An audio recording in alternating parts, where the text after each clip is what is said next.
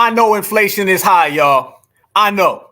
But if you go to the store and you can't find any Skittles, any Starburst, any fruit roll up or fruit by the foot, that is because the K-HIVE has taken them all. And you can't find them anywhere because they out there doing the fruit roll up slide and they doing the Skittle two-step. But guess what? It's all good, family, because this is FBA Friday. We are certified Black society, and we gonna do some real G-checking and regulating in the process. Let's go to work. Everybody knows that all the people don't have liberties, all the people don't have freedom, all the people don't have justice, all the people don't have power, so that means none of us do.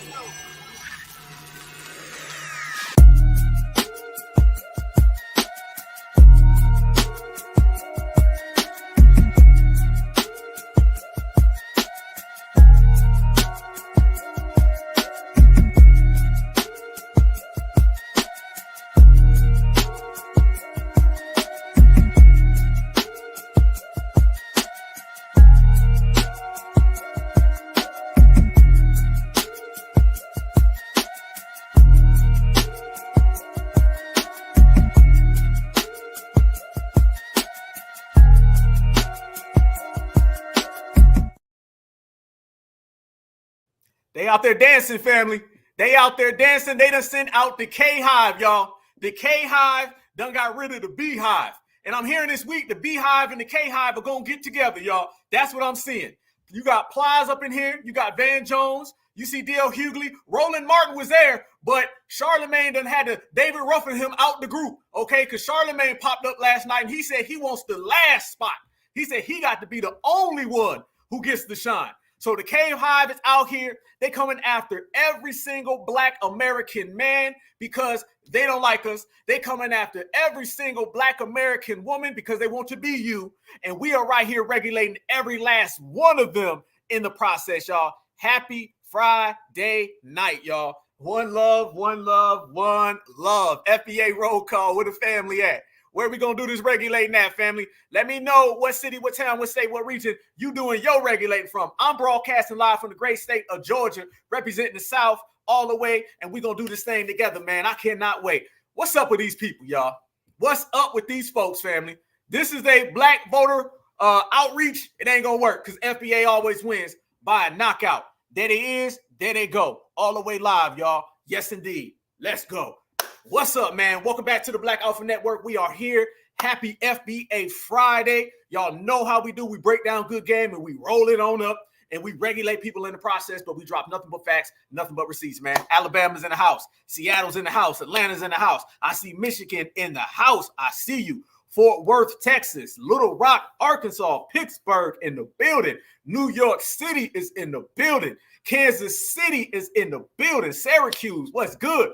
California, San Diego, one love, one love, one love. Let's go. I see you, Michigan, all the way, all the way, all the way. Philly, all right, family. Why they sending out these people on us? Why they, family, they really had the nerve to tell us that Charlemagne the fraud is the representation of Black men, all right? Then they turned around and they told us that Bakari Sellers was. Then they turned back around and told us Vanessa Jones was. Family, let's make this clear. The Democrats, they want to get any foundational Black American who stands on business and pushes real principle out the paint, and they want to replace you with some fruit roll-ups. They want to replace you with some Skittles bags. They want to replace you with all types of fruit by the foots, okay? Some Starbursts, anything that's sparkly and got a bunch of rainbows in it, that's who they want in the place of us, but it ain't going to happen. Never that at all. Because this election is rolling down, family, and we're getting there closer. And their Black voter outreach program is to insult us, is to call us out, is to disrespect us, is to say everything that they can, but it ain't going to work. Yeah, all the sassies is out there. You're going to see a whole lot of moisture and some zestful behavior, okay? We're going to go down the K-HIVE, but my thing is this. And let me ask y'all, we got you on the chat right now. Let me just ask y'all, what's the number one characteristic of a Black male, and I use that term very lightly, what is the number one characteristic of a Black male Kamala Harris supporter? I want to see what y'all got to say. What do y'all got to say? What's the number one thing? What is the thing you got to do to gain membership to be a part of the K-HIVE? All right. The Kamala Harris K-HIVE, because most of the K-HIVE is a bunch of moist dudes. You don't really see too many people in the K-HIVE that are even women. The women go harder than all of the males in the K-HIVE. What's the number one thing that y'all see, and it's a telltale sign that you're dealing with a K-HIVE? You might be a K-HIVE if you see this characteristic. What is it? What do you see? Zesty, absolutely. You see a whole lot of zestful behavior. Diddy oil, oh, you wrong for that one. Diddy oil, damn. Yeah, Marcus Lemoyce, yep. Y'all seen him the other day. Emotional, yep, absolutely. Betas, absolutely. Yep. It's all the way across. Rainbows blinging and blowing all over the damn place. Cry, cry, cry. Yes, they do. Yep. Moist, sassy, zesty, tether, beta. Where we going? Oh, we got the L's and the G's and the D's and the T's. That's what it is. It's almost like you got to gain membership for that, because that's who the Democrats want to be the face of Black America. All right. The Democrats run around here all day long, and they have all of these negative things to say about the foundational Black American family. They got all these negative things to say about foundational Black Americans as a whole, but they love putting some zest in front of everything, don't they? Oh, and by the way, let me ask y'all, did y'all catch this? Tell me y'all caught that. I know y'all see that damn baby oil over there in the corner. Tell me y'all see that baby oil. I got this picture. You know what I'm saying? This picture came through. You know, I did some research, and I found out that they was taking these pictures on the low. I said, I got to go ahead and get these pictures. You know what I'm saying?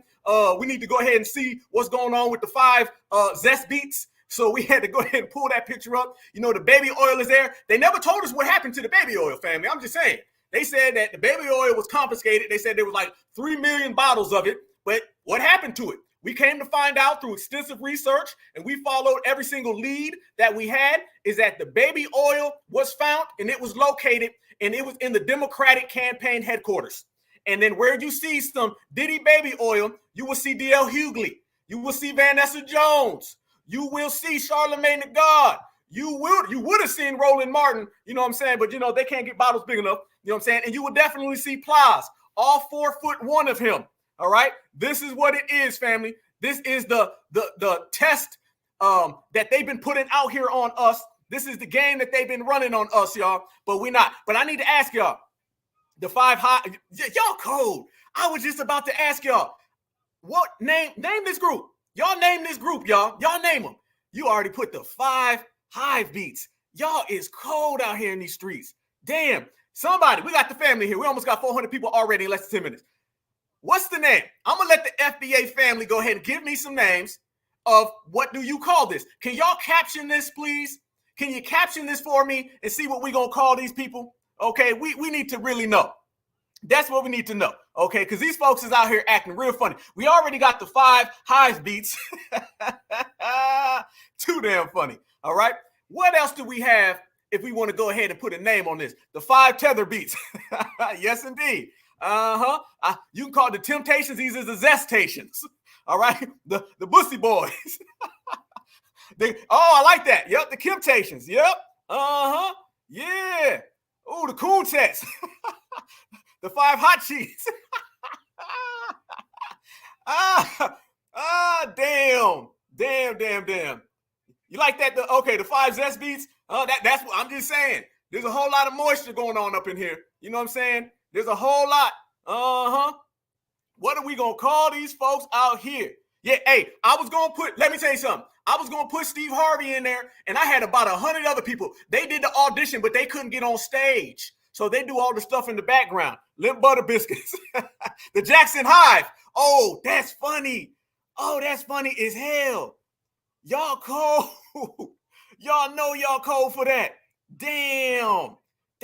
I'm telling you, they had nationwide auditions. They had people flying in from everywhere to see who can make the list, to see who could turn out. These are the ones who won today. They may not be there tomorrow. It's kind of like Destiny's Child. They change different members. So you may see new members tomorrow. We don't know that yet. But what we do know is that the zest is heavy out here in these streets. What we do know is that they out here with every starburst that they can find. And what we do know is that they do not represent Black American culture. Y'all certifieds, y'all started off cold today. Damn. We typically get to roasting at least 20 minutes into the program. Y'all start roasting, scorched on these folks. within the first 10 minutes. That's what I love to see, family. That's what I love to see.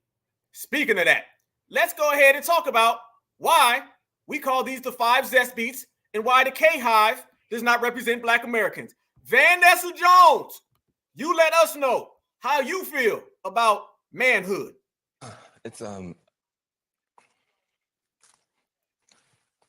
Well, it's easier to be a parent this morning. It's easier to be a dad.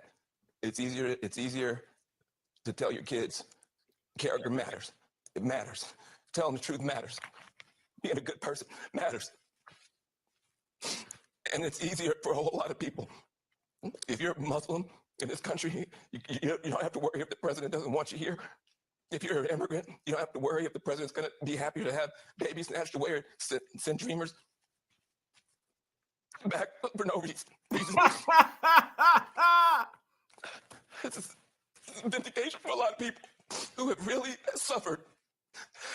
You know, I can't breathe. You know, that wasn't just George Floyd. There was a lot of people that felt they couldn't breathe.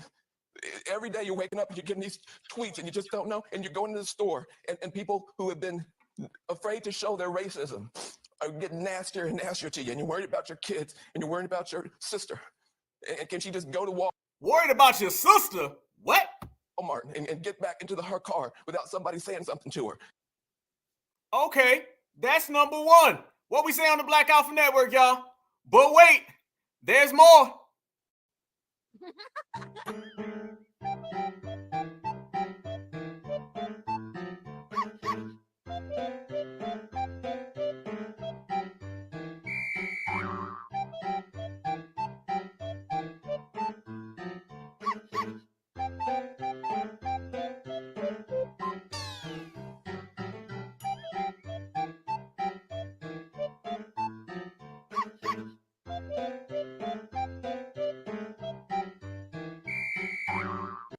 That man was upset about Black folks voting. But wait, there's more again. I'm not where people understand what it means to have your back against the wall.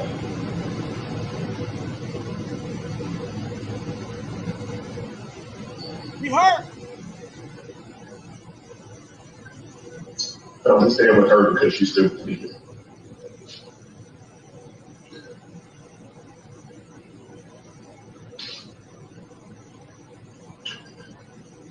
During my darkest moment, I almost lost my daughter. When I had to protect my life. When I had to fight for a Black woman in the hospital. And so now it's my turn. And I really don't care what you all say about there's another Black man crying or this. Listen what he said, y'all. He said, I really don't care what y'all say about there's another Black man crying on TV. So he knows that we know moisture's popping through the screen. I really don't care what you all say about there's another Black man crying or this or that or third. Because every day I'm working damn hard to make sure that tomorrow's better than yesterday. How come he affects you so much? I mean, you know, you joined a gang. You were not. You dropped out. You ended up getting your GED. Yeah. Why is what he's saying upsetting you so much? Because I was this close to never making it. He saved Never you? been nothing. So when I see people who don't believe they can do it, just one person can say one thing that nobody believed in me ever, and to have a dude say you can be what you want. I remember we had a fair, and I wanted to win my mother an apple. I won the apple and I got it to my mother, and she bit the apple. She said, "This apple's rotten, just like you are." And I laughed and I told him that story. He said, "You're not rotten. You're gonna be something." And I'll never forget that. And I hope he's as proud of me as I am. Wait a minute. Ain't that the same dude that was talking crazy about Janet Jackson? Ain't that the same guy just about 3.5 weeks ago was talking crazy about Janet Jackson? But he was on TV crying, saying that a W man saved his life. He was on TV crying up a bunch of tears. And that's not the only time we seen you crying, DL. Down low. We seen you doing it, all right? You was crying on national TV, and every time you cry, it's about W's. What does all of that have in common other than Zest and Moist? What does that have in common other than Starburst and Skittles? That has everything in common. All of them were crying about political things. They were crying all about politics. Broken Buck Kari Sellers was crying when Kamala Harris was selected to be the president. All right, the Democratic nominee. Holland Martin was crying because black folks were voting. Vanessa Jones was crying because Joe Biden won the election. And then you seen D.L. Hughley crying about a W guy who he said saved his life. They don't represent black society at all. And let me ask this question to y'all. Who do you see crying on television more than black Democrat men? Who do you see cry on television more than a black male Democrat?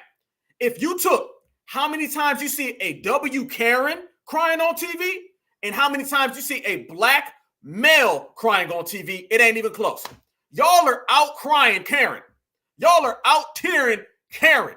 How in the world are you out here crying more than a W woman? I seen Van Jones start crying and literally a Karen had to go get him a box of Kleenexes. You don't represent us.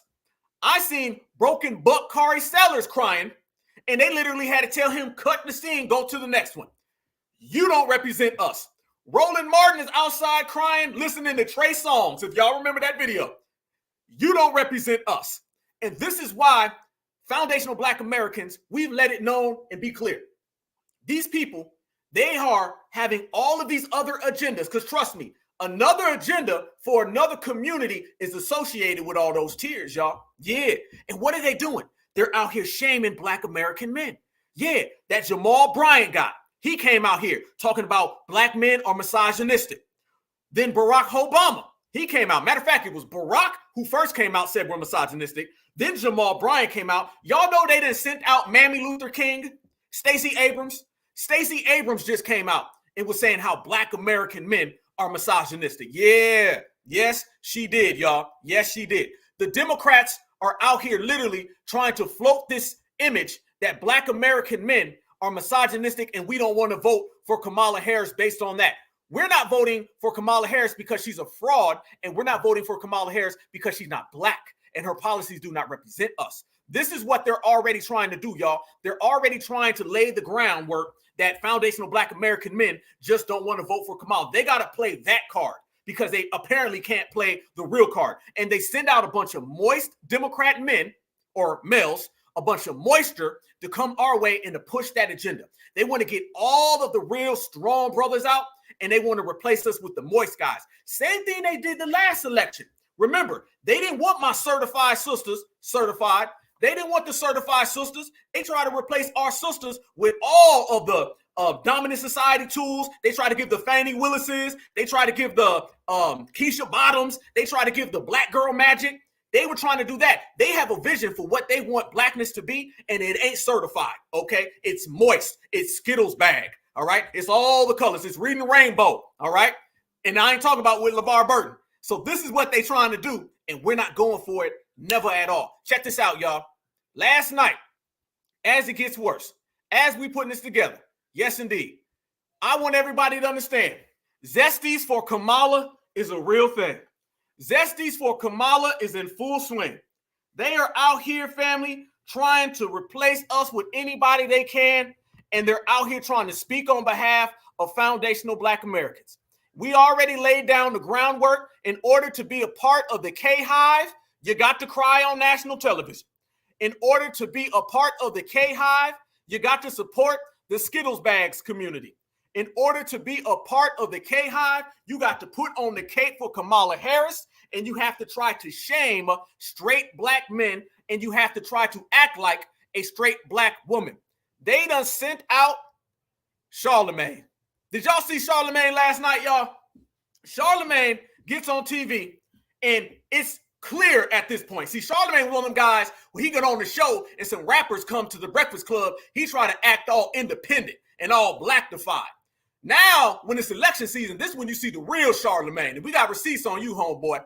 He been running around here with the full cape on for Kamala. First off, he did that softball interview that he thought was going to be a flex. He thought was going to eat, and nobody liked it. He was asking her some real simple questions, nothing about immigration, nothing about inflation. He was giving her a bunch of predetermined things. Isn't Donald Trump bad? Don't you not like Donald Trump?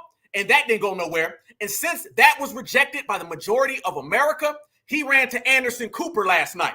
As soon as he gets on Anderson Cooper, all of his true colors, which are the colors of the rainbow, were exposed. And he went into full combative mode representing Kamala Harris, because deep down inside, y'all, he's doing what everyone else is doing. He is auditioning for a spot on the plantation.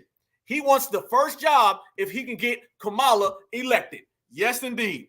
Fair use, fair use, fair use. This is about teaching, scholarship, research, commentary. Fair use. Watch the caping right here, y'all, and watch how Anderson Cooper starts going back and forth with him. Trump's going on is going to tape a thing with Joe Rogan. Do you think she should do that? I think that she should keep calling Donald Trump a fascist. And I think that Americans need to keep looking at the rhetoric of Donald Trump, because I don't know why we're even thinking about electing somebody who's talking about putting people in camps. I don't know why why we want to elect somebody who's talking about mass deportation. I don't know why we're having this conversation about somebody who wants to terminate the Constitution to overthrow the results of an election. Are we supposed to be a patriotic country? Whenever somebody like Colin Kaepernick takes a knee in this country, everybody talks about, oh, that's so unpatriotic. But a guy can say he wants to terminate the Constitution to overthrow the results of an election and nobody cares. Like even me bringing it up now, you brought it back to Kamala and Joe Rogan. Anderson? Yeah. Who gives a damn? Well, I mean, I think you give damn who's elected president. And yeah, I'm especially if that president is a fascist. That's talking about putting people in camps. That's talking about, once again, terminating the Constitution to overthrow the results of an election. That's talking about, jailing his political opponents. Like, that rhetoric doesn't scare people. We talk about this every single day. Scare? Listen, fam, listen to the moist language, y'all. He speaks moisture, all right? All the K-HIVE, they speak moisture. They do not speak English, y'all. He's speaking in moist terms. Listen to what he just said. He said, it don't scare y'all. This man is supposed to be representing Black American men, and he's out here saying he's scared of Donald Trump. He just said it. He just said he's afraid of Donald Trump, which is the number one tactic that the Democrats use to get us to vote. Boogeyman tactics. Nobody in foundational Black America is afraid of the boogeyman. We're not afraid of Donald Trump. But Charlemagne the fraud, he just said on national television, he's afraid of Donald Trump, which means you need to sit down and you don't speak for us. Jailing his political opponents. Like, that rhetoric doesn't scare people. We talk about this every single. This what I don't think it doesn't scare people. Doesn't scare people. Doesn't scare people. Doesn't scare people. We talk about this every single. This what I don't think I've been talking about this every night. I don't think y'all have enough conversations about it. I feel like I heard more on this network about is Kamala Harris Black than I do about Donald Trump being a fascist. Well, am I wrong, Angela? Honestly, that's bullshit. I'm sorry. Ooh, I like that. That's no. Go That ahead, is that. No, I'm not. Look, I'm a huge fan. He made Anderson Cooper mad. He made Anderson Cooper mad. Now watch, family. You're going to have Anderson Cooper and Charlemagne going back and forth. This is what we were saying last week. Charlemagne thinks he's going to get on TV and start going back and forth with the dominant society. After the election, Kamala loses, they're going to come back and they're going to penalize him. What's he going to be penalized for? Arguing with a W in public. Okay.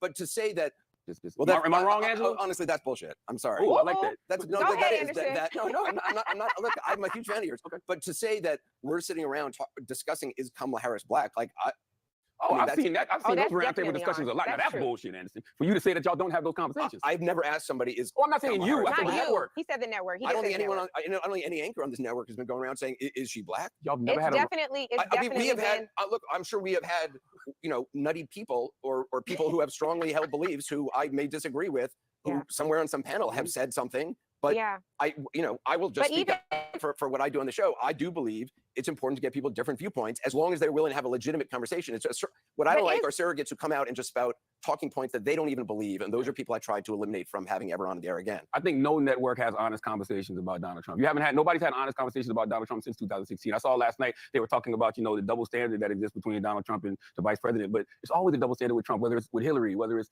against Biden, now with Kamala. We talk about him being a threat to democracy, but we don't treat him like one. I don't. Wait. Have y'all noticed they've been trying to use this pattern of saying that Kamala Harris is treated unfairly and Donald Trump is getting the benefit of the doubt? Let me ask all y'all. We got 700 plus people in here. Who is actually slandered and treated worse by the media? Donald Trump or Kamala Harris? Kamala Harris gets softball questions. They don't ask her about anything. Donald Trump gets the worst media coverage out of everybody. So now they're out there running this game that Donald Trump has been getting treated with delicacy from the news media, and Kamala Harris is out here getting completely destroyed and treated unfairly. They're trying to do the victim card. Absolutely. Absolutely. It's completely in reverse. Everybody knows that. Donald Trump gets the worst media coverage from any presidential candidate I've ever seen. They're literally on the news now calling this man a fascist, calling him a dictator from Germany. Y'all know what I'm talking about. And Kamala Harris, they're afraid to ask her about immigration. Don't play no victim card with me when it comes to Kamala. Kamala Harris does 100 interviews. They don't ask her nothing. The only people who are kicking this line are these Democratic K-HIVE shills, y'all. That is the only place you see where that's coming from. Absolutely. Trump be out here getting completely prosecuted on national television. And they out here saying, y'all's being mean. Y'all's not treating Kamala fair. Charlemagne, you being exposed. This is a guy who's been coming around black society, trying to use the Breakfast Club, act like he's tough, act like he's in the streets. Charlemagne is a Democratic shield. He's the guy who brought around that Andrew Schulz guy or whatever his name is. He is the main one. And you see now in election season, we're seeing these people for what they really are, K-Hivers. I don't know what you've been watching, but like, I don't know if any Trump supporters out there. You already said, listen to what Anderson Cooper said. I don't know what you've been watching. For the first time in ever, I agree with Anderson Cooper. With Kamala, we talk about him being a threat to democracy, but we don't treat him like one. I mean, I don't know what you've been watching, but like, I don't know if any Trump supporters out there or people who like him who are tuning in to me every night to try to get, you know, to be validated in their opinions. Like, I don't know. I don't know. I don't think it's about validating. What do you mean, validating the Trump? What you're saying, like that we're not, that I guess you're saying I'm not discussing all the things he is saying and doing and pointing it out and talking to, you know, what John Kelly, I mean. Enough. This is what we're talking about, y'all. They are complete desperation mode. When all fails, play victim, all right? They're playing victim. They're already getting it set up to say Kamala was treated unfairly. Kamala was not voted for because of black men. It's always somebody other than Kamala Harris. Kamala's had it very easy, all right? She never won the primaries, was selected to be the vice president. There was no primaries to be selected for the presidential nominee. She's been placed in every single position, and yet they're trying to play a victim card with Kamala.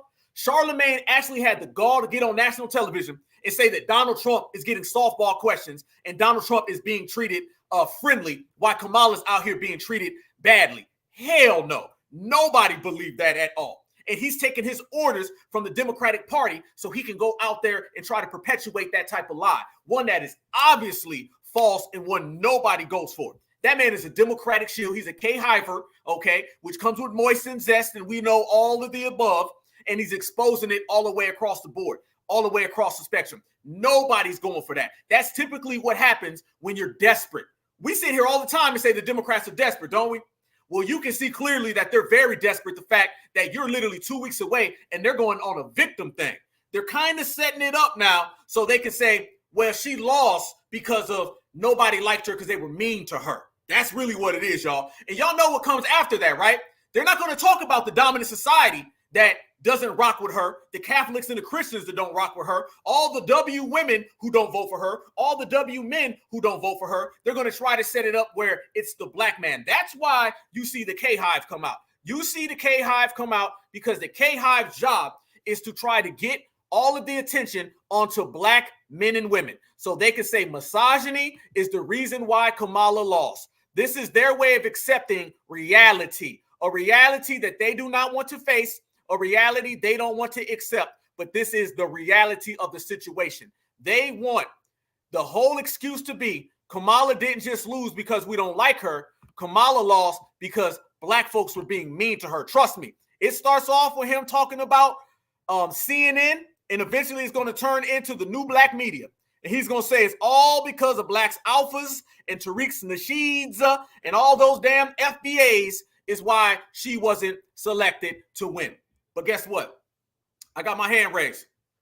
I'm a black man who is proudly here to tell you I don't support Kamala Harris. And I'm sure all my sisters and brothers feel the same way. And honestly, at this point, you can come up with whatever excuse you want. You can say it's for whatever reason. I'm cool with it because they're going to do it any damn way. Let's give them something to be mad about. They're going to say it's because we don't like Kamala because she's a woman. She's not black. We were being mean to her. Fine. Say what you want because you and I know the real reason. That's because Kamala Harris is not like us, and Kamala Harris is anti-foundational black American. We can say that all the way until the cows come home. But at the end of the day, how about this? I don't just say it, I do it. Now, speaking of saying things and doing things that people don't talk about, Charlemagne, are you trying to get back in good graces with the dominant society because you have some actual charges, family? Is it because you got a real dirty past, family? Yeah, y'all know I'm about to go there. And y'all already know what I'm talking about. And you know how we rock on the Black Alpha Network. Give no damn. Charlemagne has been running around here trying to get next to the black community so he can try to push democratic talking points upon us. Year-round, Charlemagne talks like he's this independent guy and he's from the streets. Charlemagne is actually a predator, all right? And Charlemagne, we should put him on the list of all of those very bad men that Kamala seems to always be around. This is why they don't like what we say. What we say is ironclad. They can never twist it or tangle it. Kamala Harris runs around here with her husband, P. Dougie, and new stuff came out this week, which further let us know that he was putting his hands on his ex, and he got the nanny pregnant. Yep. Then on top of that, Kamala Harris's father doesn't come around, doesn't like her. Then on top of that, she comes out with Eminem. They bring Eminem out. Eminem has completely misogynistic lyrics, but that's what Karen and Ken, they don't talk about that. And then we could talk about Charlemagne because Charlemagne had a case for him assaulting a young lady. Yeah, Charlemagne. Why don't we talk about that? Don't talk about Kamala getting treated unfairly. Don't talk about what black men need to do. Black men, we're looking at you funny. You the guy who come around the neighborhood and you looking at all the young folks you ain't got no business looking at, and we run you off the block. Maybe we need to run you off the block now, okay? Since you want to be in the position of talking about black Americans, since you want to be in the position where you speak like you're one of us, everybody knows Charlemagne got a real dirty background, and we pull out real paperwork. If you don't want your paperwork snatched, you should check where you at, because we right here and we see you, and I'm going to go ahead and expose it. Check this out right here, y'all. Yep, Charlemagne, we got some questions and we need some damn answers, homie, because you've been running around here trying to act like you're one of us, but we don't do this. You come across like a typical K-HIVer, and y'all K-HIVers are criminals. Charlemagne called me one day and told me he was having a beach party, and invited me to the beach party. Initially, I said no, but then he said the party was actually for him. It was his birthday. And he said, you're like my sister. You have to be there. And I told him, I said, okay. Before we go any further, hold up. I almost forgot, y'all. Y'all already know how we do. Fair use, fair use, fair use. This is about teaching, scholarship, and research. Fair use and commentary. Continue to tell us more about Charlemagne. Give me a second. So he told me it was his birthday party and I had to be there. He said, you're like my sister. I want you to come. And I told him, I said, okay, I would come. So I called my best friend and I asked her if she wanted to go. And she said that she would think about it. She got back to me and said she couldn't go. So I asked my brother's girlfriend at the time, her name is Malika Joyner, and she said that she would go with me. Or the day of the party, I got a call from Charlemagne and asked if we were ready. And we told him yes. So he came to pick us up. There were two vehicles.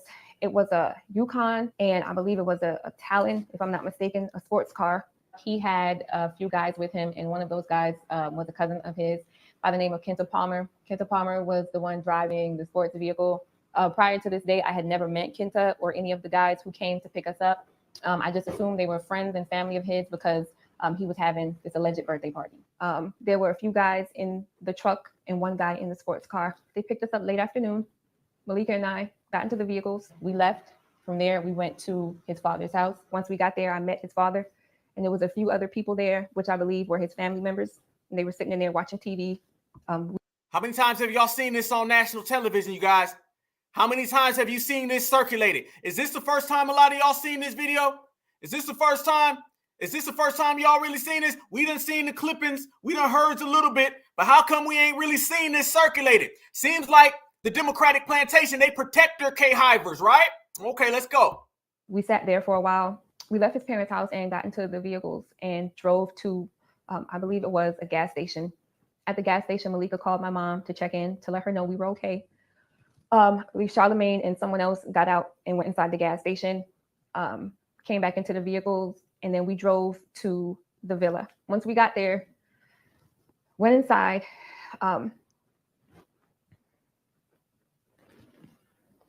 This is Charlemagne, y'all. Right now, we are at the Short Stay Villa in Mox Corner. This is where everything took place on June 2001. As you can see, in order to access the villa, you need a military pass. Someone by the name of Derek Major got the villa for Charlemagne that night. I know Charlemagne repeatedly says that this party was for a cousin of his named Kenta Palmer, but I was told from Charlemagne himself that this party was for him. It was his birthday. That's the only reason I came. The first thing I noticed is there were just a whole bunch of guys there. I think there were 2 other females, but they were in the back outside, and I could see them through the sliding door. But it was majority guys. Villa number 30. This is where the party was. Me and Malika walked into the party with Charlemagne, his friends and cousins.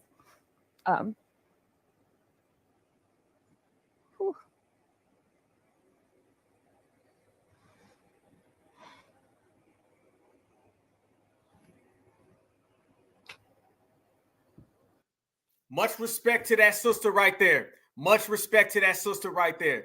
Out of respect, family, I'm not going to play no more of the video, family.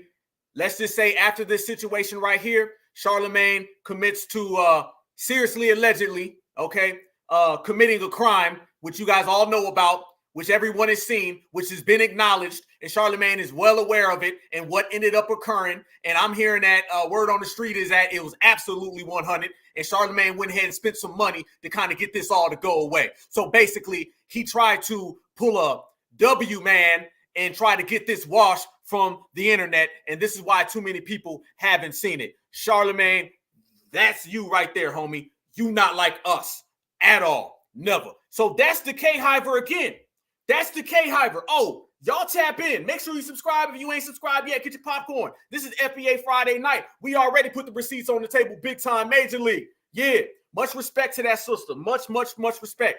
She was dropping real names. And from what I hear, family, a lot of this is absolutely true. Leonard. And speaking of Leonard, y'all remember when Monique went on there and G-checked him? He don't ever get real or tough when he's around real people. You understand? All right?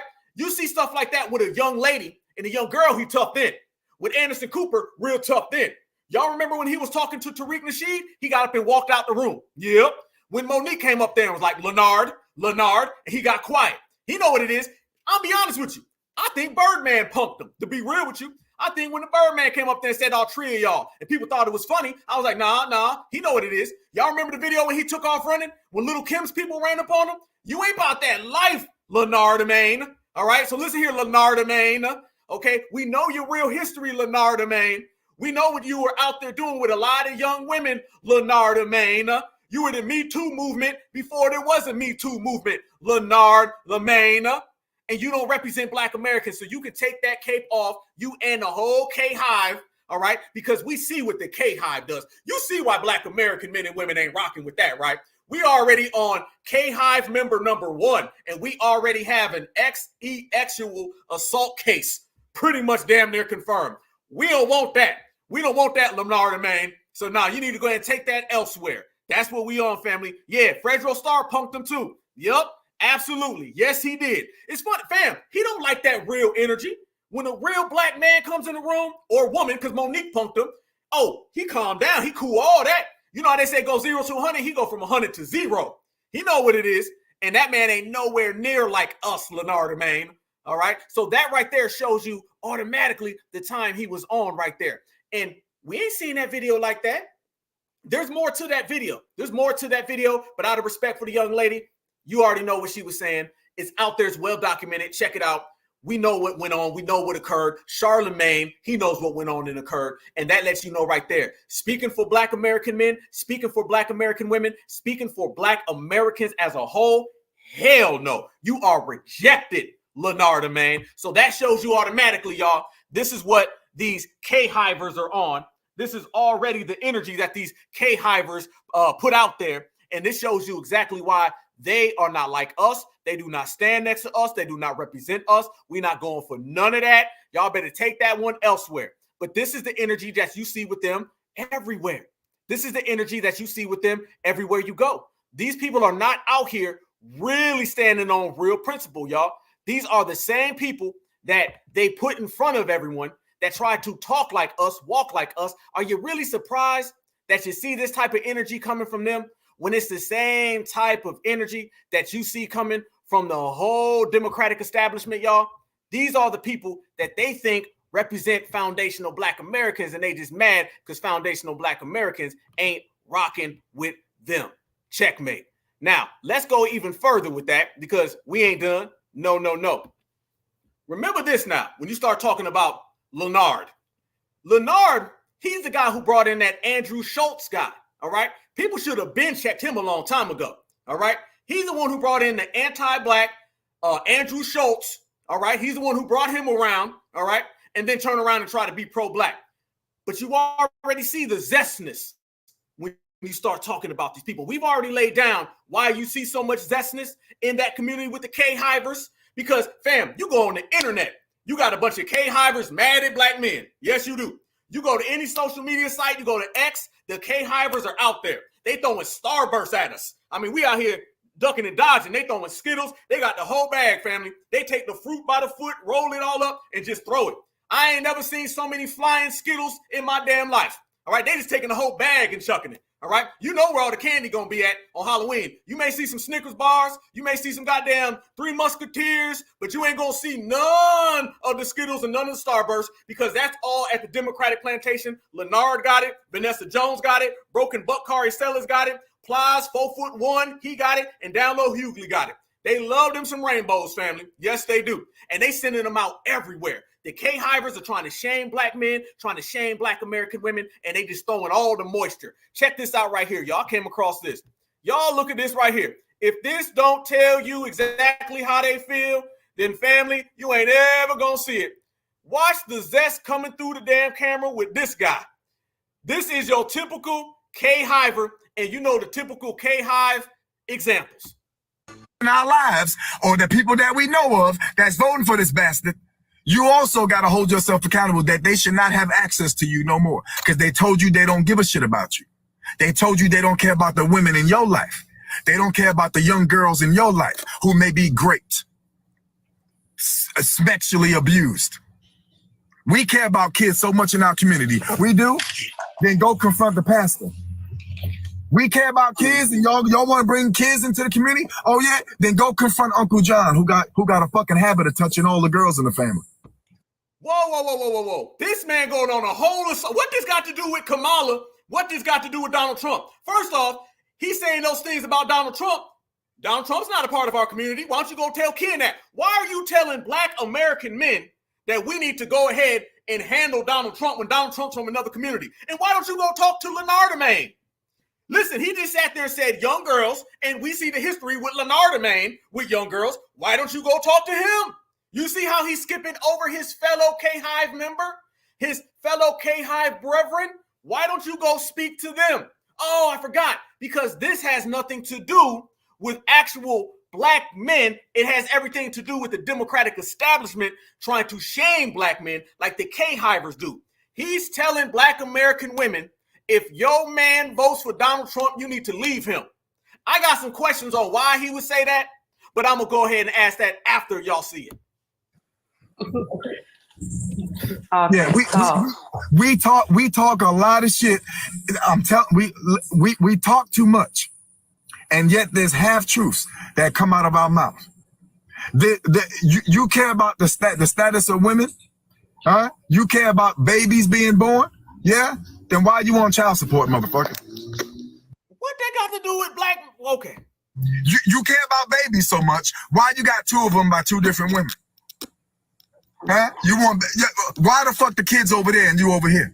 Huh? The only time they see you is on Father's Day to get that fucking card they drew for your ass. Right? Don't tell me you care about women's rights. Get your ass out my face. I'm sorry. I just the hypocrites, the manipulators, and the liars. It ain't got nothing to do with policy. You like him as a person. You like his behavior because you can emulate his behavior. He's talking to y'all Black men. He's talking to all the Black men. Listen what he said. He said liars, manipulators. He's saying this is who Black men are. This is who he's talking about. He's talking about Black men, and this is who we are.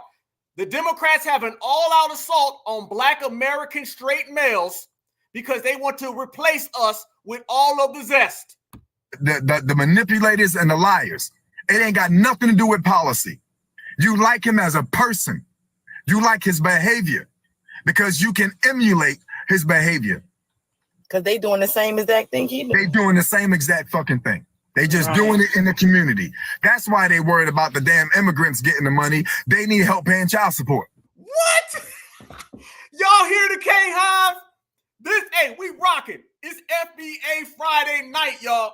Black Alpha Network. Did you hear that right there? And they obviously got a big Bertha. I can tell whoever said that in the background, that person's back is about 3 football fields wide. You can hear the length of her back by the deepness and the gust in her voice.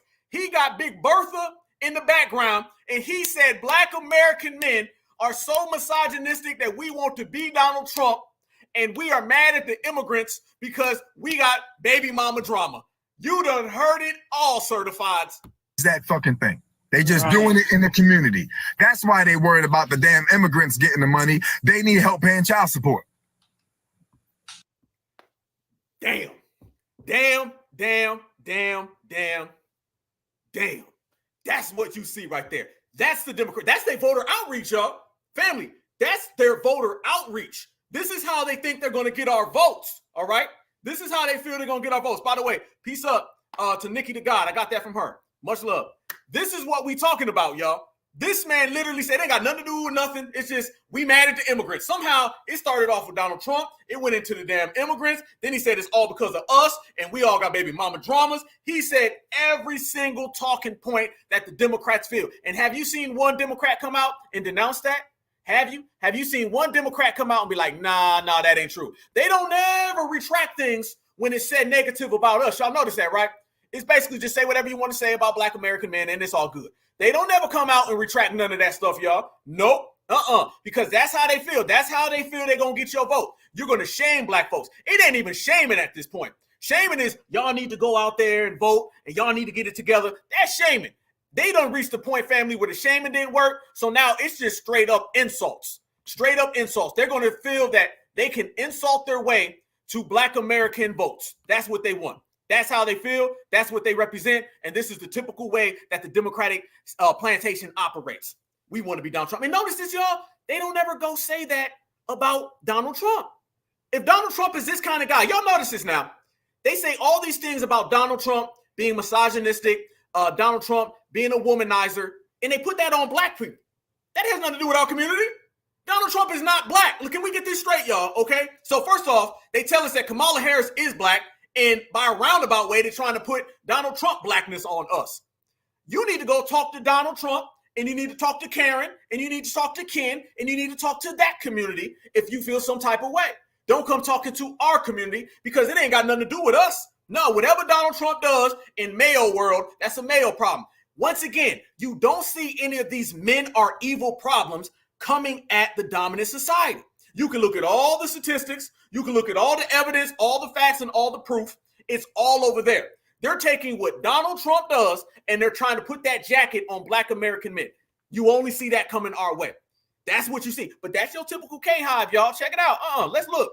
Let's look. And by the way, that man said to all Black women, that's what he's saying. He said Black women need to leave Black men because Black men are misogynistic. I personally feel that he wants you to leave your Black man so he could be with your Black man. Yep, that's what I feel. You know how I say the tethers want you to stop waving the American flag so they can pick it up? That man wants you to get rid of your Black man so he can have them. Yep, that's what he wants. Let's be real about it, all right? This is why you see this attack on Black men, because deep down inside, that same K-Hiver, he gonna tell you to leave your man alone, and then he gonna be trying to do some hollering. Yep, that's how they some moist hollering. That's what they be doing. Watch this though, fam. This is your typical K-Hiver. Oh, and they all out there. Social media, this is what we're saying. All through social media, you see the K-Hive coming after brothers. They coming after sisters too. This is what the Democrats do. They got orders. They said, hey, get all the K-Hivers. Y'all need to go after all the Black folks. Say whatever slanderous thing you can come up with. Talk about how they needs to be nice and go get them. And it's all over the place. Look at this one right here. Family, why you seeing K-Hivers? Y'all, I told you, there's a certain thing that you can identify. This man running around here with one of them septic rings. Y'all already know what that brings about. This man running around here with one of them. Watch this right here, family, and I'm going to show everybody the way these K-HIVers are out here. How the 2024 election is going to go. So I'm just going to tell you, on November 5th of Election Day, Donald Trump and Kamala Harris are going to be neck and neck only in the very beginning stages of the race. And then Kamala Harris will take a huge lead. I expect her to take pretty much all of the swing states. I think Donald Trump might hold on to one or two less significant ones. And on top of that, I predict that Kamala Harris is actually going to end up flipping some places that aren't usually blue. You knew he was going to start caping for Kamala as soon as you seen that damn nose ring. You already knew it. Blue. Probably not Florida, but maybe, you know what I'm saying, maybe like Pennsylvania, Georgia, possibly too. I'd say she might have Georgia in the bag, actually. And after that, Donald Trump will go on one of his rants on Truth Social, but this rant is going to be the worst of them all. He's going to throw out the most unsubstantiated claims of everything. JD Vance won't exactly acknowledge the conspiracy theories that Donald Trump is. Oh, wait a minute. I'm seeing some requests in the chat. Y'all know if I get to slipping, y'all got to let me know something. Do we need a tether alert? Because I'm seeing some real tether energy right there. Y'all, let me know something. Do we need a tether alert? Because, you know, one thing you going to see with a lot of these K-HIVers, you're going to see some tetherers, all right, the moisture-crats, yeah, the Zest Fest. I'm seeing some real energy. I think we're going to go ahead and just put that on up, y'all. It's time for a tether alert.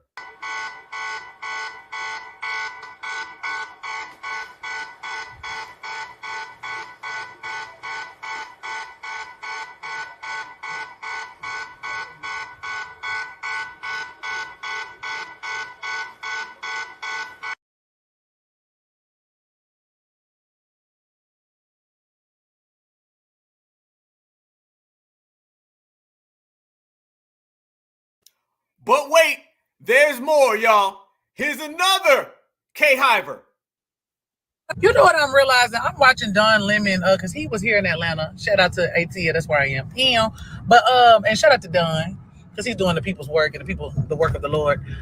He's interviewing people, and he interviewed one of my homeboys, and I'm just gonna talk about it real quick. You know, a lot of y'all be talking, but it's so interesting and it's sad to a degree. A lot of us talk out of emotion and not facts. And some of us have got to stop being so embarrassing because a lot of y'all embarrassing, homeboy, you're brushing your hoodie back like you're brushing back your lace front. Why does this man keep brushing back his lace front, but it's not a lace front, it's a hoodie? Family, somebody explain this to me. Why is this man acting like he's playing with his hair and he's really just playing with his hoodie? Okay, what is going on out here in these streets, family? This is the K-HIVE, Kamala. This is what you got. This is your black voter outreach program. The zest and the starburst are messing up the reception. You can't put this much zest in a political party. I didn't think this was capable. The starbursts are not starbursting. You need to get your mind right if you think this is going to work. These are your K-HIVers out here, y'all. Here we go. I want y'all to focus. I want y'all. Notice how many times he starts brushing back his hoodie like he's messing with his hair. That's not hair, homeboy. You done got that damn hoodie from Five Below. Quit playing with me. You know what I'm realizing? I'm watching Don Lemon because he was here in Atlanta. Shout out to AT, that's where I am. But and shout out to Don because he's doing the people's work and the work of the Lord. He's interviewing people, and he interviewed one of my homeboys, and I'm just gonna talk about it real quick. You know, a lot of y'all be talking, but it's so interesting and it's sad to a degree. A lot of us talk out of emotion and not facts. And some of us have got to stop being so embarrassing because a lot of y'all talk with passion, but you don't know what the fuck you talking about. I'm watching this damn interview and y'all singing how Kamala ain't, you know, if she was able to do something, she would have. She's been the VP and all of that. And, you know, why hasn't she done it? And when Biden, he didn't get to do that, And it just dawned on me that a lot of y'all were either high or you skipped school or you're just slow. I'm gonna say that too. Yeah, because there go the insults. Family, I know this man ain't talking about emotional. I know he ain't talking about we too emotional. And there go with the insults, y'all. Y'all just too stupid to understand. Y'all just don't get it. Y'all wrong. You see what we saying, y'all? There it go again. There it go. This is who the Democrats have to go get, y'all. This man literally has a lace front hoodie on. He got a lace front hoodie. And he's trying to talk to us about who to vote for, and we just don't get it. Dude, you don't even get whether you got a wig or a bandana on. Quit acting like you're playing with your hair, homie. You're not. Quit playing around here, Zest, man. For you to talk with so much passion and be loud and wrong is foolish.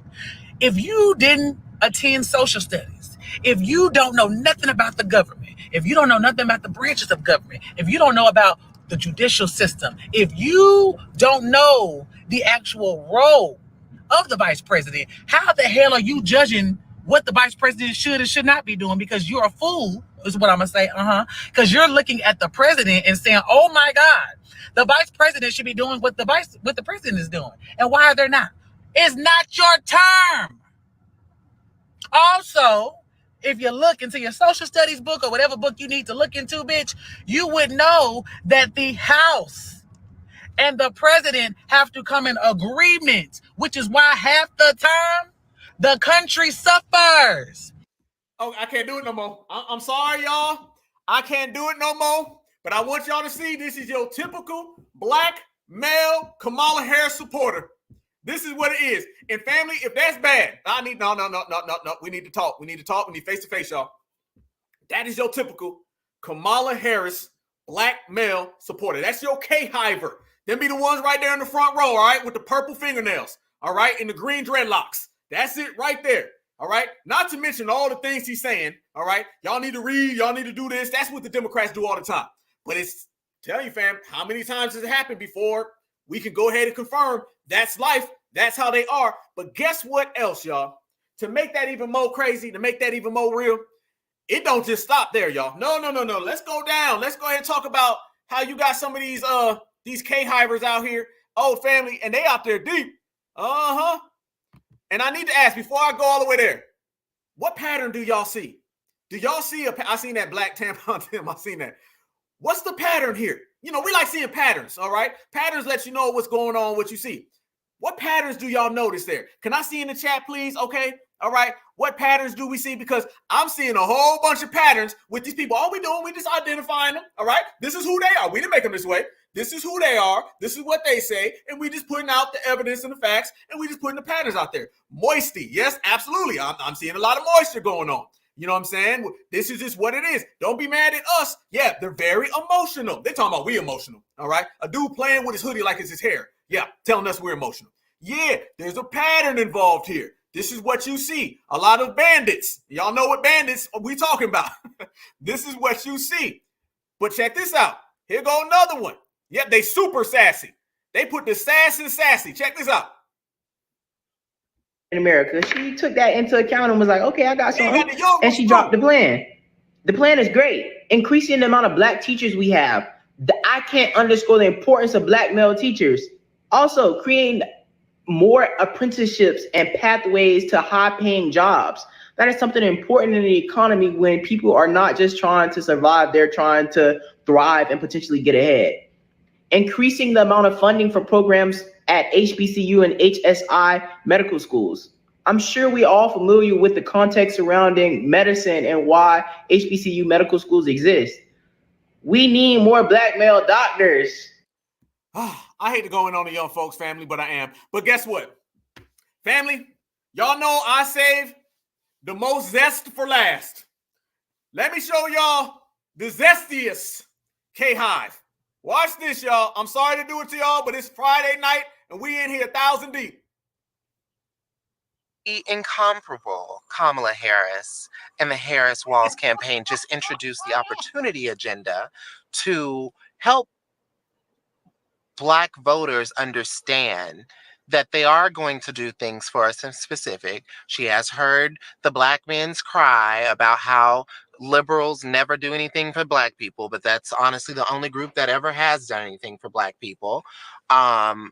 So I'm so excited about the opportunity agenda. She's trying to legalize recreational marijuana, of course, with the help of Congress and the Senate. So vote blue up and down the ballot, because that's the only way she's going to be able to get this done.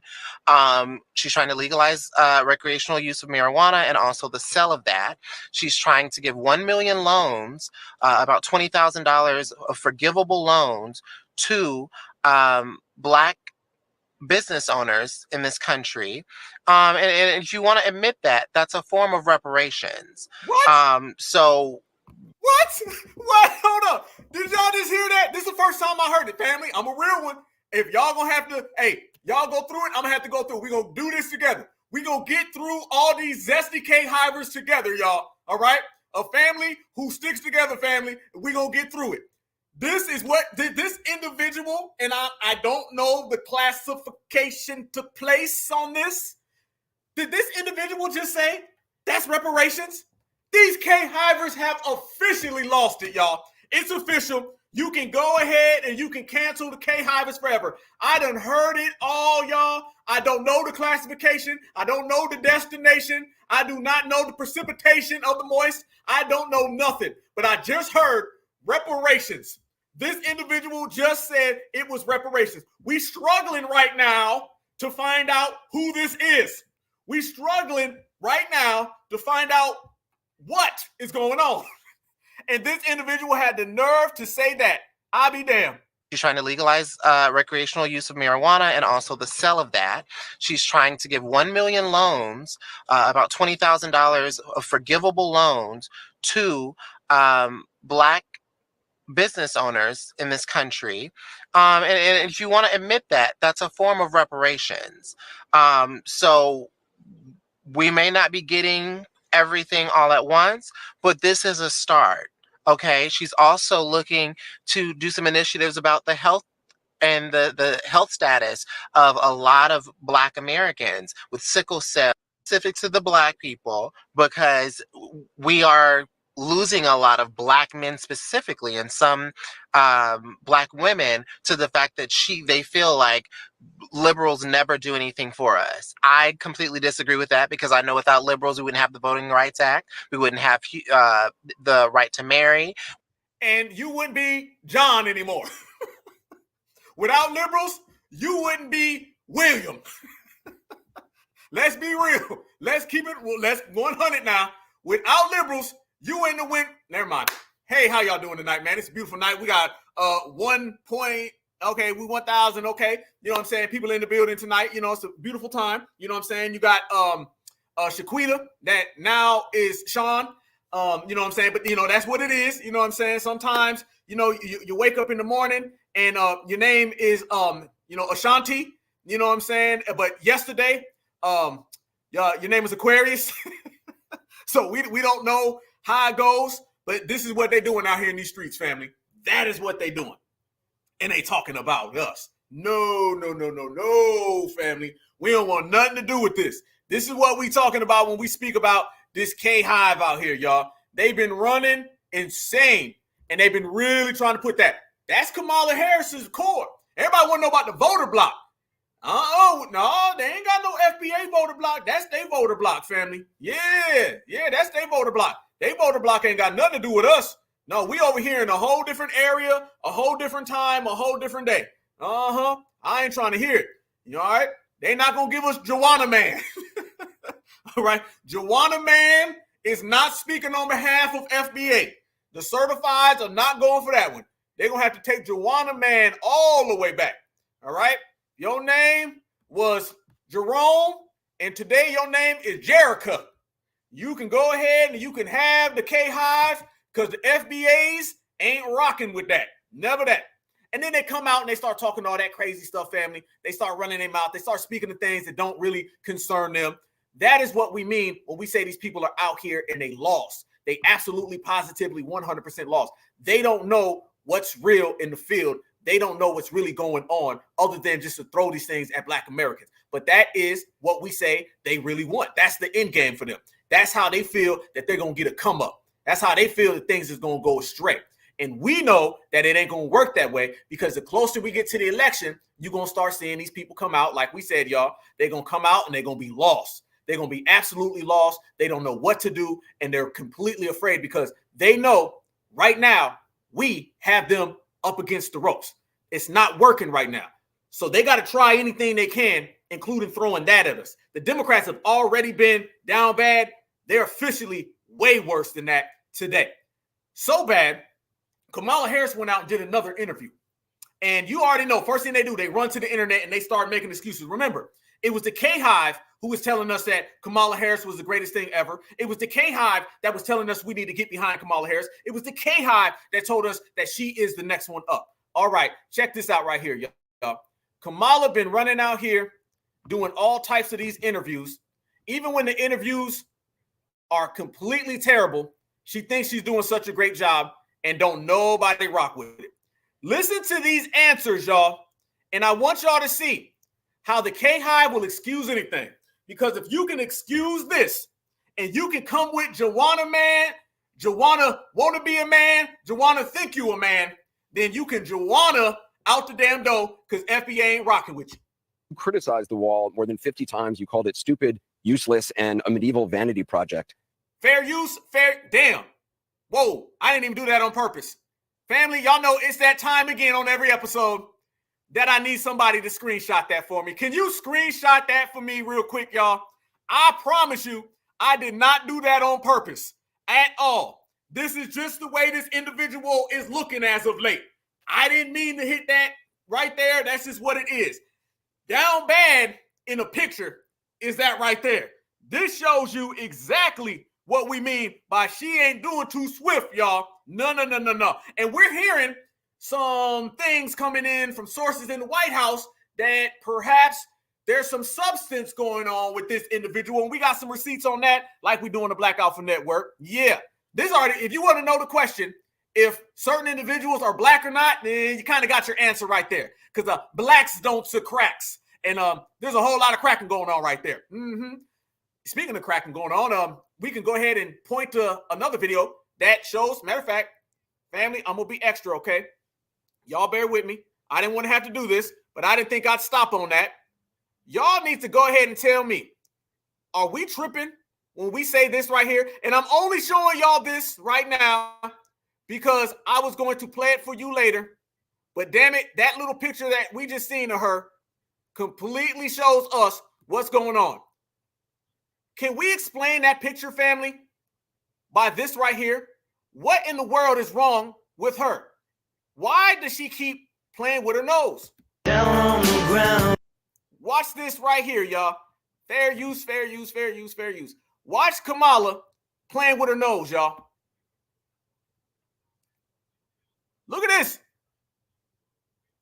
I'm just saying, because there was reports that Hunter Biden and some of the stuff Hunter Biden had in the White House, there's reports, family, that, you know, it wasn't Hunter Biden's. I'm just telling you what I heard. I heard it wasn't Hunter's. You know what I'm saying? I heard it was somebody else. I heard they had some candy. And you know what I'm saying? They was enjoying it. I'm just saying. There seems to be a lot of candy up there. There seems to be a lot of candy, family. I'm just saying. Maybe it wasn't Hunter's. Maybe it was someone else's. That's a whole lot. 1, 2, 3, 4. That's why we get some of those real. What in the world? Look at some of this sporadic behavior, y'all. Man. That booger sugar. Somebody told me, somebody said, candy makes you dandy. Well, this individual look real dandy right now. There's a little bigger so y'all can see it. They press that up real small. Candy makes you dandy in these streets. I'm just saying. I don't know, y'all. Y'all be the judge. Maybe that's why they could crack is whack. Crack is whack. Crack is whack. Absolutely. Now look at that picture right there, y'all. Y'all look at that picture right there. Maybe that right there explains why we ended up seeing what we saw down here. Y'all make sure y'all follow me, Black Alpha Net, W1. Absolutely, on Twitter and Instagram. Yes, indeed. And back to this. This is her basically telling everybody that she is completely going to keep open borders. But watch how weird she answers this question. Is the wall more fair use, fair use, fair use? Than 50 times you called it stupid, useless, and a medieval vanity project. Is a border wall stupid? Well, let's talk about Donald Trump and that border wall. So remember, Donald Trump said Mexico would pay for it? Come on, they didn't. How much of that wall did he build? I think the last number I saw was about 2%. And then when it came for time for him to do a photo op, you know where he did it? In the part of the wall that President Obama built. But you're agreeing to a bill that would earmark $650 million to continue building that wall. I pledge that I am going to bring forward that bipartisan bill to further strengthen and secure our border. Yes, I am. And I'm going to work across the aisle to pass a comprehensive bill that deals with a broken immigration system. I think Jackson's question, part of it was to acknowledge that America has always had migration, but there needs to be a legal process for it. People have to earn it.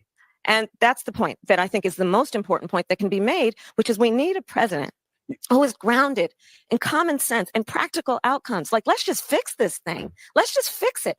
Why is she running on doing something, family, they have the power to do now? Again, first off, these answers look very, very hokey.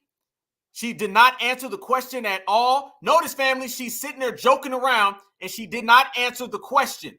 But this is her telling you that she is for open borders and she's not going to do something. If a politician gives you that kind of answer, you guys, they do not plan on doing anything to change it. Is there any ideological perspective on it? Let's just fix the problem. To fix the problem, you're doing this compromise bill. It does call for $650 million that was earmarked under Trump to actually still go to build the wall. I'm not afraid of good ideas where they occur. So you don't think it's stupid anymore? I think what he did and how he did it did not make much sense because he actually didn't do much of anything. I just talked about that wall, right? We just talked about it. He didn't actually do much of anything. But you do want to build some wall. I want to strengthen our border. There you go. That's right there, y'all. That is her plan, and that's what she's going to do. You are going to continue to get open borders, and that right there, I'm going to translate that, y'all. That's basically another 22 million illegals. That's what she just told you. Another 22 million illegals. She has not answered any questions. She has not said anything specific in terms of doing something about the border. She just told you right now, borders are open. And watch how even on CNN, they were out there going in on her word salad. Watch this right here, y'all. Once again, this shows you that if you vote for Kamala, they have a plan to continue the open border policy. By the way, fair use, fair use, fair use. This is about teaching, scholarship, research, and commentary. Fair use. That right there was Kamala Harris's plan, and watch how people responded. When she doesn't want to answer a question, her habit is to kind of go to word salad city. And she did that on a couple of answers. One was on Israel. Anderson asked a direct question, would you be stronger on Israel than Trump? And there was a 7-minute answer, but none of it related to the question he was asking. She doesn't have to be flawless, but she has to give you something. I mean, she's like a true double threat. You know, she's terrible on her feet when she gets unexpected questions. And simultaneously, she can't even answer the expected questions. It's nothing, nothing, nothing. You think she'd be prepared to do this by now. You know, what's a mistake you've made? Nothing. What's a weakness you have? Nothing. What's the first law you want to pass? Nothing. What's a policy difference between you and Joe Biden? Nothing. Over and over and over. Empty, empty, empty. If she were an animal, she'd be a duck-billed platitude. But look, it's a total world Focused a lot more on Donald Trump, I think it's fair to say, than she did on many specifics in terms of what she would do as president. But she did go into some of her plans for small businesses. Well, I'll just tell you what I'm hearing from people who I've been talking to, and that is that if her goal was to close the deal, they're not sure she did that. And, you know, some people have asked, is she being held to a different standard? Maybe, but that's maybe the world that she's living in. And on the question of who she is, people are understanding that a little bit more, but what she will do, the question about her legislative priorities, name one, there wasn't one. I think that the word salad stuff gets on my nerves. I think that some of the evasions are not necessary. But when she's talking about trying to get you a house, I believe her. Mm-hmm. Kamala Harris participated in a one-person debate last night, and she lost. Damn. She participated in a one-person debate and lost. This is why the K-HIVE is so desperate, y'all. The K-HIVE has to come behind this and clean up all her messes. all the Joanna Mans that we just seen, all the Helishas that we seen, they're out here, family, because they know they got to make amends for all of this. Kamala Harris participated in a one-person debate last night, and she lost. Okay, she was asked direct questions, and she provided very circular answers. My colleagues Van Jones and David Axelrod and others noted that she provided word salad answers. And Anderson would ask her specifically direct questions, and she didn't provide an answer to them. She when asked, Anderson asked the best question all night: "Why didn't you do this 4 years ago? Why haven't you been doing this?"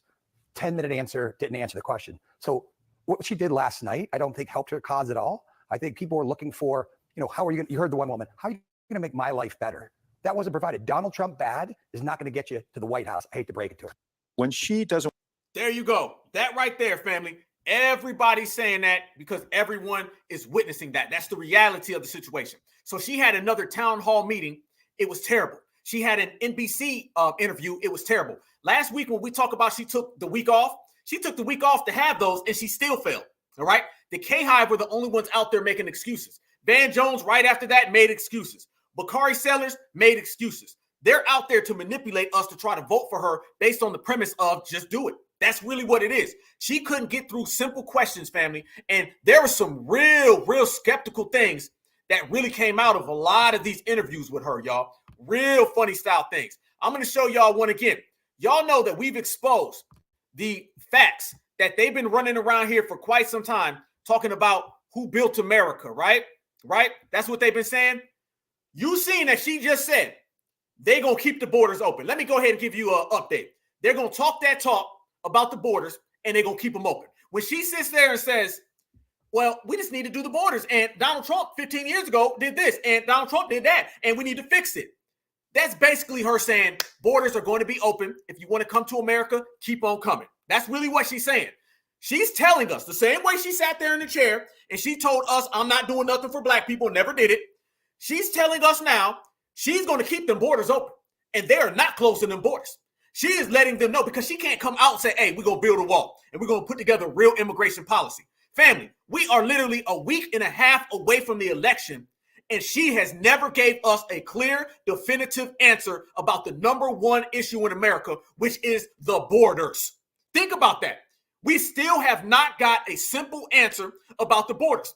Whenever she actually has a real interview where they really ask her real questions, not them softball interviews they give her where they placate to her. I'm talking about anytime she has a real interview with a real journalist and they ask her a real clear question about the borders, she gives word salad and dances around it. So the translation is, we keeping them borders open and you can expect another 22 million illegals, America. That's the policy Joe Biden had. That's the policy she has because it's the same exact agenda. That's what she told the ladies of The View. I wouldn't do anything from Joe Biden. Nothing. I wouldn't do anything different than Joe. That's what she meant. Illegals are coming in and they're still throwing out all these supremacist dog whistles. She's got to let it be known. Family, I got some real receipts. Check this out right here. Just the other day, she went out there and she said, migrants built America. Yeah, y'all remember Joe Biden said migrants built America. Y'all remember that, right? Kamala said it. Family, we're watching all the telltale signs. We are a week away from the election, all right? A week away from the election.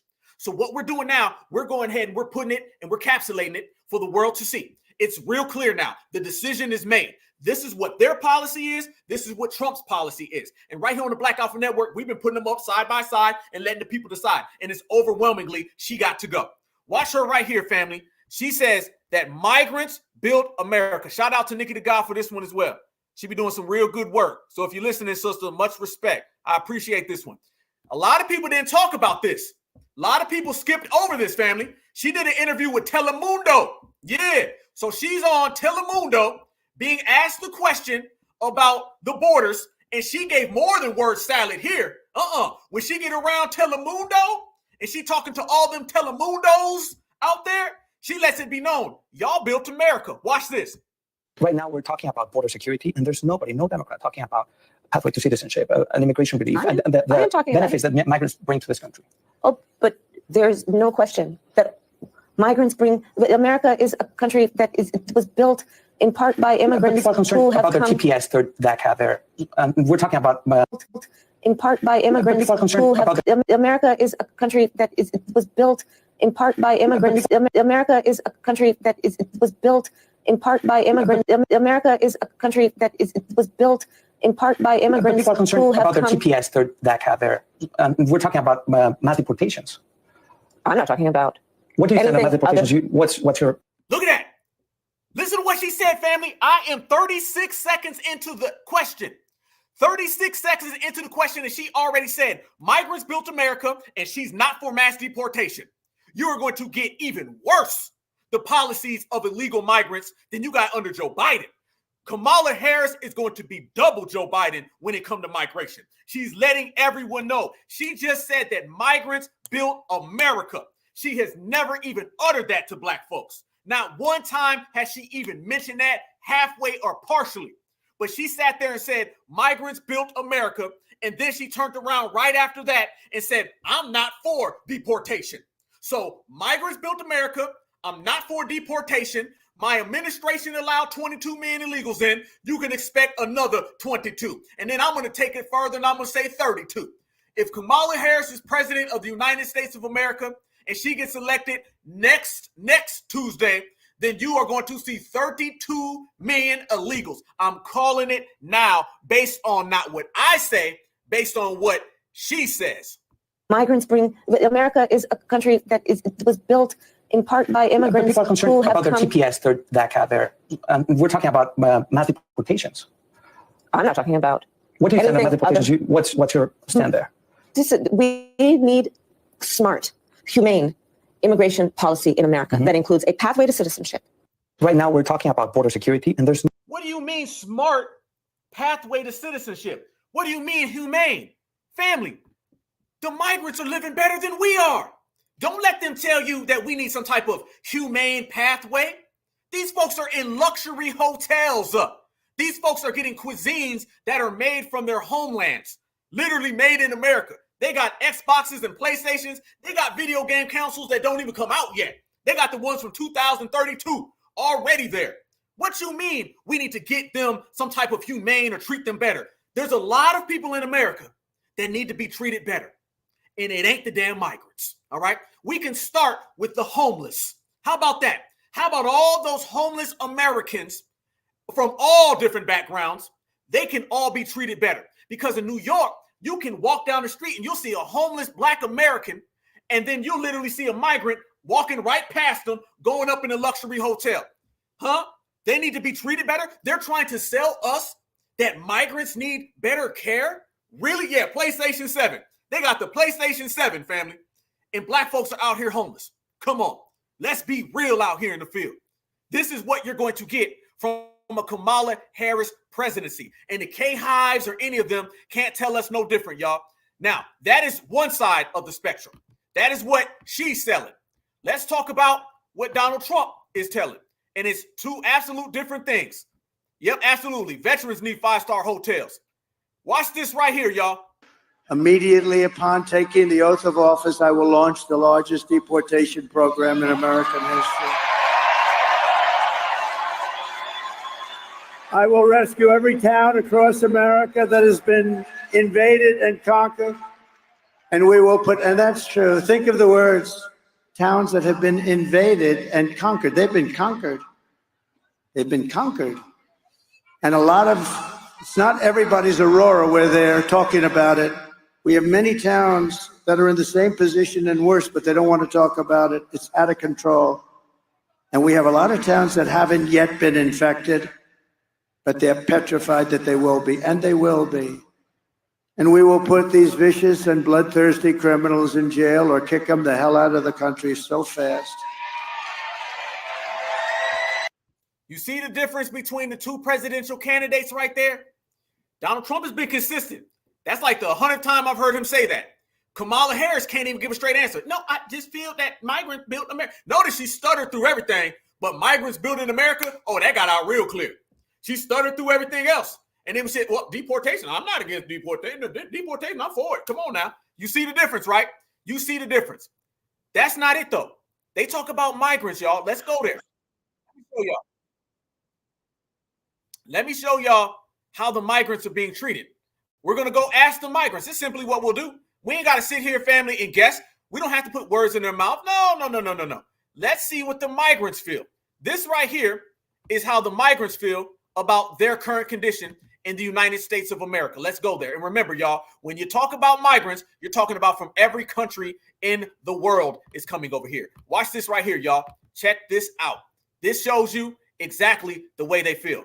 Let's go ask these Ghanaian migrants who they like and who they support. This right here is an exclusive from the Black Alpha Network about immigration, migrants, and how they're better off than American citizens. Brought to you by Kamala Harris. Watch. But me, Kamala Ali. Kamala Ali. Yeah. But me. Which candidate will make it good for everyone? But me, Kamala Ali. Kamala Ali. Yeah. But me, I don't like Donald. No. I'm gonna let y'all get back to Mr. Mutombo. Do y'all hear the first question? What candidate is going to make life better for you? And they said Kamala. The migrants are rooting for her. What does that tell you about immigration? Before we proceed, fair use. This is about teaching, scholarship, and research. Fair use. Watch this, family. The migrants say that they prefer Kamala Harris. Which candidate will make it good for everyone? But me, Kamala Ali. Kamala Ali. Yeah. But me, I don't like Donald Trump. Because he don't like us. Yes. What if it's Trump? No. Will you be stuck in Tapachula forever? No, that one. What will you do? That one is we are looking after election. If everything is changed, we can enter. So you want to enter? I will enter, but if everything is changed, I will enter. When would you enter? What's your timing? Maybe after election. After election. Right after the election? No, you don't know what is happening after election. So after election, then you know that everything is good, then we can enter. He said, we want to get in right after the election. We're not sure because we don't know what's happening. Don't I always tell everybody that they're afraid and they don't know if they're going to have to go home? They're scared right now. They're on edge right now. They don't know if Donald Trump is going to get in because that biggest deportation, that means they're not coming in. But Kamala Harris's America says that they can. There's a big difference across the world right now. All eyes are on America. And the immigration conversation is being observed, whether they coming or whether they going. But that's what's going to happen. And you seen Mr. Mutombo, he said it straight up. Which candidate will make it good for everyone? But me, Kamala Ali. Kamala Ali. Yeah. But me, I don't like Donald Trump. Because he don't like us. Y'all don't think that these people know? Y'all don't think that these people don't know what's going on? These people know exactly what's happened. Anytime you see the Democrats get on national television and they say we're for open borders, that is an invitation to the world to come here to America. They know it. We got to get over this thing where they don't know what's happening with immigration, or they just can't solve the immigration problem. They know exactly what's going on with immigration. How do you know? Because if you go see all the migrants in these borders and out these borders, they understand it clear. They say, we want Kamala. We don't want Donald Trump. So how do they know what's going on here? But the Democrats don't get it. Democrats are going to have to end this lie that they don't know what's happening with the immigration crisis. They know because they created it, and they created it by design. They want all the people to come here to the United States so those people can come here and they can elevate those people, and they can sit back and they can reap the benefits of all their cheap labor. They know. And we are right around the election, and the case has been made, and it's evidently clear Kamala's going to continue those policies. Kamala is going to continue every single policy that you see that allows every one of these people to come to the United States of America. That is exactly what you're seeing. This is exactly what's occurring, and we're watching it in real time. Let me go ahead, and we're going to spin the block right now. We're going to spin the block. Do you know, on top of that, family, not lying, do y'all know why they're talking about bringing in immigrants? Why Kamala acts like she can't answer simple questions about the border? Do you know Joe Biden? Yes, Mr. Magoo. Yes, Sleepy Joe. Yes, 3,037-year-old Mr. Biden. He came and woke up out of his hibernation, and he had a very strange press conference. Yeah. Joe Biden had a very strange press conference that just happened yesterday. And a lot of the news publications didn't pick up on it. So while they can't give us specific policies, they can't give us specific resources, they sit there and give us some phony, fraudulent black man agenda that wasn't for black men, and then they walked it back a day later and said, no, it's for all people. Do y'all know Joe Biden just came out and he apologized to Native American tribes? Yep. You're starting to see their agenda. I told everybody, they got a project 2055, and it does not include black Americans. It's everybody else. It's the folks that they let come over them borders every single day, and it's all of these other people that they gonna start breaking off resources to. This is what happens if you vote for the Democrats. If you listen, you watch, and you observe, they're telling you to your face what their policies are. In between all the word salad that Kamala Harris gives you, listen to the key points. She's saying a lot by saying a little. And what she's really telling you is, I'm going to continue the policies of Joe Biden. I'm only going to take it to the next level. So you can expect more migrants, more immigrants, more invasions, and less foundational black American benefits and more benign neglect. Watch this right here, y'all. Joe Biden, who we ain't seen, pops out of nowhere and he does an apology for Native Americans. I ain't lying, y'all. I ain't lying. Fair use, fair use. It's a sin on our soul. I'd like to ask, with your permission, for a moment of silence, because remember those lost and the generations living with that trauma. What?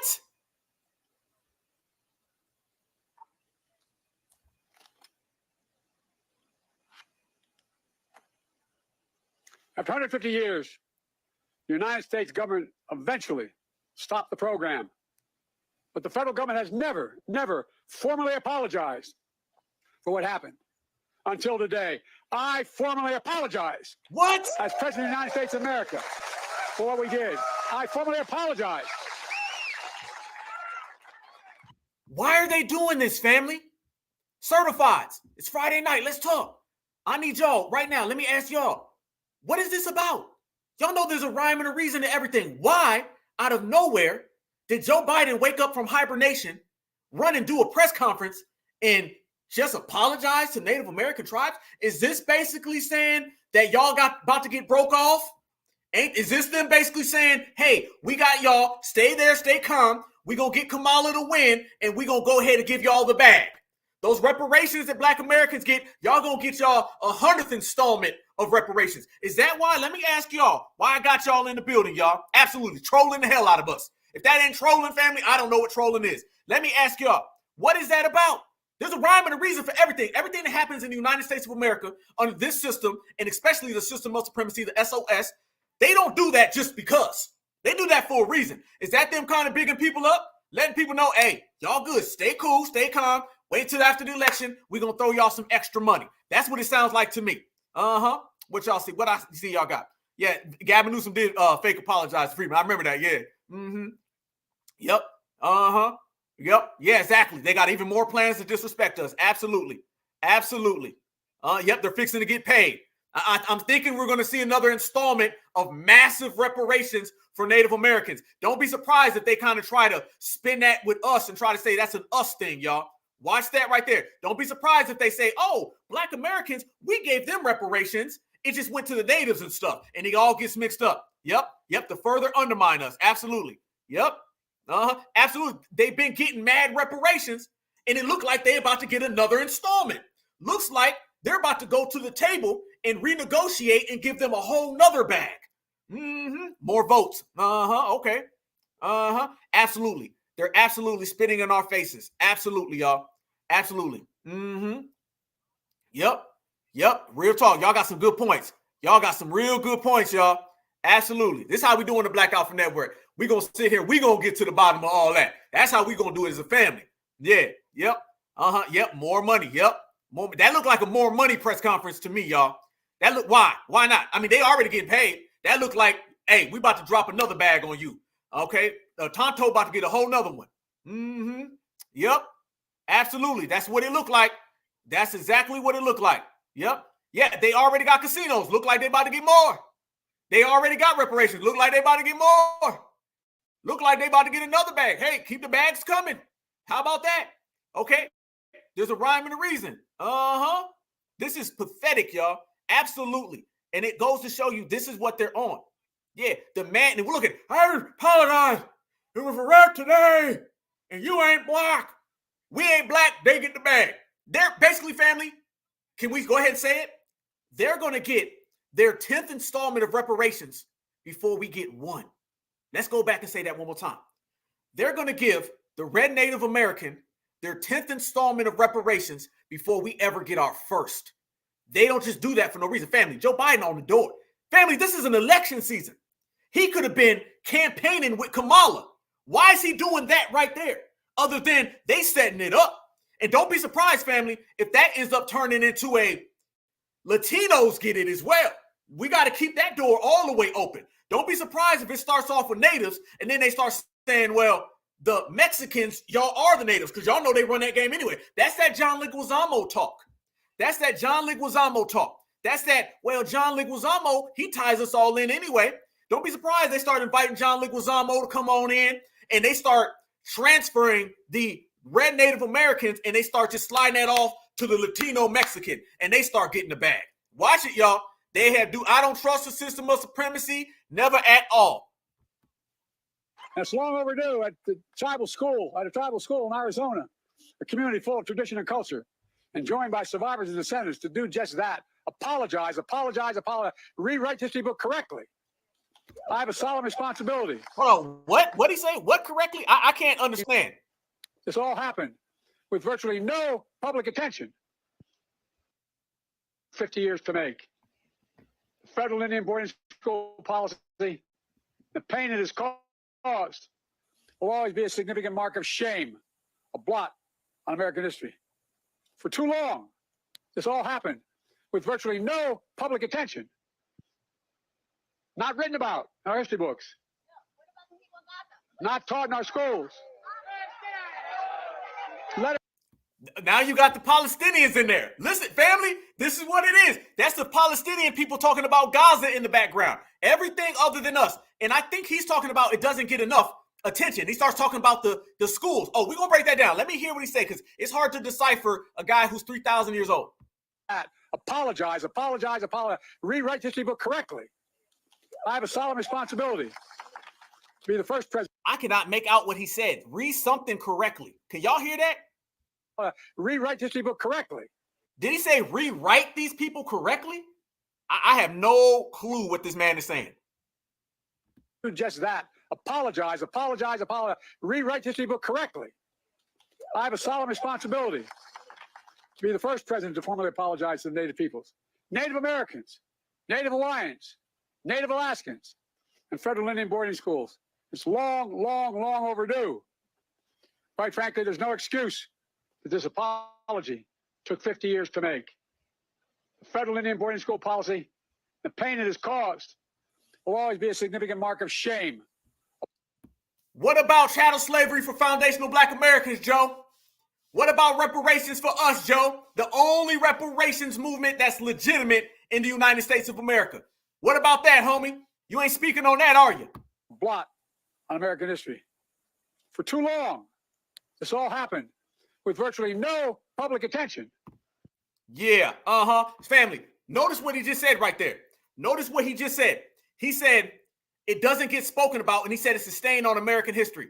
Y'all remember when he went over to Africa a year and a half ago, and he apologized for slavery to the Africans? Remember that, right? Y'all remember when he apologized for chattel slavery in the United States of America that affected us, FBA freedmen, but he didn't apologize to us.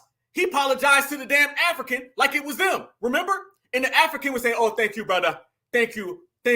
He apologized to the slave sellers. No. He apologized to the people who sold us, and he said it like they were us. And the Africans did exactly what they've always done. They shook his hand and said, you're right. Thank you so much. I appreciate it. They just cosplayed us. He's apologizing to the natives here in America, but yet he was over there apologizing to the African. You see what I'm talking about? And then you start seeing all these things. I believe, family, they setting them up to get the bag.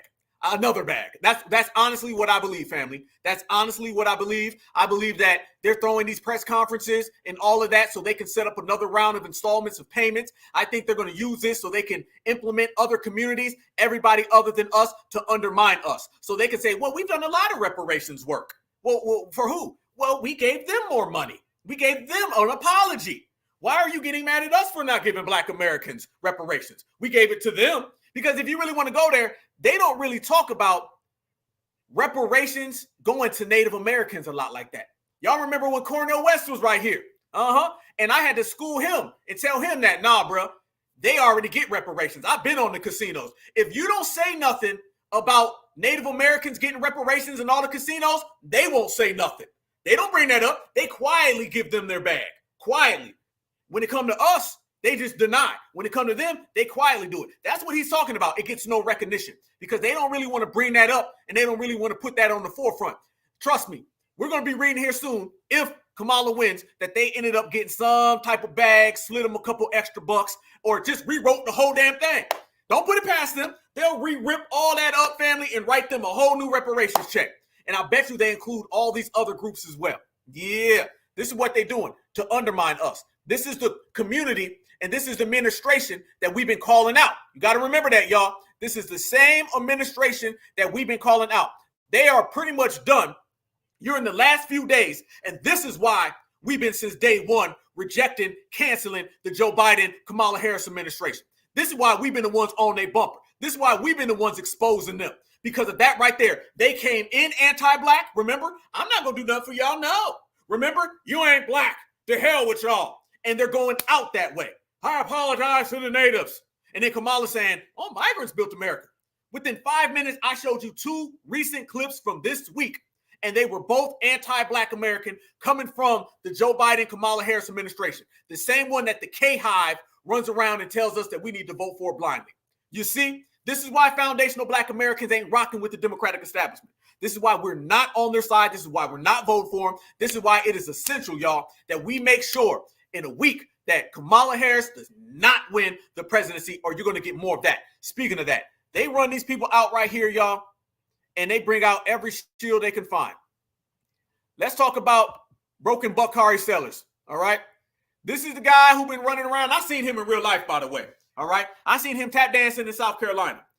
He been running around here left and right, y'all, towing the line. Watch this right here, family. This is him talking about Black votes. And you say that this moment, the fact that they'll actually be... By the way, fair use, fair use, fair use. He was out there and he was running them up. Together at the same time on the same stage is huge for the campaign. How come? Well, I mean, the campaign and like many campaigns around this time has been in GOTV probably since the debate. And so, right, what you're trying to do is make sure you get voters from the pews, you get voters from the beds, from the couches, from their workplace. You're trying to get them to the voting booth. And so when you have voters from their couches, you heard that. You heard that. He's talking about us, family. Voters from the beds, from the couches, from their workplace. You're trying to get them to the voting booth. And so when you have star power tonight, I mean, you can't even sleep on Raphael Warnock, but Bruce Springsteen, when you have Barack Obama, when you have this litany of celebrities who are coming out, urging you to go out to vote, that energy is palpable. And we know, and we've seen it before, that you can win Georgia. The person who's won Georgia in recent history the most has been somebody like Raphael Warnock and John Ossoff and even Joe Biden. And so this energy in this particular place, in Atlanta, in Clarkson, right outside of Atlanta, is huge. I mean, look at this. Let's juxtapose Barack Obama, Bruce Springsteen, Raphael Warnock, and Kamala Harris next to the fact that over the past 2 decades, 3 decades, there has been no one who's run for president or vice president who has endorsed Donald Trump, save for Sarah Palin. That is a stark contrast, and that's why tonight's events are so important. David? They literally came out, family, and threw another concert. That's what the Democrats did. The Democrats had an absolute concert. Barack Obama came out there. He was tap dancing all over the damn place. You know they was going to bring him out. They brought out Bruce Springsteen, Samuel L. Jackson. What does any of that have to do with tangibles for Black Americans, y'all? Nothing at all. But that's what you end up getting. I'm sorry. That's not the purpose. And I'm sad that people are missing it. The purpose is to get the purpose. The purpose, it is to get out the vote. It's not to move voters. It's not to persuade anybody. This is purely get out the vote. This is purely GOTV. This isn't moving people from Republican or on the fence. These individuals who are in this crowd, these individuals who are in DeKalb, Fulton, Gwinnett, Clayco, all of these individuals from Magic City to the pulpits at New Birth, are going to go out and vote because they hear that voice, they hear that echo, and what they will get from an event like tonight is a sense of urgency, which is far different than what everybody else is talking about. Yeah. Are y'all gonna get out to go vote because of Barack Obama? Because he just said Barack Obama's voice is gonna make us go out and vote for the Democratic Party. I don't believe you. I do not believe you. You're telling a lie there, Bakari. And that's one of the things that they've been doing lately, y'all. They just been out there saying whatever they can say because they think it's effective. Did you not see Barack Obama get G-checked last week? Did you not see Barack Obama completely get destroyed? Nobody is running out here talking about voting for the Democrats based on Barack Obama. Not at all. Nobody has. And speaking of that, let me go ahead and talk about that man. Let's go ahead and talk about Bakari Sellers. He didn't make the lead of the audition to the front of the line, but family, we found some other things with Broken Bakari Sellers. And Broken Bakari Sellers, y'all, has been switching teams a hell of a lot lately. Did y'all see the People magazine came out and Broken Bakari Sellers was on the cover? Yeah, he was on the cover, y'all, and it was a very, very questionable headline. But this is what you get when you talk about the K-HIVE. You get stuff like that right there, y'all. Yes, you do. I didn't make it this way, okay? Don't get mad at me.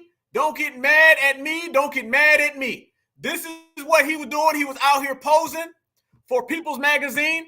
They had a question about who's the sassiest, and they said right there on the top of the list, we got Broken Bakari Sellers. So there is a silver lining for Broken Buck, and that is you may not have made the final auditions for the K-HIVE 5, okay? But what you did is that you made the sassiest one alive from People's Magazine. So kudos to you, respect to you. You tried hard and you got your receipts, and that's what people like you do. In Foundational Black Americans, family, we are just over here exposing the real and showing everybody what it is. You can tap dance all you like. You can tap dance all you want, but it all ends up with the same exact game plan. Zesty, moisture, sassy, and that is the Democratic K-HIVE. That part. Had to, y'all. Had to. That's just what it is. That's what it is. But I'll tell you what else, family. It is definitely FBA Friday, y'all. We in the building, in the place. If you're not subscribed to the Black Alpha Network, I need y'all to make sure that you subscribe. You need to make sure that you tap in, and we need to continue to put in this good work, y'all, because that's the way we own it. That's the way we run it. That's the way we're going to continue to operate and continue to function. They can't stop us, y'all. We are too far ahead. We are too far ahead. We are a week out, y'all. We got the family in here. We over 1,000 deep, and we just need to continue this motion, continue this G-checking, continue this process, and eventually the plantation is gone. And like I said, when the plantation is gone, everybody's gone. They all are out of business. They all are out of work. And panic is starting to set in with these people. And the panic is brought to you by all of our certifieds. We're the ones who bring it to the forefront, and we're the ones who are going to continue to let them know. I need y'all to see this, though, as we talk about panic setting in. Watch this right here, y'all. And I need y'all to tell me, look at these poll numbers. And are the polls getting more and more accurate? And what we said is getting more and more true all the way across. By the way, fair use, fair use, fair use. This is about teaching, scholarship, and research. Fair use. Watch this, y'all. Is that for the first time in 32 years in this poll, it shows that Republicans are beating Democrats straight up. When you ask people a generic ballot in 32 years, it shows that Donald Trump's doing better with black voters, Hispanic voters, off the charts. But what the most important thing is, what happened last week is that what was working with female voters with Kamala Harris was that there was some feeling of joy in the air. Well, that joy is gone. She had a terrible week. She picked a pointless fight with Ron DeSantis. She was losing in the Sun Belt, and she tried to recover by going on The View, which a lot of women watch. She went on The View. You talked about it earlier, and she wanted to clarify the two most important issues that are facing these two candidates, the economy and immigration. And she bombed like Rory at the U.S. Open, and she went out there and said there was nothing she would do that would be different than Joe Biden. And she created a campaign commercial for Donald Trump. And so she's trying to recover. There is no joy here, and everybody knows it. And it's obvious that there is a leak in the balloon here in the Kamala Harris campaign. Don't look like it's too good in the hood. Don't look like it's too good in the hood, y'all. We're not seeing no type of comeback with that one. Not at all. This is what we've been saying. This is what's happening, and we're watching it all in real time. We're getting closer to this election. As we get closer to the election, y'all, one thing that you're going to see is that they're getting in full desperate mode, y'all. Full desperate mode. I mean, they're talking about broken buck car sellers. They're talking about everybody. Do y'all know that they're literally pulling out all stops, family, and they're pulling out a lot of the K-HIVE Democratic shills like Angela Cry? They done pulled out Angela Cry and Tiffany Cross, and they're running around here trying to act like Obama didn't get G-check. Y'all notice that, right? They've been trying to act like Obama didn't get G-check, and they just kind of talking around that like, oh, no, man, Obama, no, he's good to go. No, he's not. Yeah, and by the way, yeah, you're right. All the celebrities, get out of here. I mean, right now, are the Democrats talking policy, or they just putting on concerts?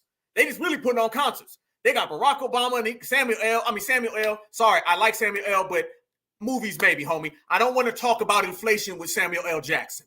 That's not it. Magic Johnson neither, okay? Spike Lee, none of that, all right? So they sent out all the Democratic shields one by one. And now, family, they done pulled out Angela Rye. Angela Rye that came back. I ain't seen Angela cry in a long time, okay? And they were trying to tell us that Barack Obama was about to move the needle. They're acting like the G-check of Obama didn't happen. Like we didn't just see it, but we did see it. And it was live. And the whole world watched Barack Obama completely get destroyed while nobody's rocking with him. Not at all. Fair use, fair use, fair use. This is about teaching, scholarship, research, and commentary. Fair use. Watch this, y'all. Last night. This is the first time since he was in Pittsburgh and invoked the potential of sexism in his appeal to black men to support the vice president, Angela. Should there be a course correction because there was so much backlash to that framework? Was it a mistake for the former president to say what he did or to say it publicly? What was your assessment of what we heard from former President Obama? You know, I think that it's wonderful that President Obama is out hitting the trail for democracy, frankly. And what I think is a mistake is to let white folks escape the accountability that they must face for not showing up to save democracy themselves. Like they want to get mad at presidential candidates, right? When they don't wear a flag lapel pin or they don't see you pledging allegiance to the flag. That's what they want to get upset about. Now, the face of patriotism to them looks like trying to tear down the Capitol in a terrorist attack on January 6, 2021. So the responsibility of saving democracy should be on the largest demographic in this country. That is white men, white women. I don't want to see a women's march with pussy hats come January if something doesn't go right. What I want to see is for them to march themselves to the polls, including today. We are in Detroit, Michigan for an early vote rally. In Michigan, early voting starts next Saturday, which is my birthday, Victor. But today in Detroit, it starts today. There's a big event at Pistons Land. We will be adjacent to that event, talking to folks, Detroit voters, about what they want to hear, about the agendas that matter to them, about the economy, about healthcare, about ensuring that democracy is preserved, even if it's not perfect. We're doing our part. It's time for white folks to turn their ire and their attention to each other to ensure they also do their part. That right there is what we said, family. They're going to have a real hard time. They're going to have a real hard time. Let Kamala Harris lose. And I'm telling you, y'all see the way that Charlemagne was talking to Anderson Cooper, right? Dominant society about to spin the block on them. You seen the same exact way she was talking. Well, we need to start talking about the W's. We need to talk about them. I'm telling you now, y'all act like y'all are not a part of their plantation. You still live on a plantation. Don't sit here and talk Democrat all damn day long and then turn around and tell us that, oh, no, we need to start blaming them. That's funny because that's not what your party's doing. Listen to the mixed signals right now. This lets you know the Democrats don't really know what's going on. You're hearing a bunch of different things. What it is, y'all, they try to come out and do damage control. It was a whole lot of damage control. I'm going to show y'all that right there. Think about it, y'all. Angela Rye comes out and she says we need to start blaming the dominant society. But I'm saying Barack Obama ain't do that. Barack didn't do that. Why don't you call out Barack? How do you know she's being disingenuous, y'all? Really what she's saying is that we need to get all y'all to vote so my master can win the presidency. Nobody's calling out the fact that Barack Obama said the opposite. Don't talk about the W's, talk about Barack, because Barack called us out. You ain't criticizing him. Why don't you criticize Barack? You know why, y'all? It's because the first thing they tried to do, they ran and they tried to undo what Obama was saying. They try to send out all these other people so they can reverse it. Obama got G-checked by us. So then they came out and said, no, there's no problem with black men. They send out the K-HIVE, y'all. They insulted us. They send out all the Joanna Mans, okay? They send out all of the lace front hoodies. Y'all know who I'm talking about. They send out all of the moisture, and then they try to run it back and say, oh, no, Obama didn't really mean that. That's not really what he meant. Or some of them was just talking around it. And they were saying, no, black men are going to turn out. Black men are going to vote. Black men are down for it. No. They can't do that. And I'm going to show you why you're hearing mixed signals. Angela Rye sat there and said that, but notice she never said she didn't agree with Obama, right? She deflected and started talking about the dominant society. She never said that she didn't agree. And then right after Obama said that, Roland Martin came out and he said, no, we're going to win the black man vote. Then they sent out Raphael Warnock, Van Jones, right? None of them critiqued Obama, though. But guess who else came out? They send out Stacey Abrams. Stacey Abrams comes out and she starts blaming black men. But I want y'all to notice what they're trying to do. They're trying to sprinkle in the dominant society. We were the ones who said, y'all got smoke for black folks. How come y'all ain't got smoke for W's? How come you ain't got smoke for Latinos for Trump? This is why they said, damn, we got to look relevant. So let's make it look like we're blaming the dominant society. We don't really want to blame the dominant society. I'm telling you, they talking a lot of back doors, y'all. They want to make it look like they down with us. And they feel by talking bad about the dominant society, it makes it look like they are really going against the dominant society. No, they not. No, they not, y'all. No. That ain't what it is at all. They're trying to look down. It's the folks who come around and say, man, I'm tired of you. You know, the people on the job, y'all know what I'm talking about. You know, the 2 or 3 sellouts on your job that come around you and say, man, I'm going to tell you right now, man, I'm tired of being around these W's. We going to tell them, brother. Ain't we going to let them know? Man, it's power to the people, man. We all in here. We black, brother. As soon as they get around the dominant society, yes, sir, no, sir, I'm sorry. And then they telling out. They like, man, watch them over there. They trouble. They bad folks. Y'all know the snitch on the job that talks all that blackity black stuff when they around us. Soon as they get around boss, they start telling on everybody. You might want to watch Derek over there. Derek looks like he's not really working, and Derek might go and try to do something. I'm just telling you. Oh, you might want to watch Shelly over there. Shelly over there, she don't really pay attention, and she doesn't like what you say. Y'all know what I'm talking about. That's what the Boule been doing. The Boule talks so damn black when they get around us. Roland Martin talks all that stuff about the dominant society, gets around them, and he starts dropping down to both knees. Angela Rye's sister said, we need to start blaming them. And then she get around them, she starts shaking hands. That's exactly what they be doing. The Boule plays this black stuff, but then when they get around the dominant society, you see the real them. Watch this right here, y'all. This is Stacey Abrams, who I have coined Mammy Luther King. And I want y'all to see her. She's on Aaron Brunett's show. And I want y'all to see, she starts doing the same thing. She starts talking about the dominant society, and halfway through, she ends up blaming black men. Don't let these dominant society fools come around, y'all. No. Do not let the Boule trick you and act like they're upset with the dominant society. They're really trying to say that to look down. They're really upset with us. Watch this. Fair use. Do you agree that black men who are not voting for Harris and who didn't vote for you, as the pastor sees it, are misogynist? As he said, misogyny is still real in our community. I would say, number one, I know it's a shock to everyone, but sexism remains real and a very pertinent issue. But I want us to be really clear that Kamala Harris is doing very well with black men. No, she's black not. men are the second strongest cohort of Democratic voters. What we're seeing, though, is that she is showing them due respect by actually speaking to their issues. And those issues differ from other cohorts. I'm not quite certain why there is this panic about black men voting. They vote. In fact, they vote more than their counterparts in any other community for Democrats. However, we do have to acknowledge that there is sexism, there is racism, there are challenges in our electorate. There you go. There you go, y'all. Notice how she started off. She started off talking about some, well, there's not really a big problem at all. And then towards the end, then she starts coming down on black men. The same black men she was just praising, the same one she threw under the bus. Men voting, they vote. In fact, they vote more than their counterparts in any other community for Democrats. However, we do have to acknowledge that there is sexism, there is racism, There are challenges in our electorate, and that's why it's so important that Kamala Harris is going everywhere and talking to everyone. She respects voters, she meets them where they are, and she refuses to be told that she has lost a cohort, lost a community, simply because she's different.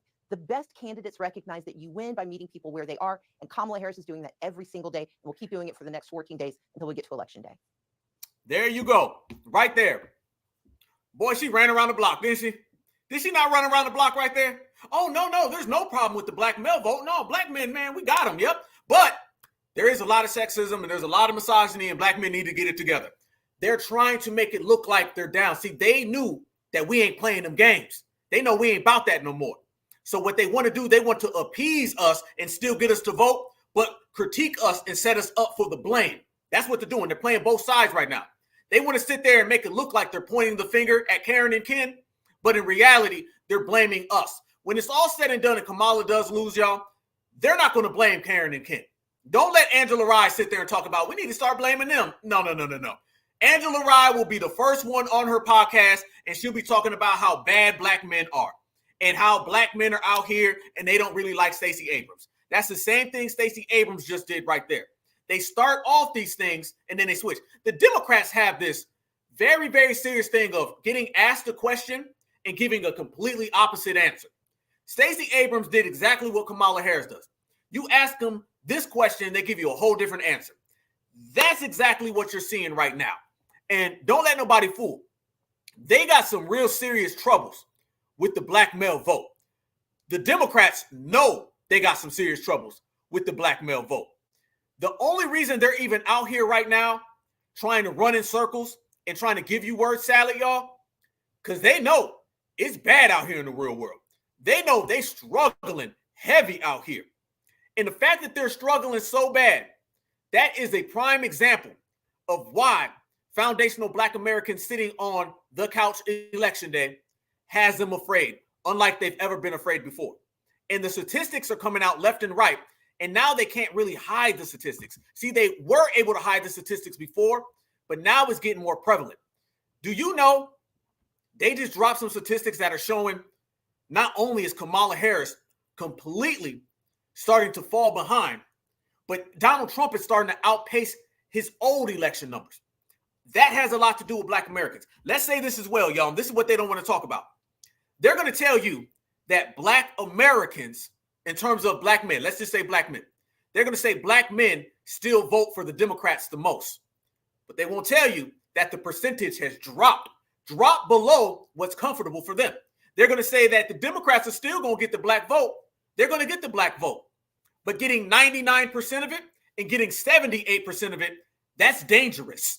It's the same thing the dominant society does when they jump from totality to per capita. Y'all notice that, right? Right? Aren't they doing the same thing that the dominant society does with crime statistics? They start using this per capita stuff. Always watch them when they start hitting you with the per capita stuff. Per capita really just means I can't come up with an excuse, so I'm going to inflate the numbers. When they say, oh, black men and black women are still voting for the Democrats. Yeah, per capita. But what about the totality? The totality where you're going to get your truth. The totality where you're going to get your issue. They can get the black vote all they want. But the fact that she's polling with the lowest numbers from the black community in modern history, that's a big deal. And you can per capita all the hell you want to. You can't hide from that. Look at these numbers right here, y'all. This shows you a lot. And remember, I'm always saying on the Black Alpha Network, I've been saying it for the longest. 5%. If we do not vote for the Democrats and we decrease it at 5%, they lose.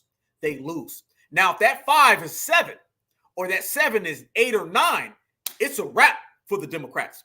Right now, the polling is showing that she is down to about 8 to, I would say 7 or 8% less than what they typically get. That's very bad for them. Watch this right here, y'all. These numbers are coming in fast in a hurry. And it's showing you why you're getting mixed messages. You've seen Bakari Sellers come out and he tried to give a mixed message. We rejected it. Angela Karai came out, mixed message. We rejected it. And then you've seen Stacey Abrams come out with another mixed message. We rejected it. So in other words, y'all, the Democrats can't even get their story straight because we G-checking them. Fair use, fair use, fair use. This is about teaching, scholarship, and research. Fair use. Watch these poll numbers, y'all. The election is a week away. Harris versus Trump national margin. You mentioned that New York Times poll, a tie. That's actually right in the middle of the spectrum when we're talking about recent polling data. You don't have to look very far to find Donald Trump ahead nationally. He was up by 2 points in the CNBC poll, up by 3 in the Wall Street Journal poll. Very close races within the margin of error. But then the same thing on the other side, right? You have Harris up by 3 points according to Ipsos. The Say 24 YouGov poll, it's a bunch of academics, also has Harris up by 3. But the bottom line is, with the popular vote, which we really haven't focused upon, a very, very tight race, John. Fact is, Donald Trump is very much in a position he could win the popular vote, which, of course, is something he would absolutely love to do. And would be something very different than we have seen compared to last time and the polling compared to last time. Exactly right. So I went back through the time machine, all right? There you go, y'all. Time machine to see where were the past 2 races at this point in the campaign. Look, Harris in the average poll right now is up by 1, well within the margin of error. You go back 4 years ago, Joe Biden was well ahead of Donald Trump in the national popular vote polls. He was up by 9. Even Hillary Clinton was up by 6 points. So now Donald Trump's in a position he really hasn't been before at this point in the campaign, where he could truly compete, and we can truly say that the popular vote at this point is way too close to call. Of course, this is only going back 8 years. I wanted to jump even further back in my time machine to get an understanding. Hey, I haven't heard about a Republican potentially winning the popular vote in a while. And it turns out a Republican winning the popular vote, it hasn't happened since 2004 in George W. Bush defeating John Kerry. And that's only the one time that it has happened. In fact, you have to go all the way back to 1988 to find another one, when it was George W. Bush's father, George H.W. Bush, winning the popular vote over Michael. You're talking about a Republican winning the popular vote? These numbers are starting to look very, very rough for the Democrats. That right there is unheard of, y'all. Unheard of. These things are coming in real fast in a hurry, and you're starting to see it. This shows you the way the American public really feels about this election. This shows you the way things are starting to swing. It gets more clear. Caucus. So the fact that the polls right now are so close, John, the fact that Donald Trump has a legitimate shot of winning the popular vote is something I think a lot of folks, including in my line of work, really didn't think could possibly happen when Donald Trump was running last time around. He could make history, not just for Donald Trump, but for a Republican candidate as well. Now, there are some reasons for this, and I think Democrats' heads are all exploding out there watching this right now. There are some reasons for this, which you're going to explain, but also begin to raise the possibility that we could see the reverse. We could see the reverse of things we've seen, where a Republican wins the popular vote, but there's a chance for the Democrat to win the electoral college. Yeah, part of my job is to warn our viewers on either side of the aisle of an event that may occur that they don't necessarily like, and Donald Trump winning the popular vote could absolutely happen. You might as well wrap your minds around it now, folks, if you don't like Donald Trump. But on the flip side of that... No. Let me tell you how this is. If Donald Trump wins the popular vote, which we don't know, but let's just say, if Donald Trump wins the popular vote, he's winning the college electoral. That's not how it works. A Republican does not win the popular vote and not win the college electoral. That's not how it's going to go, y'all. So do not let them flip that. Now he's going to start trying to spin it, because what they're doing, y'all, they're giving you a dosage of reality, but then they're trying to spin it and then give you a little bit of, but this may happen as well. This is what we got to keep our eyes on. A potentially good sign for Democrats is, why is Donald Trump doing so well in the popular vote polls? You can dig down into the state level polling, and you can see that Donald Trump is doing particularly well in California, Florida, New York, and Texas. Of course, none of these states are really on the board at this point, so Donald Trump may end up gaining in the national popular vote polls, but actually he's wasting votes, which could in fact lead to a case where Kamala Harris could sneak by in the electoral college by sweeping those Great Lake battleground states, which at this point are way too close to call, John. That's right. It'd be interesting to see then if all that talk about electoral college reform takes on a bit of a new light. It may. There you go. Showing you the difference now, family. Absolutely. They're trying to spin it all the way. This is what's going to happen. Now, here's the kicker. Here's the kicker, y'all. We got to keep our eye on a lot of stuff, because it's starting to look real funny. Real funny. There's a lot of strange things that you already starting to hear come out, y'all. There's a lot of strange things already coming out. Now, here's what I'll say. Typically, like I was saying, if Donald Trump wins the popular vote, okay, and he's leading in the swing states, he's probably going to get both, which would be a landslide. Now, I personally am not sure about that, but what I do believe, y'all, is that the swing states, in terms of the numbers that we're looking at right now, the swing states are heavy in favor of Donald Trump. As we broke down before, Arizona, Georgia, North Carolina, and I understand that if he wins Arizona, Georgia, North Carolina, basically he's just got to get one of the Rust Belts, which is Michigan, Wisconsin, and Pennsylvania. The poll numbers up there is where it gets real iffy. I'm not really sure the way that kind of looks, Pennsylvania, one minute you hear this, the next minute you hear that. Things are going to come out. But what I believe, and I'm going to keep it real, we got it in, and I'm going to go on record of saying this. Keep an eye out on some finesse, y'all. Keep an eye out on the finesse because some real strange stories are coming out. And we know all these things that they do in terms of Donald Trump and some of the stuff that happens.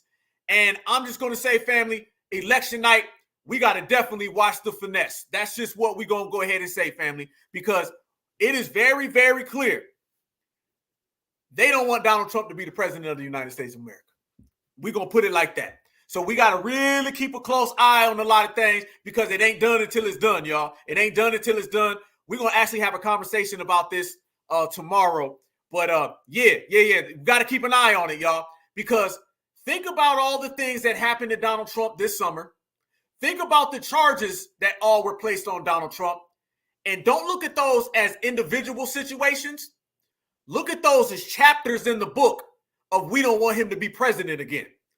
And if you look at it as chapters and you look at it that way, then election night, you're not going to be surprised if some funny business pop off. That's all we're going to say on that, family. So yeah. All right, because too many people look at all the things that happened with Trump and just go, oh, that's just those situations. No, it's not. It's a longer thing, and it's associated with next Tuesday.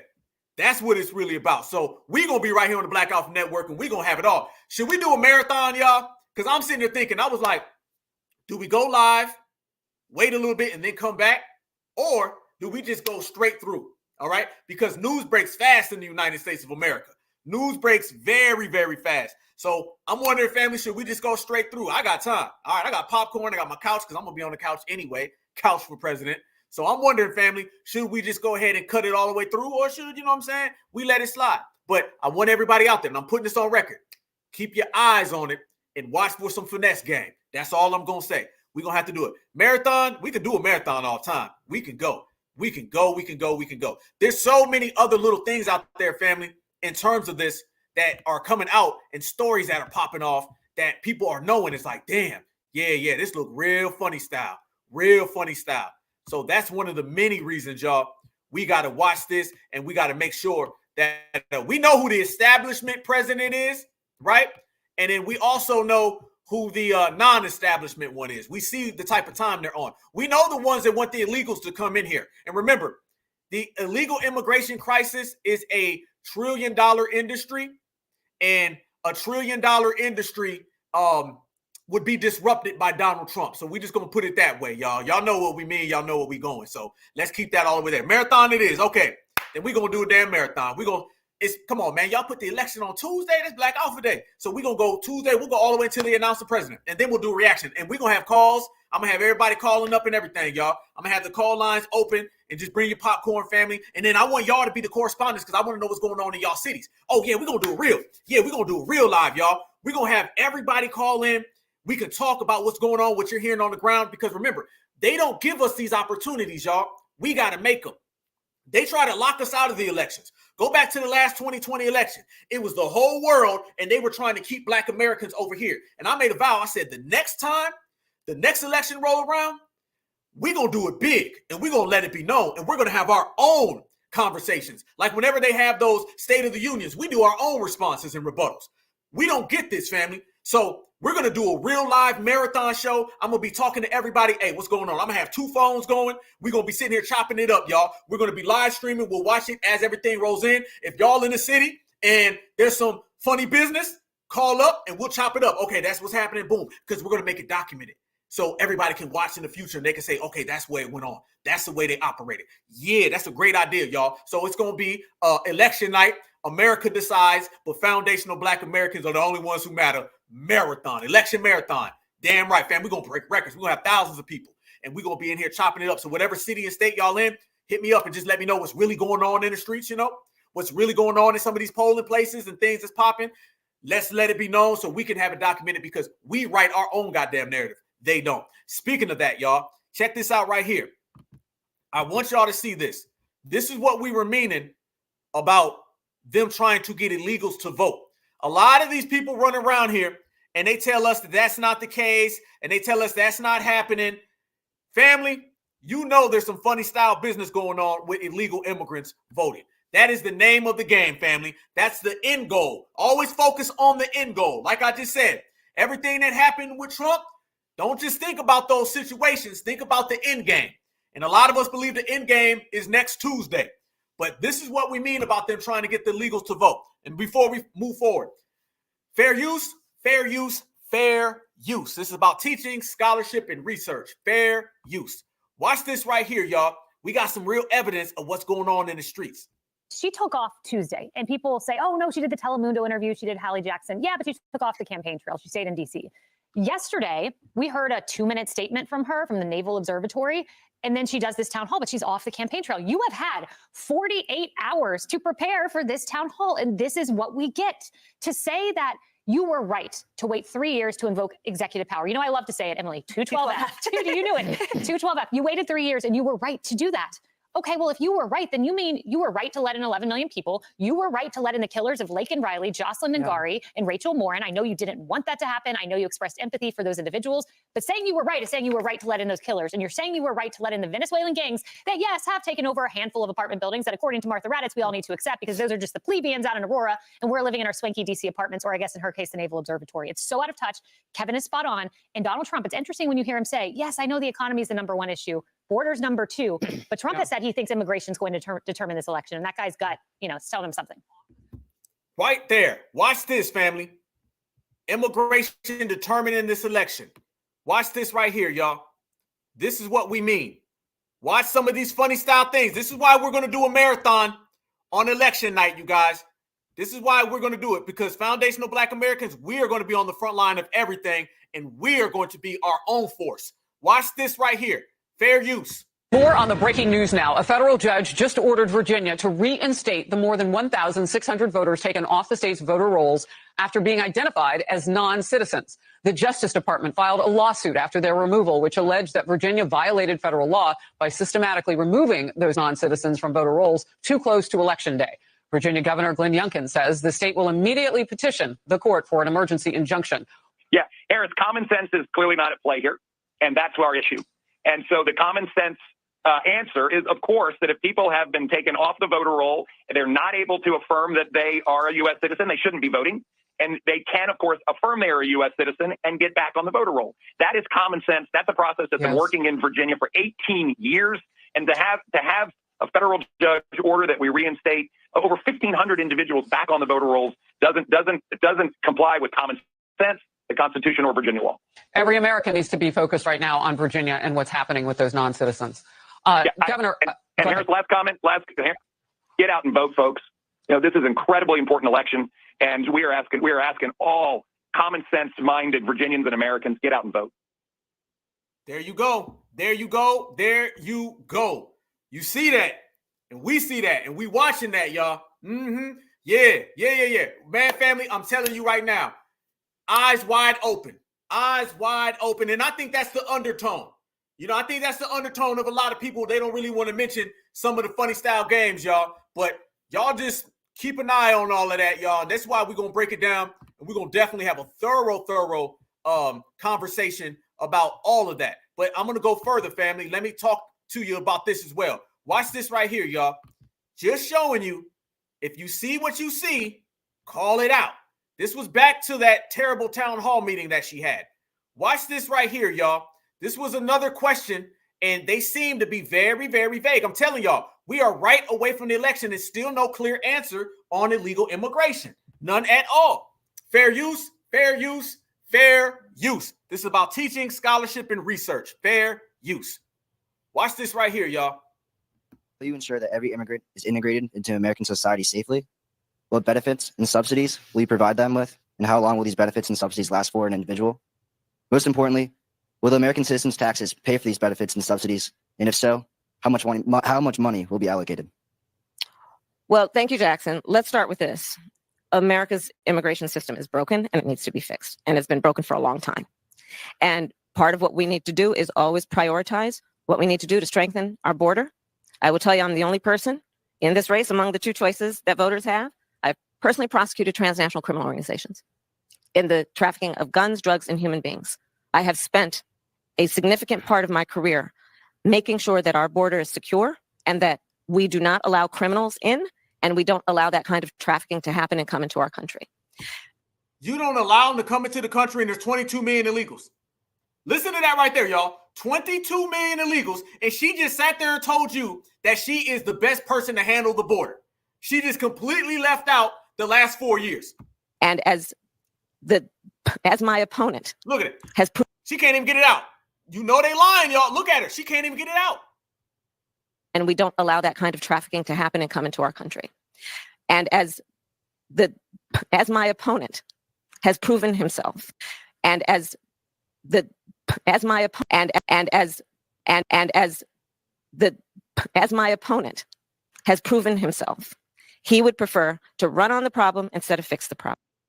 Family, how in the world do you have an administration that we all as Americans agree on has an absolute catastrophe at the border, and that administration's politician is running on they can fix the border and they can do it now? It is literally a travesty, the fact that she still tries to run on that.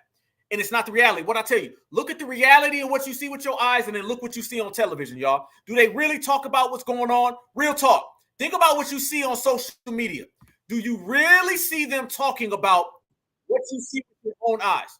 You don't see that at all, family, when you look at what goes on. The media does not talk about the immigration crisis. They do not, family. The stuff you see on social media and the things that you see on national television or these interviews with Kamala Harris, they're not the same at all. It is literally two different worlds. What you see on social media when it comes to illegal immigration is clear violations. You don't ever see that on TV. They actually act like there's no immigration problem on national television. They act like there's no problem at all. None at all. CNN, NBC, I'm talking about all news networks, they do not match what you see with your own eyes. When you look at social media, just look at Twitter, Instagram, and then look at ABC, NBC, and CNN. All right? Twitter and Instagram, every single day, you see illegals breaking into the United States of America. You see these folks in high rises. When was the last time on national television they showed you illegals jumping over the border? When was the last time on national television they showed you illegals coming into this country with three-piece suits on and Nikes, right? When was the last time that you seen illegals being placed in high rises while there's homeless people and they stepping over them? You don't see that on national television, but you see it every day on social media. So is social media making this up, or is this real and the news media is hush about it? They're all in on immigration, y'all. Speaking of that, look at this right here. This proves our point all the way across the board. You know how we were talking about them being in luxury hotels and black people not getting nothing? And we talk about how the news doesn't show you that? I'm going to drop a receipt that shows you right now that the news, the politicians, the journalists are all complicit in the illegal immigration migrant crisis and how it affects us. How come you don't ever see this on TV, but you see this every single day on social media? This is a homeless man or a man who's fixing to be homeless. And look at the people who are not from America and look what they're getting. But they sit there and sit in front of me. But they sit there and sit in front of me and taking the money that I need to pay my rent so I don't be outside. But they get their rent paid for. They said they were set when they got here. They get $1,000 in link and 16 in cash. What the fuck is you doing out here? And y'all live down here. But they sit here and sit in front of me and taking the money that I need to pay my rent so I don't be outside. But they get their rent paid for. They said. Look at that. That is a black person who's sitting outside and about to be kicked out while migrants are coming and they're living good. Look at how he is, y'all. Okay? Look at his living condition. He said he's about to be kicked out. All right? And homeless. And then look at these people. Family, they're about to go into this building and into this high rise, and they're about to be in the warmth and living good. You see the difference, y'all?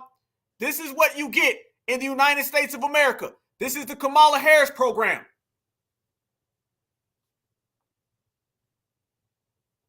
Clear as day. Go ahead. Any day, brother. Any day. Any day. This right here is what they want Americans to deal with. This is the reality of the dominant society. This is the reality of the immigration program. This is why they don't talk about this on the news, y'all. This is why when you go to the news, you don't see any of it. Speaking of that, we were talking about Stacey Abrams. I want y'all to remember this right here. This is clear as day. Yeah, exactly. Y'all right. Yeah, matter of fact, hold on. Let's chop it up about that before I continue to roast right here, because I got something for Stacey Abrams too, y'all. And I'm going to show y'all how that all works. That right there is the reality of what you deal with in America, all right? That nothing clarifies it more than that. The brother sitting there on the floor say he about to be in the streets and they get thousands of dollars. You don't see that anywhere. Charlemagne, did you ask that question when you were talking to Kamala? Did you ask that question when you were talking to Kamala Holland? This is what we talk about with the Democratic shills. They are willing to see foundational Black Americans suffer so they can get their butter biscuits. That is what it is. They are Democrat over us. That shows you everything, y'all. Every single thing. Point proven. This right here. Here we go. Let me show y'all. Let me clear that up real quick, because I need that. I need out of respect for that brother. I need out of respect for that brother to play that back, because y'all know they start trying to buffer it up when you start showing the real. Let me play that back so we can see. And then I'm gonna show y'all something about Stacey Abrams. The same thing. There you go, brother. I got him back. Here we go. Checkmate. Here we go. One more time, y'all. This is the reality of what's going on out here in America.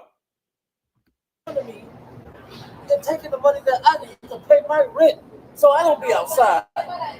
But they get their rent paid for.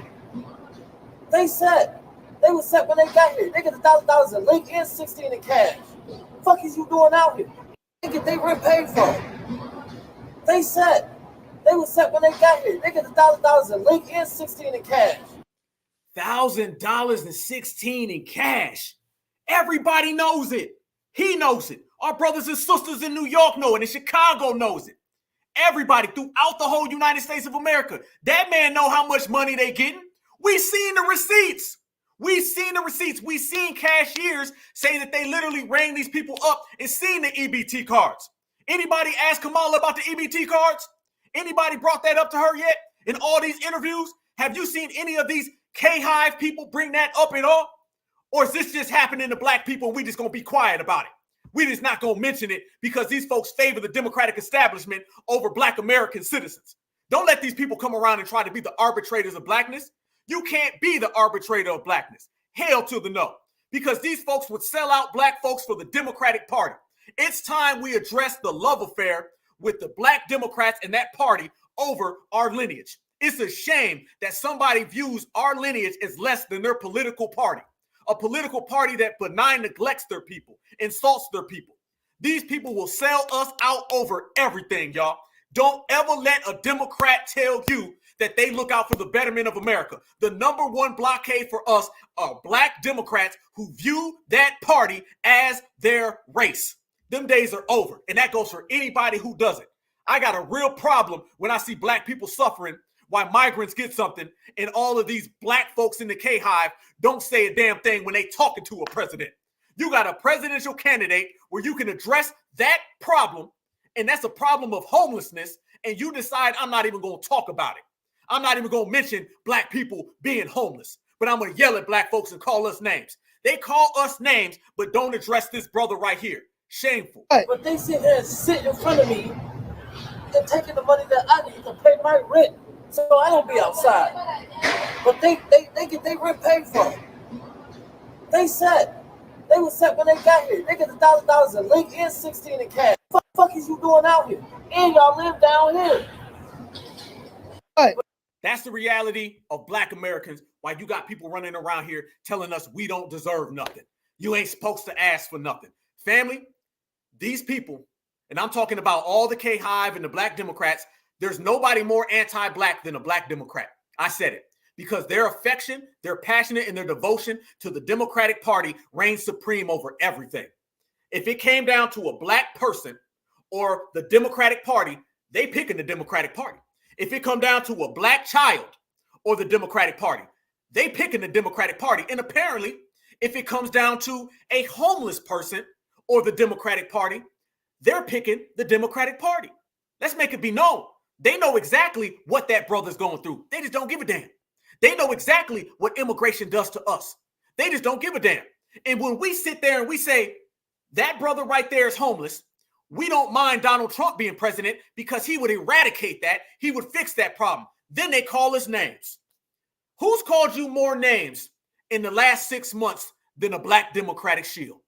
Think about that. Who's called you more names, insulted your intelligence, and completely disrespected your lineage more than the black Democrat? I can tell you now, when I went to go see Donald Trump, the main people who were calling me names were black Democrats, straight up. When I was critical of Kamala Harris, when they were having a damn cookout at her little rally and didn't talk policies, the people who got more upset at me for being real were black Democrats. These people hate black Americans, straight up, because they love the Democrats. One more time. They hate black Americans because they love the blue Democrats, and they will sell you out quick, fast, in a hurry. That's just how they are. It is essential that we get rid of that Democratic plantation, y'all. That is it. I don't really like seeing homeless people. Let me tell you something. When I first went to the rally for reparations, not the last one that I spoke at, I'm talking about the first one. Thing that struck me the most was I seen a bunch of homeless black people right down the street from the White House. I always heard stories about how you have tents outside the White House. It's another thing. And then what came to me, a lot of those were black people. And a lot of them were black American veterans. And I literally seen migrants walking down the street, bumping black folks out the way. This is why Joe Biden's in there writing laws for everybody other than us. It blew my mind. Family, the road trip back to Georgia from Washington, D.C., because I drove, all I thought about was that there were black American homeless people. And the Democrats are in there writing laws that make them people even more homeless. Shameful, right? Very, very shameful. I don't play with homelessness, y'all. I don't do that, okay? Homelessness is real, all right? It is about to get cold out here. And it ain't cool to be in the street. Imagine that. Imagine being a homeless black American where your lineage built this country.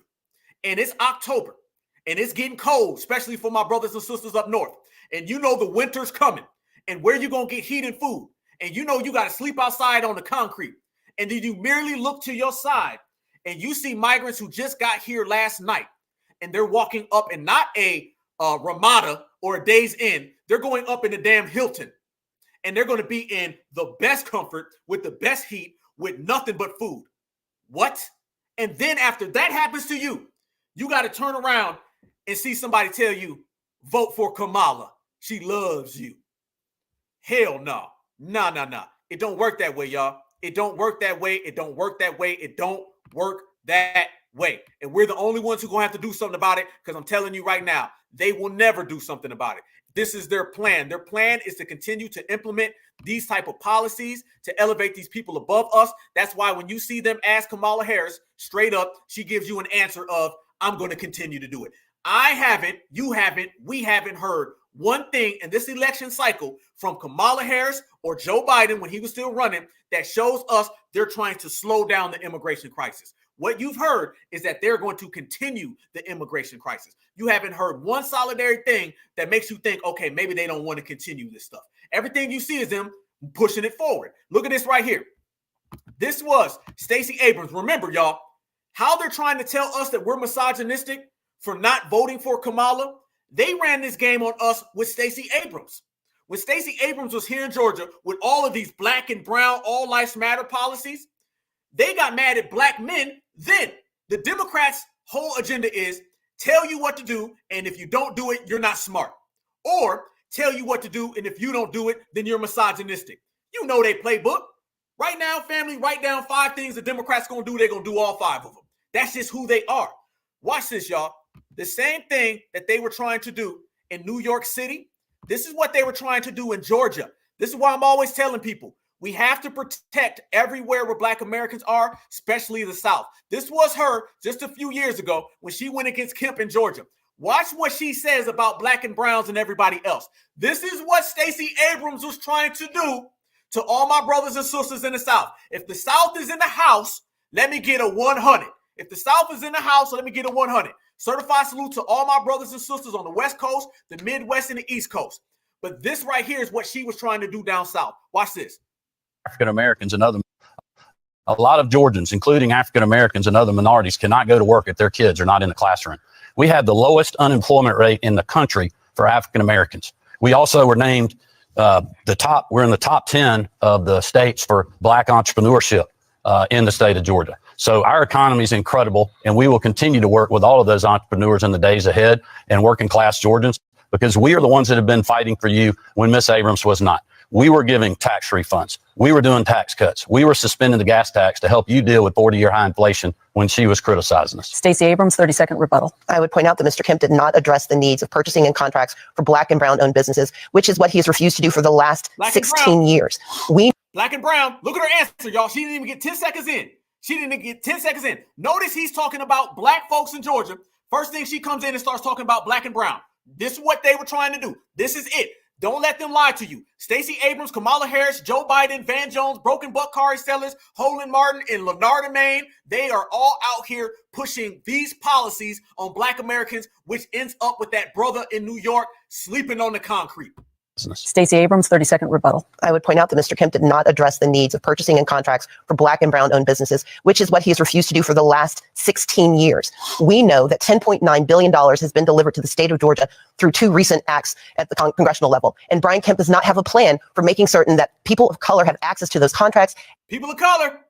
Access to purchasing. It was only in July of this year that he finally acknowledged that there might be a problem. He has said that we need to study it. I would tell him, just cheat off of my paper. I know the answer. We need a governor who actually believes in equity, racial equity, economic equity in the state of Georgia. Racial equity, family, you heard black and brown, people of color, and racial equity. Every last one of those terms basically means everybody but black people. That's what that means. You want to translate that? Everybody other than black people. That's what you get right there from the Democratic establishment. That is why Stacey Abrams lost, all right? She lost based on that type of policy, and who ended up getting blamed for it? Black men got blamed for that. Not because she's talking about everybody other than us, but because they feel that she wasn't representing our community, and we just can't do it. Democrats don't want you to have a brain. They don't want you to think. They don't want you to be on game. That's not what they want, y'all. They want you to be stuck on the Democratic plantation forever. And they send out all of these Democratic shields, y'all. Nobody's more anti-black than the Democratic shield. Nobody's more anti-black. The Democratic shields are the most anti-black people you're ever going to find, y'all. Straight up and down, all the way across the board. The Democratic shield is the most anti-black person you will ever find. They have more of a disdain for black people than the dominant society does, because they want to impress the dominant society. Anytime you're dealing with these people who want to be seen in good favor by the dominant society, you got to watch them the most, because they're willing to go the extra limit. They're willing to take it further. They will do anything. They will sell out black folks at any measure so they can get a pat on the head. Oh, yeah, the Democratic shield is very dangerous to the black community. Oh, absolutely. This is why we got to get rid of them, y'all. This is why we can no longer be on the Democratic plantation. We got the power, because if we don't vote for them, like I said, they lose, all right? If they lose, Democratic shields go out of business. I said it before. If you don't want to see these people, don't vote for the Democrats. Don't vote for the Democrats, and it's over, y'all. It's over. You won't have to see that no more. But we have to understand how damaging and how dangerous their policies are, straight up and down. They want to tell us how dangerous Donald Trump is to democracy. No. The Democrats and the Democratic shields and the Democratic plantation is dangerous to black America, all right? Think about the policies of Donald Trump, and then think about the policies of Kamala Harris. Which one is more dangerous to black Americans? You can start off with immigration and go home. You can start off with the migrant crisis that has been instituted by Kamala Harris and Joe Biden, and then the case closed. I don't want to hear about Project 2025 from Donald Trump when the Democrats have Project 2065. And that is about black Americans being pushed out while they elevate everybody else. The Democrats are the most dangerous political people in terms of stifling black Americans in this election cycle. Hands down. Anything they say other than that, y'all, is absolutely a lie. It's an absolute lie, and we're not standing for it. And now black Americans, we're waking up to that, and we're understanding it, and we're not going for it. That's the beautiful thing about being here now. Family, I think about some of the off-coded behavior that was going on with some of the people in the past, and I'm telling you right now, I don't know what they were thinking. I don't know what they were thinking about supporting that party, because I don't see anything about that party that moves us. Check this out right here. There's a gentleman right here I'm about to show y'all. All right. And I think he go by the name of Black Alpha. But this is what I said last week about the Democrats. And if you don't like the Democrats, no lies detected. Every single Democratic shield knows that in their last hours, y'all, they are going to come down on every Democratic shield. Trust me, if you look at the shields, y'all, they don't have that confidence. They look like somebody who knows today could be the last day. The Democrats are going to spin the block on all of them. This is what's going to happen. All the Democratic shields, y'all got them eviction notices already on your door. Family, let me tell you. I'm going to go ahead and give you a real alert. I'm going to tell you how this is. How long we've been saying it? You don't like Democratic shields? Don't vote Democrat and they're gone. Trust me, it's already faxed. They already got it in the DMs. It's all locked in. Holy no, he's sweating right now. Lemoyce is tripping right now. Did y'all see Marcus Lemoyce the other day? Did y'all see him on Piers Morgan? We're going to play that.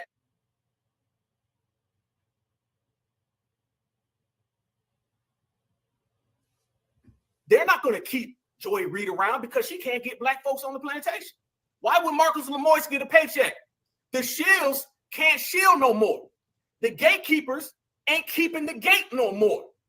The house Negro, he can't keep the field Negroes from taking over the plantation. What are they going to do when the gatekeepers can't gatekeep no more, y'all? The gatekeepers can't gatekeep. They got one job to do. I told you, they lose at losing. How the hell you lose at losing? You losing at losing? They done send out Magic Johnson. Spike Lee done came out. Did y'all see Spike Lee? Spike Lee literally done came out talking. And we done ran him out the paint. It's literally to the point they send him, we reject him. Then they send him back, we reject him. They all gonna have to deal with they Democratic master. See, when you tap dance for the Democrats, they gonna come down on y'all. When they see that election day, and then they see that low turnout, and when they see that we, the certified grassroots, have influenced the election to the point who they were paying to keep us on the plantation, ain't working, all of them are gonna get fired. Every last one of them. Every last one of them about to get fired, y'all. Trust me. When I say there's about to be some cleaning house, y'all, we're this close, y'all. We're this close. I'm talking about the election is knocking.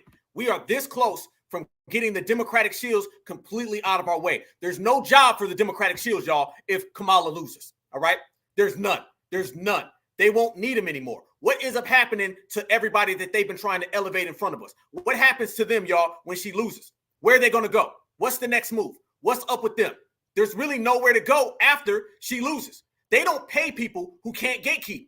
If you can't gatekeep and bring votes back, then what are they paying you for? Trust me, you are not going to see the Democratic establishment pay these folks at all if they lose this election. Matter of fact, like I said, they're going to get very vindictive and they're going to come down on them.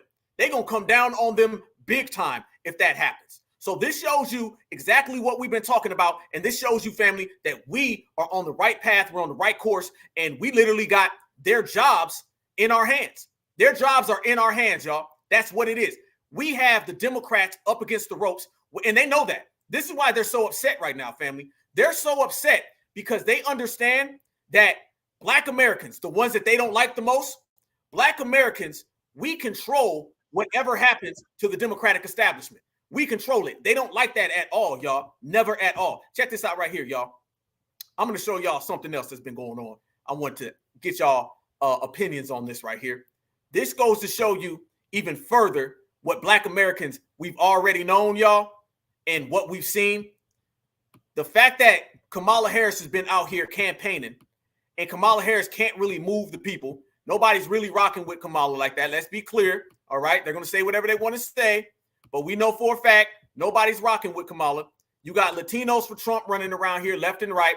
They're sending out all these different rappers and everything out there. Anybody they can find, y'all, is who they've been trying to put in front of us. We understand that. But the worst of the worst, y'all, is when the Democratic establishment starts to pull out people that nobody's rocking with, nobody's going. They love going to get people from like the 90s or old, outdated people that no one's really caring about and trying to reignite their careers or whatever. Speaking of moistocrats, speaking of the K-HIVE, these folks done went out there and they done went and got Mr. Medea. Let's go there with Mr. Medea. Did y'all see Tyler Perry? Did y'all see Tyler Perry come out there? You talk about folks who literally got a whole lot of zest in them. And family, nobody shows that more than Tyler Perry. Watch this.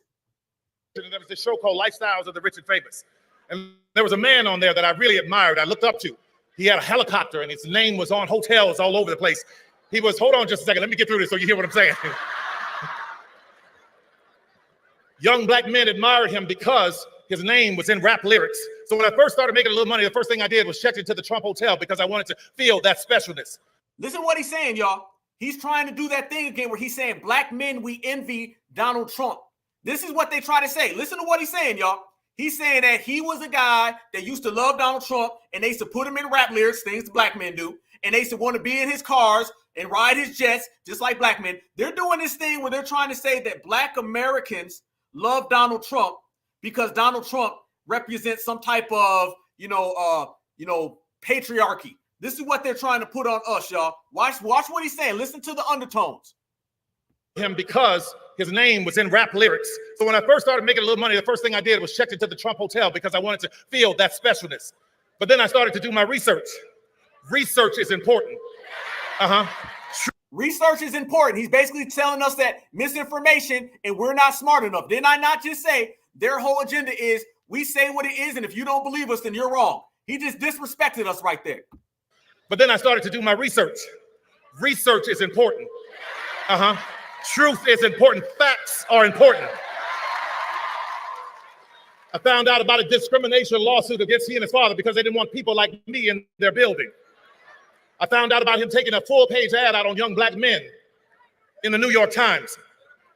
I found out about the birther lie. We all heard it, saying that Barack Obama was not born in this country. There are undertones there and there are echoes there that we all had to pay attention to.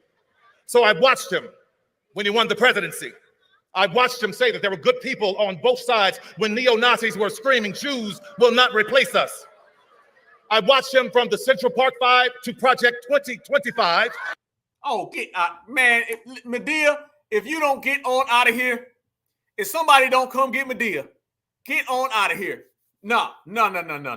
This man said he thought he ate, didn't he? He thought he came off on that one. Central Park 5 to Project 2025. Central Park 5 was a long time ago. Donald Trump was a Democrat, and all the Democrats locked those guys up.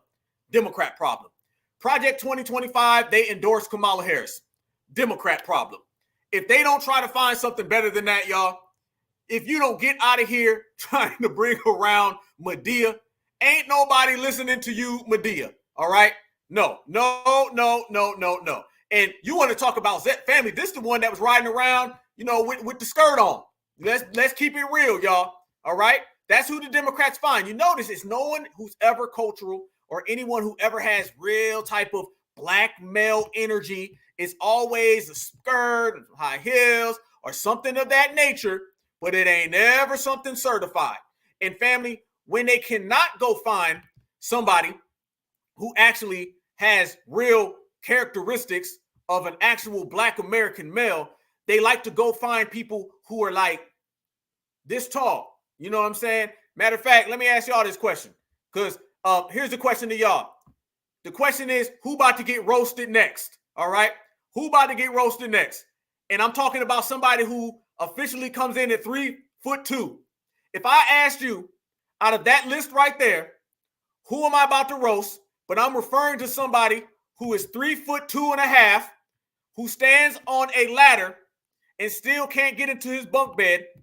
Who do y'all think I'm referring to on that list, in that picture? Okay, of the 5 Zest beats. Hey, real quick. Who am I referring to who is 3'2" and has to use a springboard to get into his bunk bed at night? I just want to know that question. Okay. I think you know who it is, and who the answer is. Absolutely. Do y'all know they went and got what we call that dude? What we called him before, y'all? Didn't we say he was the bathroom goon?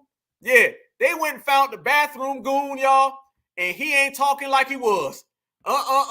When he not getting tossed off the stage, all right, or he's not on his trampoline trying to hop, or he's not running from the West Coast boys, you see him running around saying this right here, y'all. I ain't got me a little breakfast, so I'm a little bit more calmer. But I'm going to give you my opinion, what I feel is the playbook that mainstream media got for Kamala for the next 20-some days. And hold me to this. Next 20-some days, all you're going to see on mainstream media is people who look like her, who's telling you how unhappy they are with her. I guarantee you. And the reason I know this what the playbook gonna be, because they done threw everything else at her and ain't nothing stuck. Oh, she ain't got no policies. She got your policies. Oh, she won't sit for interviews. She sat for interviews. They have not found nothing else to stick to her. So now, saying the same playbook they used on Biden, you unpopular within your own party now. Hopefully that gins up enough doubt, like it did with him, to force him out. They're just hoping it gins up enough doubt in her to what the term is, not distract, but to detour. What is this man talking about? To detour. To detour. Let me ask y'all a question. Does Plies look a little nervous now, y'all? Y'all remember, go back this summer, y'all. Y'all remember how reckless Plies was talking? Remember, y'all? He was talking about Kamala Harris. Kamala Harris. Kamala Harris did the best. Y'all mad at Kamala Harris. Kamala Harris. Y'all remember all of that, right? Y'all remember that? How come Plies ain't talking like that? Plies ain't even looking at the camera. Do you see him a little scared? Does Plies have that same Marcus Lemoyne shield look? I'm starting to see this pattern, y'all, okay? Especially with these K-Hivers. Plies looks like he's not certain that he's going to get that job in the Kamala Harris administration because he's not certain that she's going to win, all right? Then let's be real, y'all. Can we keep it real right now tonight, certifieds? This FBA Friday. Plies looks like he doesn't have a clue of who's going to win, and he's starting to feel that he's not going to get that job. He's very afraid right now. That's really what it is with Plies. He's got that same look that all of them have when they don't feel that all the tap dancing is going to get them dividends. That's what it's about, y'all. Let's keep it real. Let's keep it all the way real tonight. We all the way live. They don't feel that they're going to get any dividends from the tap dancing. So he's upset. Okay, he's 4'5". Okay, 4'5". How tall y'all think Plies is? Can y'all put that in the comment section real quick? We gonna get back to the bathroom goon here in a minute, y'all, because I heard he's still hiding from them boys out there on the West Coast. But that's another story. What y'all got Plies in? I got Plies coming in at least 3'7". I'm gonna put Plies on my list is about 3'7". I would like to hear your guys' opinion on how tall you believe Plies is. All right, how tall do you think Plies is registering? And we're gonna put some receipts on the table tonight. Let's see what we can get. I'm thinking, I already seen, 4'2"? I'm thinking Plies is probably about 3. I see 5'5", 3'9". Good one. 4'11", 3 foot. This flat 3 foot. We gonna get to the bottom of this. Oh, we gonna get to the bottom of this. Let's find out, y'all. Y'all cold, boy. 3'9". 3'9". Damn. Too short for words. Damn. Hey, I got one for you. Plies wishes he was a little bit taller. He wish he would Kamala. He wish he had a job so he could call her. Get out of here with that one. I done took it back. Plies wish he was a little bit taller. Wish he had Kamala. Wish he gets elected so he can call her. But it ain't gonna happen, player. It ain't gonna happen. Understand that. Never, not at all. Damn, 1 foot. Damn, 1 foot. That ain't even close to good. Hell no. He is very, very concerned. Very, very, very concerned. $5 foot long. Damn, that's cold. Here you go, continuing to look scared. Look at his eyes, y'all. He shook. This ain't the same Plies from a couple months ago. Y'all. What happened to that Plies that was talking reckless about us and saying, I'm Kamala. Kamala good. I can't wait, man. Kamala gonna win. What happened to that Plies? Where you at, homie? The black vote. I guarantee you, it's the same playbook they use on Biden. In the next 20-some days, is all you're going to see booked on these shows is people who look like her, who's telling you how unhappy they are with her policies, her rollout, her disconnect, etc., etc., etc. Because they don't need her present to be able to do this. All they need to do is to be able to find people who look like her. Yeah, people from India, exactly. And why you ain't looked at the camera yet, homie? Look at the damn camera, Plies. who has something negative to say about her in order to make the black vote feel like it ain't no interest for this woman. Oh, that's what it's about. So he's getting scared of the black vote. Family, don't I tell you they always start off saying something and then they say what they really mean at the end? He's afraid the black vote ain't going for Kamala. Remember, he was trolling us in the summertime. He was happy. He was showing all of them veneers. He wasn't out here talking like that. He's afraid that the black vote ain't going for Kamala because we checked her. The negative to say about her in order to make the black vote feel like it ain't no interest for this woman. I guarantee you. It ain't a person in this country who raised $1 billion that it ain't no interest for. Look at him scared. He's scared, y'all. Go ahead and be scared there, Plaz. Be scared, Plaz. It's okay. Yeah, exactly. He ain't looked at the camera one time. You see the looks that we got these people having, y'all? You see how afraid they are? You see that they don't know what's next? They don't know what's happening. That is the look of a very, very, very afraid person. Yeah, the trolling done stopped. That man quit trolling. He thought the trolling was cool. He thought it was all good. Yeah, but it ain't all good no more because now you starting to see people ain't rocking with you, homie. People ain't rocking with your little candidate that you thought you was going to push off on us. Nope, it ain't happening. So now Plaza's scared. He got that whole I don't know what the hell's going on look. He's got that I don't know if I'm going to get a job on the Democratic plantation. You got to remember this, y'all. They thought they was going to get a job on the Democratic plantation, and now they finding out that they're not going to probably get a job. They put all of their eggs in that basket. All of them did. They all said, we're going to get the job on the plantation. We're going to be good to go. Kamala going to look out. I'm going to be able to bring all my people there. I'm going to be able to tell everybody, hey, man, I'm hanging out with the president. Because y'all know they love that, right? They love that. This is why the block is going to get spun on these people, and they're going to be in some real deep trouble come election day. We already seen it with Marcus Lemoyce. Marcus Lemoyce was out there completely shook up. He didn't know what to do, what to say. Why? It's because they're not going to get the vote. Now reality's starting to set in, y'all. Reality's starting to set in, and reality does crazy things to these Democratic shills because they don't live in reality anyway. So the fact that you don't live in reality and you got to deal with reality, then you're seeing that it's going to be something different than what you thought.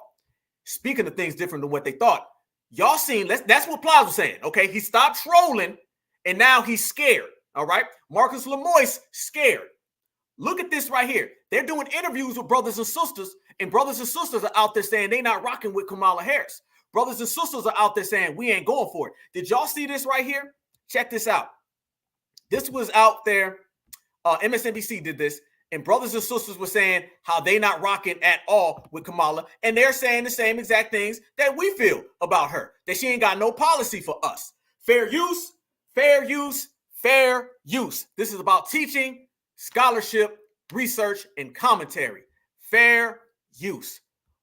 This right here is why Plaza is so scared. Checkmate. Let me start with the women here about Kamala Harris. She's a woman of color. I'm not putting her down because of that, and I'm not putting her down because. What are your feelings? And let me start with the women here about Kamala Harris. She's a woman of color. I'm not putting her down because of that, and I'm not putting her down because she's a woman. I'm not a feminist, so I'm sorry. But at the end of the day, I don't think that she has the personality. I don't think that she has what it takes to go up against Putin and go up against these other presidents that are built for this. I don't want to be scared because my president is scared. I want my president to feel secure and manly and about it. We brought up gender, right? Like, do you think it matters that she's a woman and people aren't comfortable having a woman in a top leadership role? No, I don't think that, because most men, they love their mothers. They love their wives. So as a woman, most men, they respect a woman, but she just don't have the qualification or the education to really run America because she don't have the experience. She don't understand our struggles. And for me to believe you for another 4 years, you're crazy. Right. Like, you're crazy. You're saying the same thing that you said 4 years ago. So the fact that she's the vice president. Look at that right there, y'all. That's what we've been saying in the real world. You see what happens when the Democrats got to come on over here to reality, right? Look at that right there, y'all. They completely break down the narrative. This is the opposite of what every Democratic shield has been telling us. These people are completely breaking down all the lies that the Democrats been saying. They're saying, no, it ain't got nothing to do with her being this. It's because she's not for us. Her policies are trash. She's not representative of anything. That's what it is right there. They understand this is the reality. And when they got to come see us for real, they got to deal with this. They don't like that at all, y'all. This is the difference between fantasy Democrat land versus reality of Black Americans. That's just the bottom line. You're like, you've been here, you've had a chance. Yes. Well, for me, the very first time I ever heard the name Kamala Harris, it was in association to locking up parents for a truancy. That was the first time I ever heard of her name. And I really didn't understand how this person claims to be a Black woman, but yet she's locking up Black women and Black men and separating families. This is the thing that is, Trump talks about this a lot. He says, you know, Kamala Harris became Black when it was convenient. Yep. Can you talk to me about, do you agree with him on that? Do you feel like she's wearing her Blackness? Absolutely. She's sworn into when she swore into the Senate, it was as the first Indian American. Thank you. Which is, it's fine. We don't care. We all know she's not Black. Let's understand that. We are all clear of that. But my point of view, like I told you earlier, she's already been there. She's in office right now. Damn. Family, it don't look good when they got to come around real Black people. How come that's a real place with real Black people talking, and how come you don't see the Democrats ever saying what these people are saying? Because they don't represent us and they don't talk for us, y'all. That's the difference between the two of them. They don't want to talk about that certified Black American woman right there, both of them. They don't want to talk about that real Black American woman. No, they want to give you Stacey Abrams, all right? They want to give you Kamala. They don't talk about those real Black American women that we got up in here right now, that is our family members. They don't want to talk about them real Black American men that we got up in here right now that are our family members. The Democrats act like the real Black Americans don't exist. And then they try to give you a phony version of it. And the phony version always supports all their policies. When they got to deal with us face to face and see what a real sister is saying, oh, they don't like that because they reject Kamala and they cancel the Democrats. When they got to deal with a real brother, not the brothers that Barack Obama was talking about, I'm talking about the real brothers. Then they get mad because they reject that and they cancel the Democrats. Oh, hey, let me tell you, y'all, it's real out here. Politics has never been so real in the United States of America because we've never been so on code. We bring realness when we show up. See, it wasn't real before, all right? The Yes We Can era was a lie, all right? Barack Obama was a lie. Kamala Harris, Joe Biden, they were lies. And they were comfortable in fantasy land because they didn't have to deal with the raw reality that Black Americans bring when we show up. We here now. And they got to deal with that reality. And they got to go see them certified sisters in the real world. And they got to go see them certified brothers in the real world. And the Democrats don't really work well with real Black Americans because they're so used to bringing fake Black Americans that ain't really us. Now that we saying y'all not like us, y'all better get out the way because the real has showed up. Democrats are shook and they scared. You want to know how shook and how scared the Democrats are, y'all? All you got to do is look at Marcus Lemoyce Hill and his face right here from last week. Y'all tell me that ain't a scared man. Y'all tell me that ain't a man who is absolutely petrified that he ain't gonna get an opportunity to be on that plantation. They put every single last dollar on getting in that plantation. Or better yet, they spent every last dollar trying to cake for Kamala. And they find out that the Kamala is just a $2 holler. So therefore, they don't know what to do next. They don't know where to go. And they know absolutely positively that their days of shilling and pulling the wool over our eyes is over. And they know without a shadow of a doubt, come election day, y'all, the rest of their futures will be determined on the results. And foundational Black Americans got too much power. Why do you think the shills are so mad, y'all? Why do you think the moistocrats are so upset? It's because the ones that they don't like the most got the most power and we control their destiny. We control their destiny, y'all. Every person who hates on us, let me say this, and I'm going to make this crystal clear. Every person who hates on us, we control their destiny with this election. We control whether the Democratic shills are unemployed or not. We control whether the Democratic shills are going to get an eviction notice in a pink slip. We don't vote Democrat, Democrats lose, Democratic shills get fired. We run that. We control whether the tethers get to stay here in the United States of America. Why? Because we don't vote Democrat, Donald Trump deports them, they got to go home. We run that. So when you look at the Democratic Shield and you look at the tether and you look at any other op that hates on certified foundational Black Americans, they're extra mad because they know we control their destiny. Their fate is in our hands. Their livelihood belongs to us. Don't let nobody tell you we ain't got political power. That's what I call for real political power. The fact that you can send somebody home or you can send them to the unemployment line. They can't do that to us. Nah, same way we can't be deported, same way we can't get put in that unemployment line from the Democratic plantation. But let me tell you what we can do. We can completely cancel, delete, and erase the plantation, and we can also get every single Democratic shield or tether back in the deportation line. We putting them everywhere, wherever we choose, because we're the ones with the power. Now, I got some good news right here, family, and I'm going to show y'all this as well. The news has came back in, y'all. The results have been found, and we can confirm, y'all, that PLAS comes in at 3.8 foot high. Yes, PLAS is 3.8.5. Nope.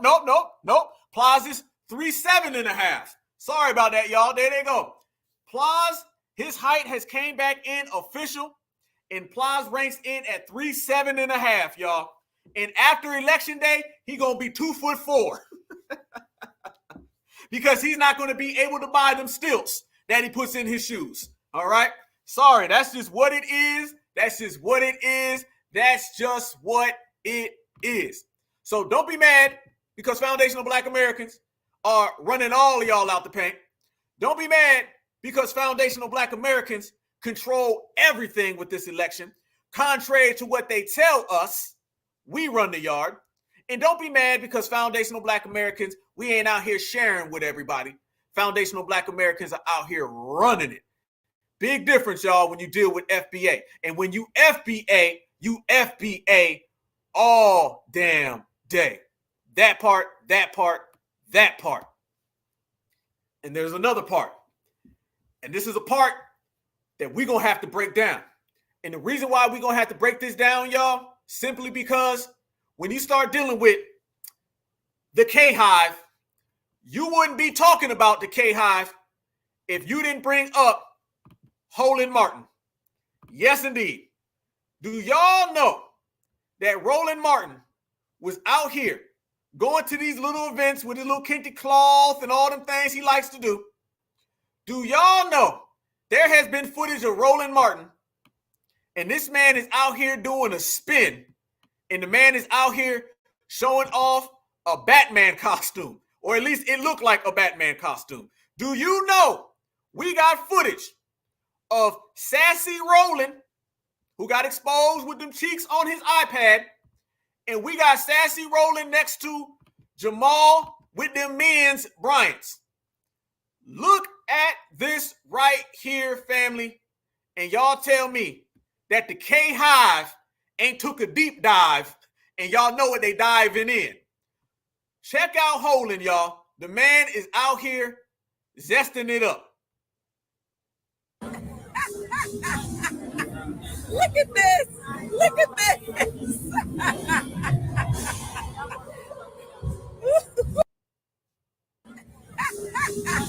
What the hell is going on, Roland?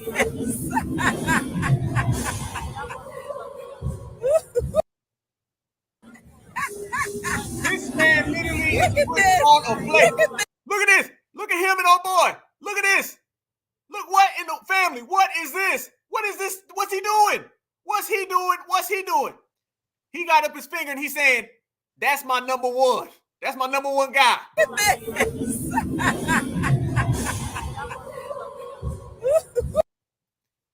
And had to finish with the eyes bucking, because that's all they going to do. You already know, y'all.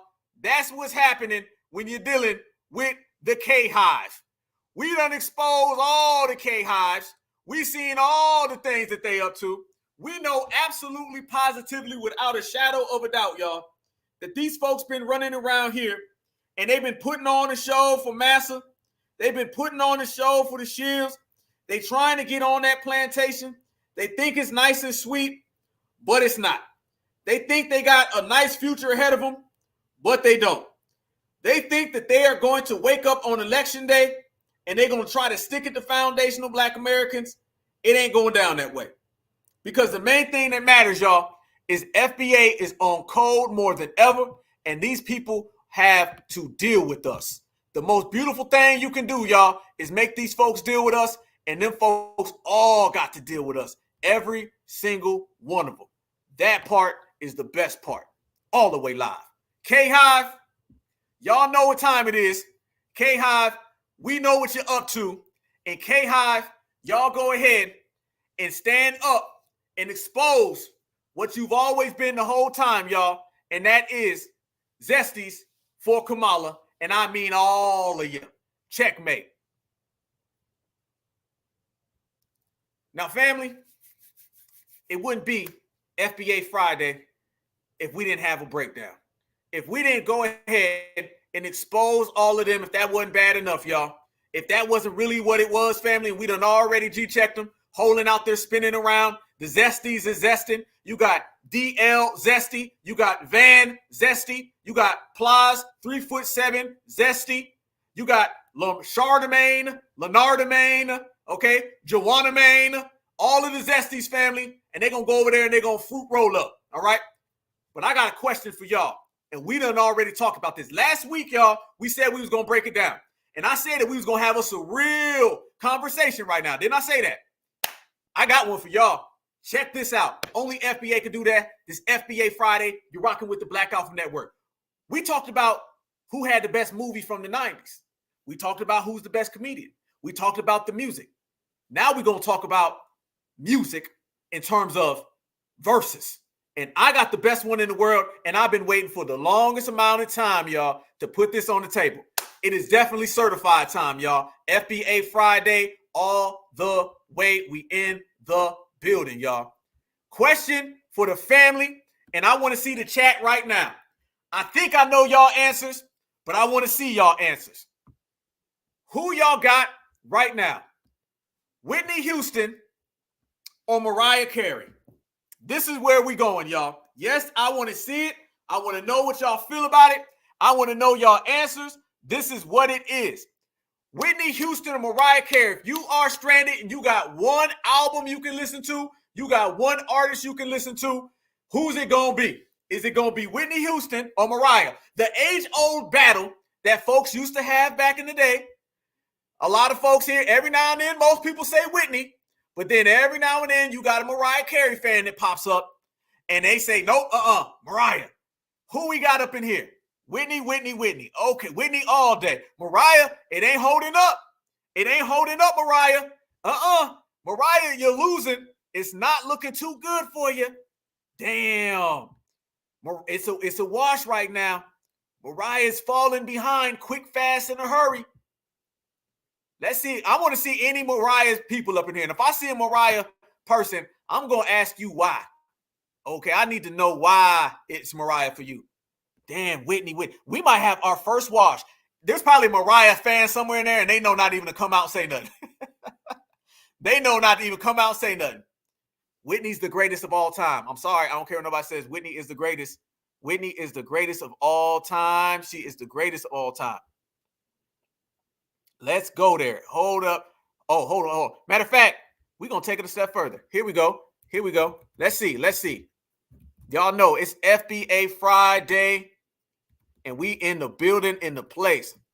Ballers going to ball, and them haters going to hate. Let's see what we got. Here we go. Let's see. Damn, Whitney is destroying Mariah.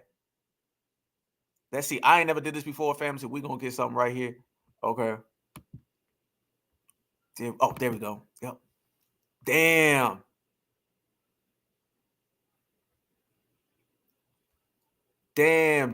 Whitney is destroying you, Mariah. You can't keep up.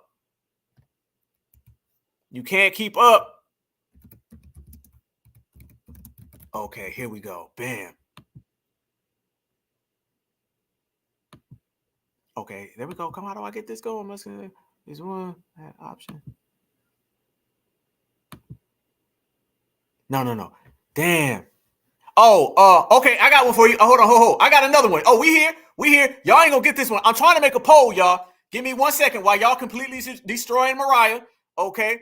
I got another one for you. This one gonna be tough though. I'm telling y'all right now. I'm trying to put up this poll right here. I'm gonna get this poll here though. I got this poll. I'm gonna put this poll up. I want to see the numbers. Yeah, hold on. Here we go. I'm here. I got another one for you. I got two more for y'all, actually. I got two more. We here. All right, there we go. If they don't let me do this, hold on now. Come on.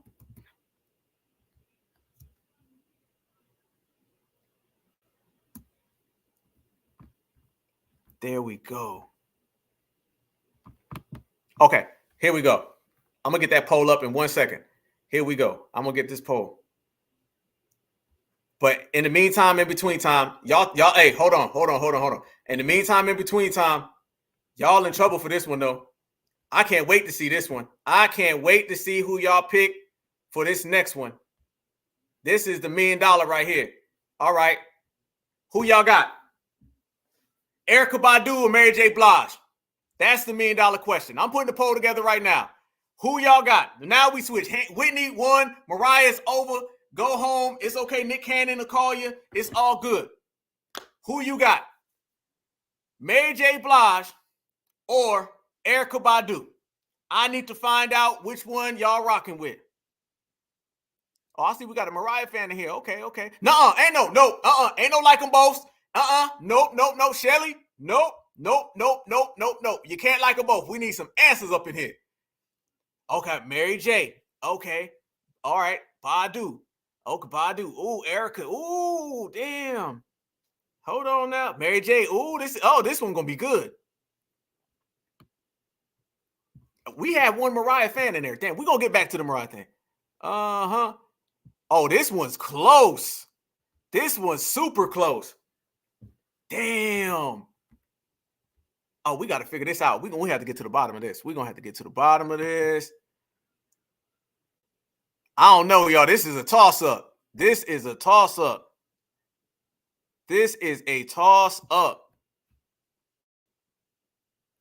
I can't pick. Man, I'm going to have to pick two. I'm sorry, y'all. I'm going to have to pick.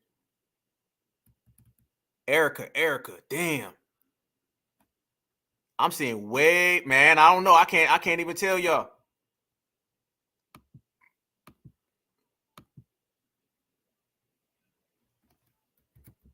Okay, here we go. Okay, here we go.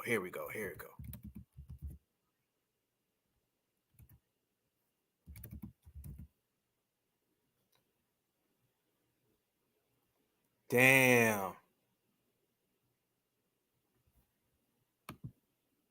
Y'all know y'all cold as hell.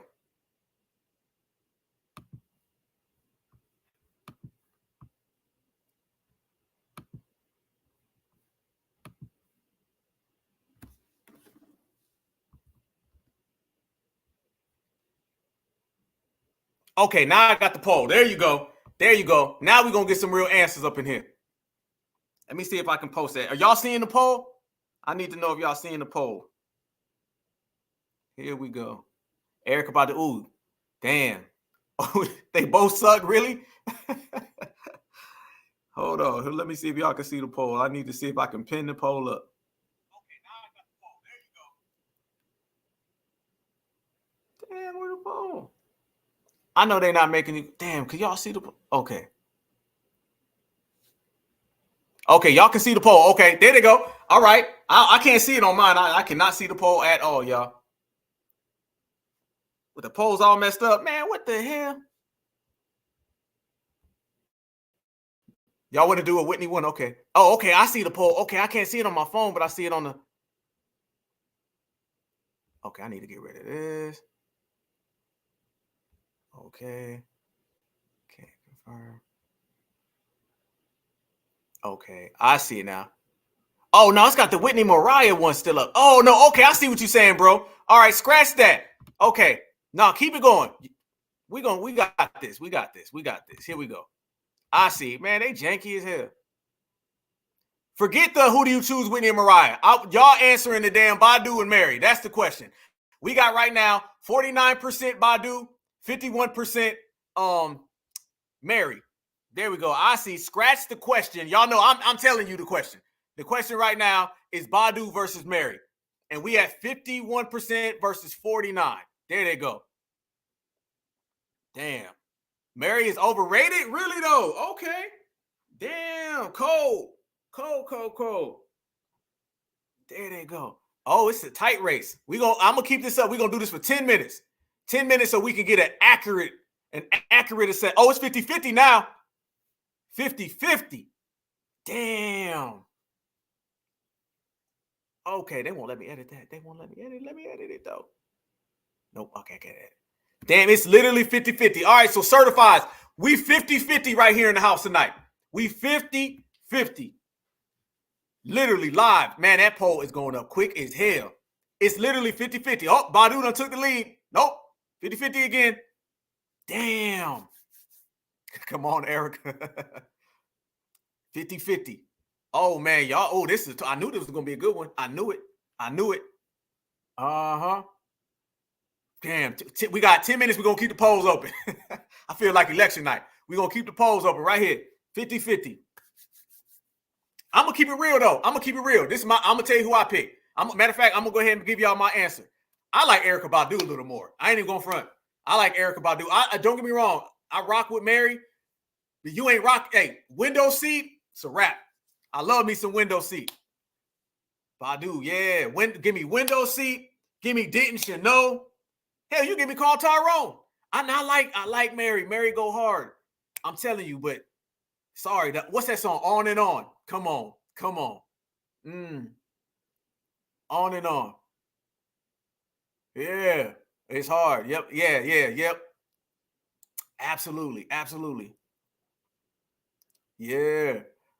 Mary got some songs, man. Don't get me wrong, man. Mary got some joints. She really do. She got some. Man, I'm sorry. I feel like she got some real good songs. I feel like Erykah got the classics on. Yep. Uh-huh. Okay, so yeah, okay. Yep, I'm with you on that one. Okay, we got a bunch of good opinions now. Okay. Oh, Next Lifetime. Yeah, hell yeah. Classic.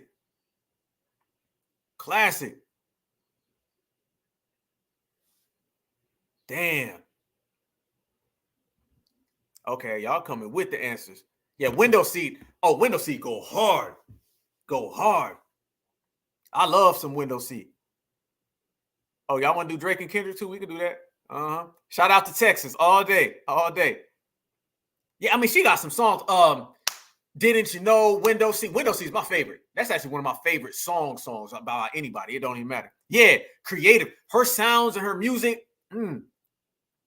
Yeah, the way she makes just the way she orchestrates. Damn, it's literally 50-50, y'all. Oh, it keeps jumping back. 51-49. Y'all really, hey, man, it's a close one. All right, now I know how to work the polls, y'all. Oh, it's about to go down. I never did a Bag Lady. Yeah. Damn, how I forget Bag Lady. Yeah, you right. Erykah Badu is a vibe. Yeah, absolutely. Bag Lady. I love that song. Uh-huh. Yep. Y'all still clowning Plies. 3'5". Y'all still clowning Plies. Hold on. Wait a minute. Who can't sing? Wait a minute. Who can't sing? You saying Erykah or you saying Mary? Which one, sister? Who you saying can't sing? They're both great evenly. Come on now. I done gave my answer now. You better call Tyrone. Yeah, that was dope. She said, yeah, what's the 411? Oh, man. Yeah.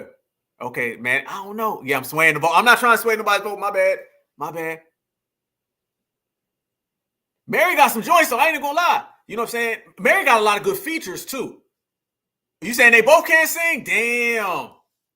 You really think so? Hey, man. I'm gonna sit that one out.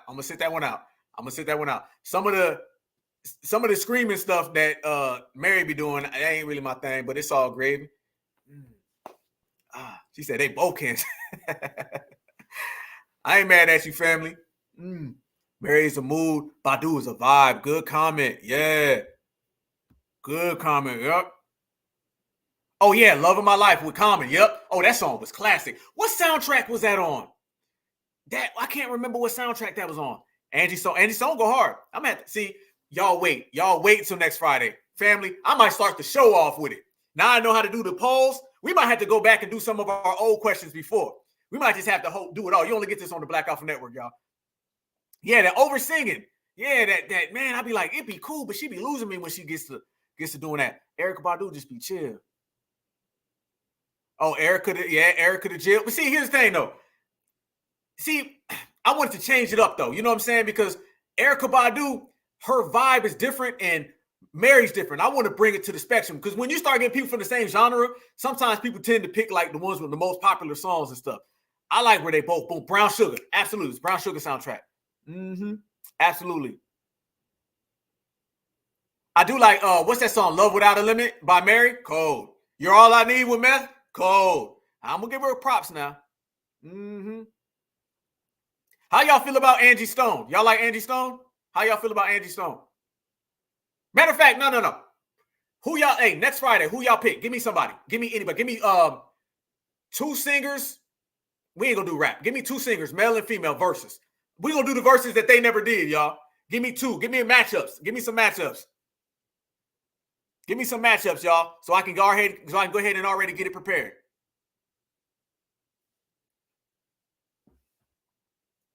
We need to get this all the way live. Yeah. Badu can truly sing. Yeah, absolutely. Angie Stone, man, I really rock with Angie Stone. Real talk. I really do. Black Brother, that was a good song. Y'all about to, man, I'm about to, all right, now I'll come up with a poll right now. I'll make one up. I got another matchup though, y'all. I'm about to pull this up for y'all. 1 second.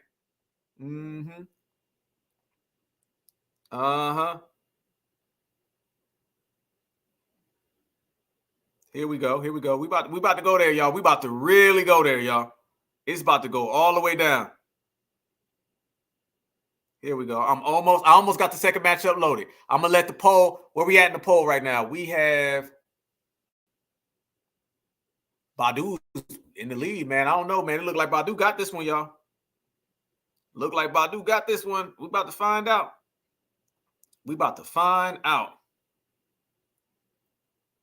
Here we go. I'm about to make y'all real happy with this next one. Wait till y'all see this next one. This one about to be a flex. Here we go. This next one about to be a super flex. James Brown. Put James Brown in there. James Brown. Damn. Put up James Brown. That is hilarious. Here we go. Badu. I was thinking that, Angie. Yep. Here we go. But hey, y'all ain't ready for this next one, though. Right. Here we go. All right. I'm almost there. I'm about to load it up so y'all can check this out. Anita Baker and Keith Sweat. Woo.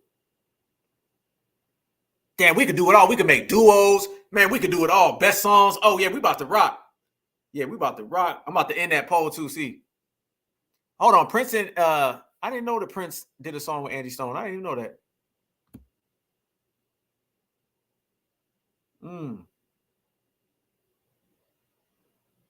Here we go. Prince and Michael Jackson. Oh, y'all trying to have a civil war up in here. Public Enemy versus NWA. Oh, that's a good one, too. Yeah. H-Town versus Boys and Men. That'd be a bubble. Yeah, we're going to have to do that. We should do three a week. We'll do three. We'll do 3 a week, and we'll go through it. Now I got the polls and everything. Yeah, we'll make 3 a week. Straight up. And see, I'll mess around. We'll do a whole episode on it. Here we go. Now we rocking. Let's go. All right. I'm sending it up. I'm loading it up, y'all. Here we go. I'm about to close the poll, and we about to get to the answer. Let's see who won. Let's see who won right here. In poll.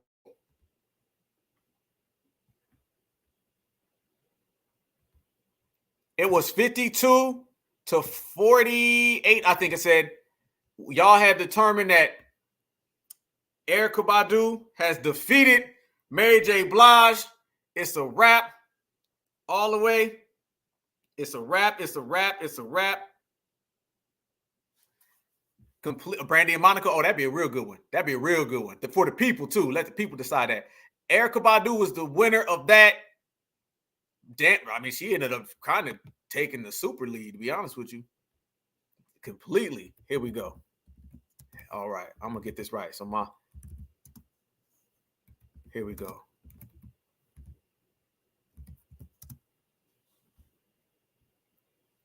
Here we go. We're going to get this, y'all. I'm like right there.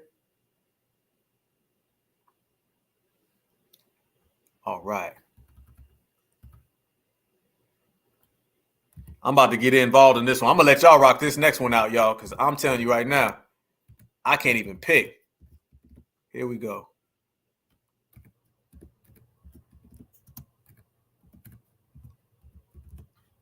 Damn, this one about to be good as hell.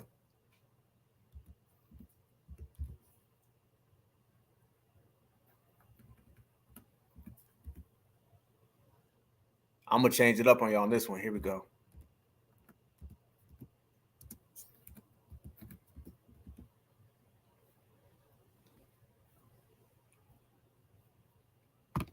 We here.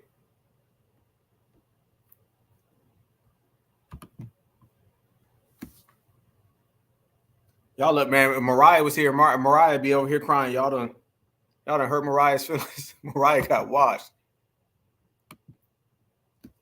You got to stay away from Whitney.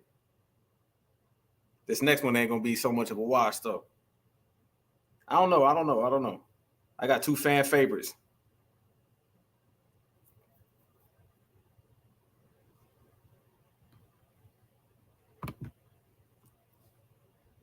All right. Yeah. All right. Here we go. See, yeah. Oh, BB King. Oh, you put Elvis. Brian McKnight and Marvin Gaye. That's a wash. Marvin going to destroy Brian McKnight. That's a wash.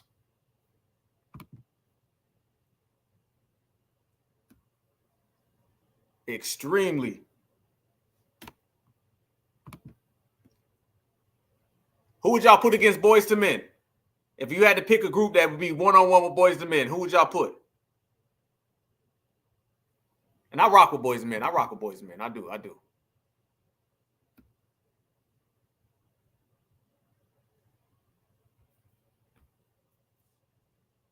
Gap Band, Cool again. Oh, that's fire.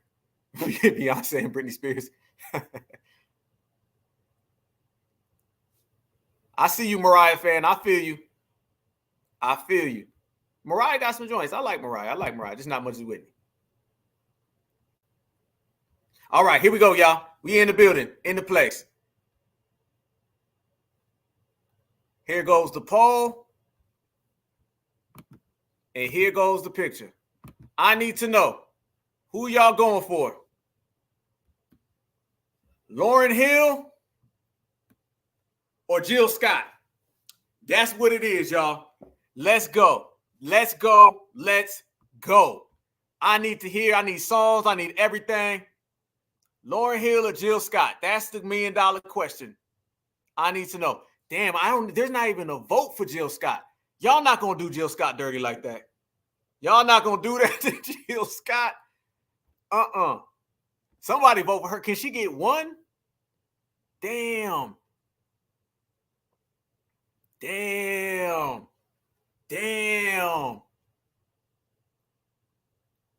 Let's go. I need to see where y'all at with it. Come on. Yeah, we're going to do the Jodeci and Boyz II Men. That'll be a good one. Jodeci and Boyz II Men. Okay, so we had damn. Okay, what I'm feeling is that there's a lot of love for Jill Scott. Just not as much love for her as there is for Lauryn. That's what I'm getting. That's the early preliminary vibes I'm getting from y'all. Jill fell off there. 60-40. Mine ain't showing it. I'm just seeing mine is literally just showing Let me see if I get this off here. Hold on, y'all. Let me remove. Okay. Mine is not showing it. I'm just getting like half the poll, y'all. Let me look at it on my phone. Maybe on my phone it's more clear. Okay, because it ain't showing me. I'm only seeing Lauren's numbers. It ain't showing me Jill's. I need to see both. I need to see what the fam is saying. I need to see what the fam is saying here. Okay.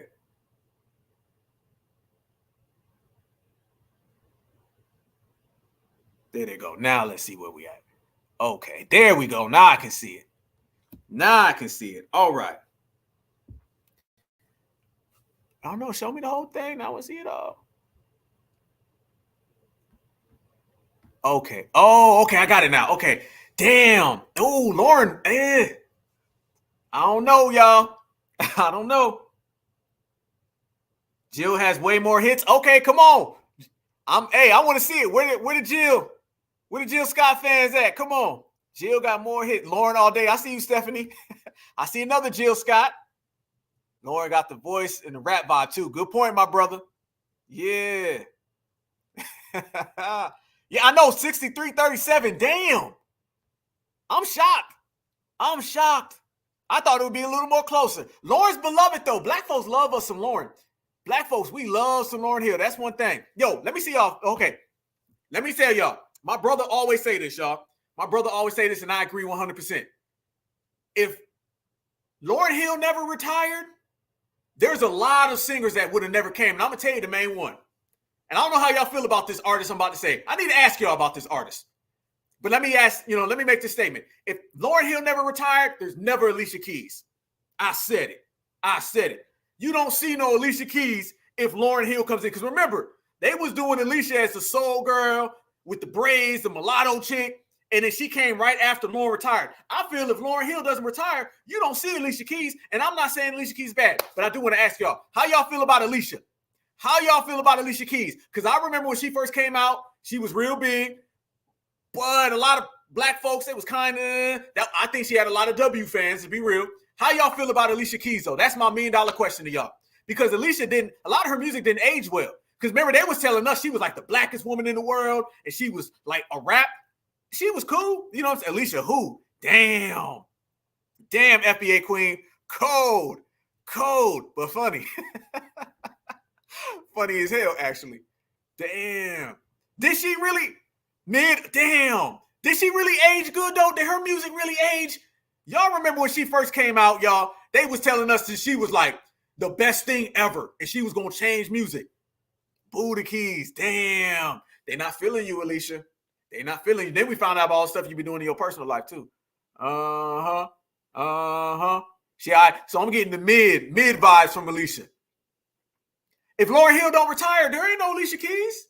There ain't no Alicia Keys if Lauryn Hill does not retire. She filled that void. And then they got their little mulatto girl and they pushed her. Yeah, she overrated. A lot of her songs to me sound the same. They always gonna have that breakdown in the middle. Oh. A lot of them songs sound the same, fam. Unbreakable sounds like no one, to me, in my opinion. It sounds like the same song. It's the same riff. She makes a bunch of songs and they all sound the same. Yeah, she's talented. Don't get me wrong. I'm not saying she's not talented. You know what I'm saying? But she didn't have that. Let's be real. I'm just keeping it a buck. She didn't have that like certified sister. They sold her as a certified sister. And by the way, y'all remember when Alicia Keys was running around? She was acting like she was super pro-black. Where has she been since black folks been really awoke and doing our thing? Where has she been? She became a feminist. Let's keep it a buck. She became a feminist. You go back to 2003, 2004, 2005, she acted like she was the blackest woman on the planet Earth. She go to the BET Awards, talking about how black she was. Soon as we really got on game and we got on code, gone. You don't really see Alicia. She ain't talked about no black issues. Think about how black she was in 2003 and think about how little black she is now. She kind of disappeared with all that blackity blackness once again when the real people showed up. Yeah. I remember she was big. She was real big. She started running around talking about wearing no makeup and being a feminist. She became a feminist.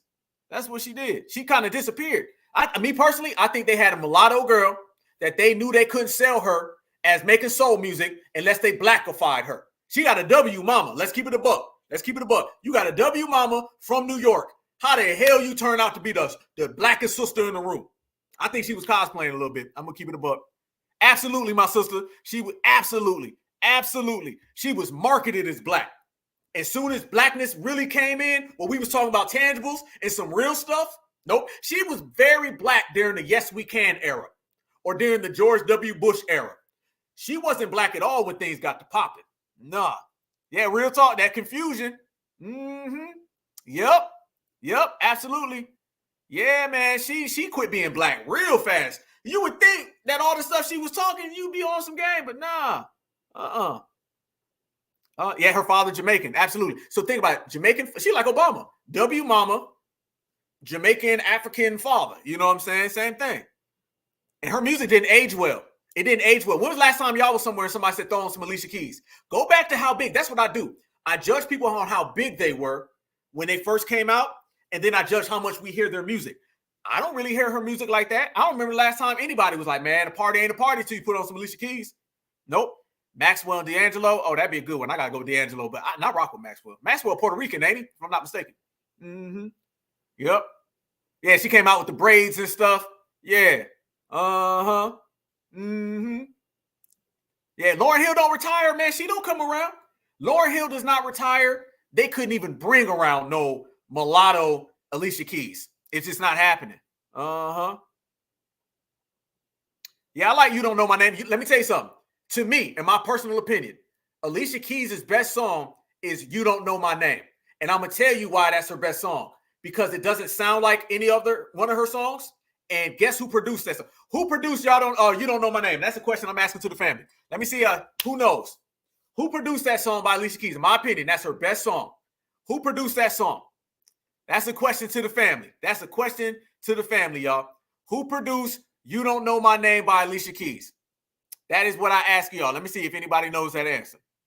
Yeah, that's her best song to me. That's her best record. And there's a reason why that's her best record. And that's the reason why it stands out and it don't sound the same as her other records. You like Secrets, Gene? That song go hard. That's cool. Yeah, that rock. There you go. I already see you. Absolutely. I got to put you was the first one. Yep. Mr. West. That was Kanye. The reason why that song is dope and why a lot of people feel that's her best song and it don't sound like all her other records, Kanye West did that. He put that Chicago on it. That was Kanye West all day. And that was the Kanye. Yeah, that was Kanye in his prime. That's why that song is different. Because people say what they want about Kanye. Kanye, a genius. Musically, I don't know what he be on in real life. Musically, genius. Genius. Absolutely. That's why that song was so dope. Kanye produced it. You could just feel it don't sound like none of her other records that got the same formula at all. Yep. That was Kanye all day. He brought it on that record and then boom. You know what I'm saying? And notice another thing Alicia Keys used to do. Y'all remember in her videos, the love interest would always have to be like either a real black guy, like the Fallen video where she goes to prison and go talk to that real dark dude, or like Most Def, a conscious guy, or Method Man. Method Man, he was in the, what song was that? Where Method Man was her love interest. I forget.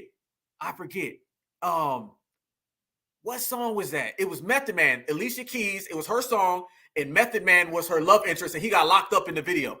I can't remember. Y'all let me know which one it was if y'all remember. But yeah, she always had to go out of her way to go get a brother.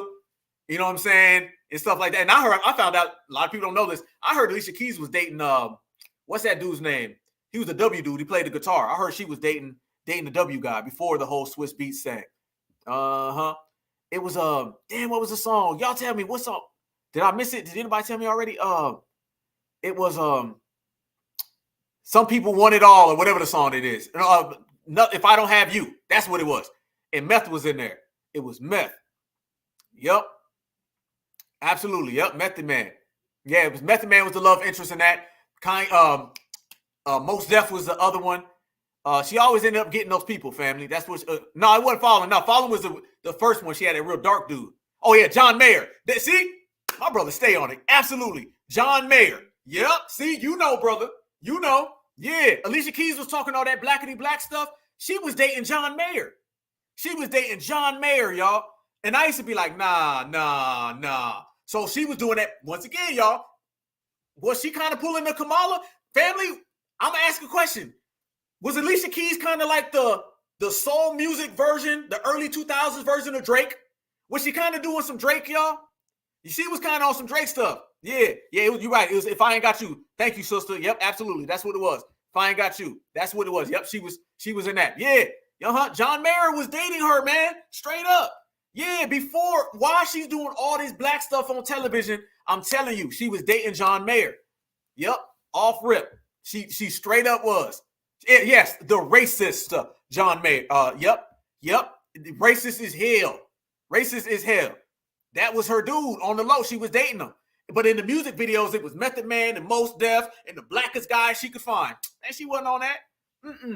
No. Yeah, Tether alert. I should hit it. She was kind of like Drake. She was Drake. She was really like Drake. Somebody who's like super duper black on camera. And as soon as you turn it off, all that go away. Yeah. Yeah, absolutely. Jen, yep. Racist, super racist. That's another good point, my sister. Alicia Keys was kind of like what J-Lo was. They came in, they rode the train, and then they hopped off and went on back to their other communities. Yeah. Yep, this is what we're talking about. Them folks was nowhere near on that. Yeah, the female Drake. That was always the play, y'all. That was always the play. I always was like, how this girl super pro-black? You know what I'm saying? Like, how? And then come to find out, boom. And y'all heard all the stuff, what she did with Swiss Beats and Swiss Beats, his baby mama, his first baby mother. You know what I'm saying? All of that stuff was cold.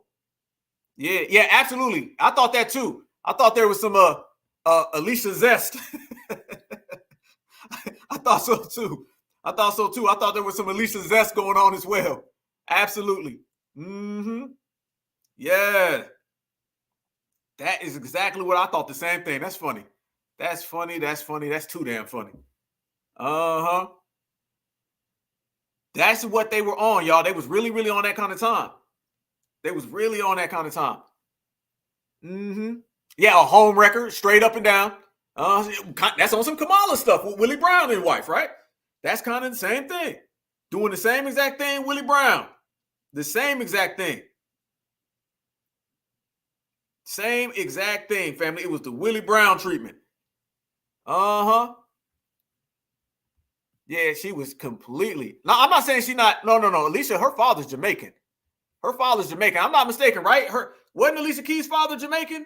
If I'm not mistaken, her father was Jamaican. Yeah, he wasn't. Her father wasn't FBA. No. I'm pretty sure her father was straight up full Jamaican. All the way. Yeah. All the way. Yeah, she was cosplaying. Yeah. Okay, so her mom's Italian and her dad is Jamaican. Yeah, she wasn't no FBA. No, at least in the hell no. Alicia Keys wasn't no FBA. Oh, you want me to do another one, sister? Okay. Matter of fact, give me somebody, y'all. I'll pull them up right now. I'm gonna let y'all decide who y'all want me to do. Yeah, her father was Jamaican. That's what I'm saying. An Italian mom, a Jamaican father, and somehow she turned out to be Harriet Tubman. Man, hell no. She said he's not Jamaican. Yeah. They say that a lot. And then I still be questioning a lot of these guys that be out here swirling with some of them folks. Yeah, she was a full stud when she came out. Who y'all got? Give me somebody, fam. I'm gonna do another one. I'll do another one. Who we got? Anybody, any genre.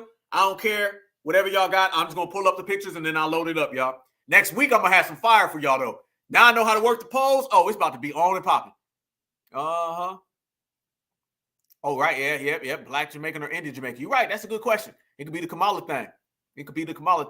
Y'all want to do Jodeci versus Boys and Men? I ain't mad at that. Barry White versus Al Green. Jodeci wins. Oh, whatever you gonna poll. Okay, hold on, family.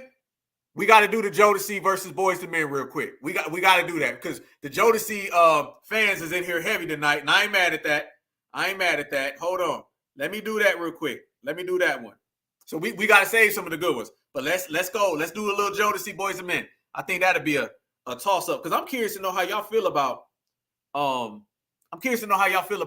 and Boys and Men. Mobb Deep versus Wu-Tang. Oh, that'd be a good one. Rick James versus Prince. Oh, that's a good one too. I'm Prince all day on that one though. Ice Cube, KRS-One. Ice Cube. Okay. Okay, let me see if we. Okay, I'm gonna see if I can do two more. We do two more. It's FBA Friday. It's Black Alpha Network. We here. Let's go. Let's go. We do what nobody else got. You know what to do. Family affairs certified. Let's pop. All right. You never too old. You never too old for this. Now you good. You right here. Oh, okay. We gotta do Jodeci and Boys to Men because I see the fans. Y'all already going back and forth. Let's get it. Let's get it. James Brown and George Clinton. Oh, that'd be dope too. Jodeci all day. Boys to Men. Oh, damn. Okay. I can't get this up quick enough. Hold on. We're gonna get it, y'all. We here. Uh-huh. I got some questions. I'm gonna sit back and I gotta see what y'all say. Definitely Jodeci. Uh-huh. Mint Condition went hard too, family. You right? Jodeci can't walk in Boys to Men shoes. Okay, well, it's all good. Because we about to have the poll up in a minute. We about to get the answer. Yes, we gonna get the answers up in here, y'all. Let's go. We gonna get this situated. We gonna get this situated right here. Uh-huh. Jodeci is winning regardless. Oh, the Jodeci fans is talking. Yeah, the Jodeci fans is letting it be known. Outkast versus Snoop in the Dog Pound. Outkast all day. I heard I think it was Daz Dillinger saying that the Dog Pound could compete with Outkast. No, they can't. They can't even in California. Here we go. Oh yeah, we about to get it. We got another Boys to Men. Uh-huh. Yeah, Outkast all day over the Dog Pound. The Dog Pound can't get with a lot of groups. Who y'all think the best rap group is? While I'm asking y'all, who y'all think the best, while I'm putting this together, we about to do Jodeci and Boys and Men. We got 700 people in here, y'all, and we rocking. This FBA Friday. Who y'all got, though, family? Give me the best. Who y'all feel is the best rap group of all time? Just pick me one group. Who the best rap group? Why we getting everything situated between this Boys and Men, Jodeci confrontation we about to have? Because I can tell already y'all about to light it up. So that's a little appetizer question. Who y'all got in the best rap group? I like that too. Wu-Tang. Oh, Gene, you a Wu-Tang. Okay, I didn't know that. I didn't know you was Wu-Tang. Okay. Outkast. Okay. Outkast, Wu-Tang, UGK. Yeah, there we go. You can't go wrong with neither one of those. Tribe Called Quest. Respect. I'm sorry. That's the answer right there. I didn't even want to have to get involved on this one. I didn't even have to get involved. I didn't want to, but I had to, y'all. I like all y'all answers. But the answer right there is on the screen. Y'all see it right there? The best rap group of all time is 5 True Thugs from the Double Glock, Crazy Lazy Busy Wishing Flesh, Bone Thugs in Harmony, all day, every day, y'all. Bell Bib DeVoe. They was dope. Goody Mob, cool. Tupac and the Outlaws. Oh, respect. Tupac and the Outlaws. I see another Bone Thugs. You see Bone Thugs. I'm about to be biased. I got to put Bone up. Bone all day. Bone Thugs all day. All day. Tupac and the Outlaws. Okay, I ain't mad at that. Okay, Wu-Tang. I like that right there, Iron Will. You ain't lying, my brother. Absolutely. Wu-Tang. Okay, you named them all. NWA, another Bone Thugs. Goody Mob went serious. Oh, yeah, all day. Certified. Yes, indeed. Bone every day. I like Bone Thugs and Harmony. Okay, Stephanie, you know I rocks with you. All day. Bone Thugs. You know, I'm originally, I told y'all. Ohio, Georgia. That is where I'm from. Ohio and Georgia. Everybody know that. I'm Ohio and Georgia. Bone, that's Ohio all day, every day, family. I'm a north-south person. You know what I'm saying? I grew up in both of those. Them is both of my lands, y'all. Ohio and Georgia. So I'm Outkast and Bone. That's where I'm at, family. Outkast every day, all day. Bone every day, all day. That's it. Hey, if it's Georgia and Ohio, I'm going to be biased. But there we go. Bone Thugs and Outkast. See, right there. There we go. Bone Thugs, Crazy Lazy Busy Wishing Flesh. You talking about these dudes did songs with Easy. They did songs with Pac, with Big. Come on. They started that style. All these cats out here singing today, they got that from Bone. They singing because of Bone Thugs. Gangstar go hard too. I love Gangstar. Absolutely. Psychodrama go hard too. Yep. Naughty by Nature was cold too. Naughty by Nature was real cold. Absolutely. Yeah. All these folks singing, they got that from Bone. Bone started all that. Folks don't be remembering. Bone started all of that. Is Bone Thugs in Harmony. All the fast rap come from Bone Thugs. All the singing come from Bone. You know what I'm saying? These guys can sing too. Bone went out there just harmonizing. Like these dudes can really get down, especially Crazy Bone. Crazy Bone can literally sing for real, for real. You know what I'm saying? They birthed the whole style. All these dudes came after Bone. All of that, all that fast rap, that's Bone Thugs. Even though Chicago did their thing, I'm not gonna get it twisted. Chicago rap fast well. You know what I'm saying? But Bone blew it up for real. You know what I'm saying? And the singing, oh yeah, Bone every day. Oh, Crucial Conflict. I love me some Crucial Conflict too. Yeah, absolutely. Yeah, Outkast. I'm telling you. Ohio, Georgia, Bone, Outkast. I love them with a passion. Love them with a passion. Okay, yeah, another Bone Thug, Digital Underground. Yeah, Digital Underground went hard. Okay, let's go ahead and end this one right here. All right, so let's look at the poll, y'all. I see Lauryn Hill at 63, and I see Jill Scott at 37. So we can officially declare Lauryn Hill the winner. I don't want to say it's by a landslide, but it definitely is, y'all. Oh, my favorite Outkast album. Hold on. I got you. Hold on. I got you. We gonna get y'all got some good questions. Y'all got some good questions. Yeah, thank you. See, I thought Bone got the best of 3-6 on that. Man, thank you. See, y'all cool. I'll rock with y'all. Hold on. Okay, so there we go. We're gonna put that one down. We're gonna end the poll, y'all. It is a wrap. Lauryn Hill, certified salute. Let me see to the family so I can go ahead and give her official flowers up in here. Certified salute to Lauryn Hill all the way. Certified salute. Lauryn Hill, you have officially, took down Jill Scott, even though we love Jill Scott. We love you, Jill Scott. We love you. Yeah, I thought Bone got the best of 3-6. I thought it was good, but when you pull out Notorious Thugs, you pull out Thug Love, it's a wrap. And they ended up singing Crossroads at the end. Yeah, my favorite Outkast album, yeah, Busy Bone, The Truth, all the way. He one of the best rappers ever, by the way. Shout out to Busy Bone. My favorite Outkast album, Aquemini off rip. That was an amazing album. Aquemini, straight. Man, my favorite Outkast song is Rosa Parks. Hush That Fuss, everybody move to the back of the bus. Man, I was young when that came out, and I still remember that like it was yesterday. Yep, absolutely. 3-6 Washbone, you think so? I don't feel that way.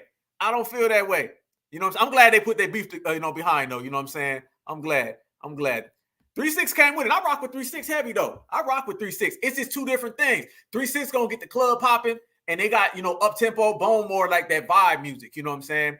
3-6 got some joints, but if you talk about their biggest records, 3-6 ain't got nothing dealing with Crossroads at all. And I love 3-6 Mafia. I like Project Pat more than I like 3-6. You know what I'm saying?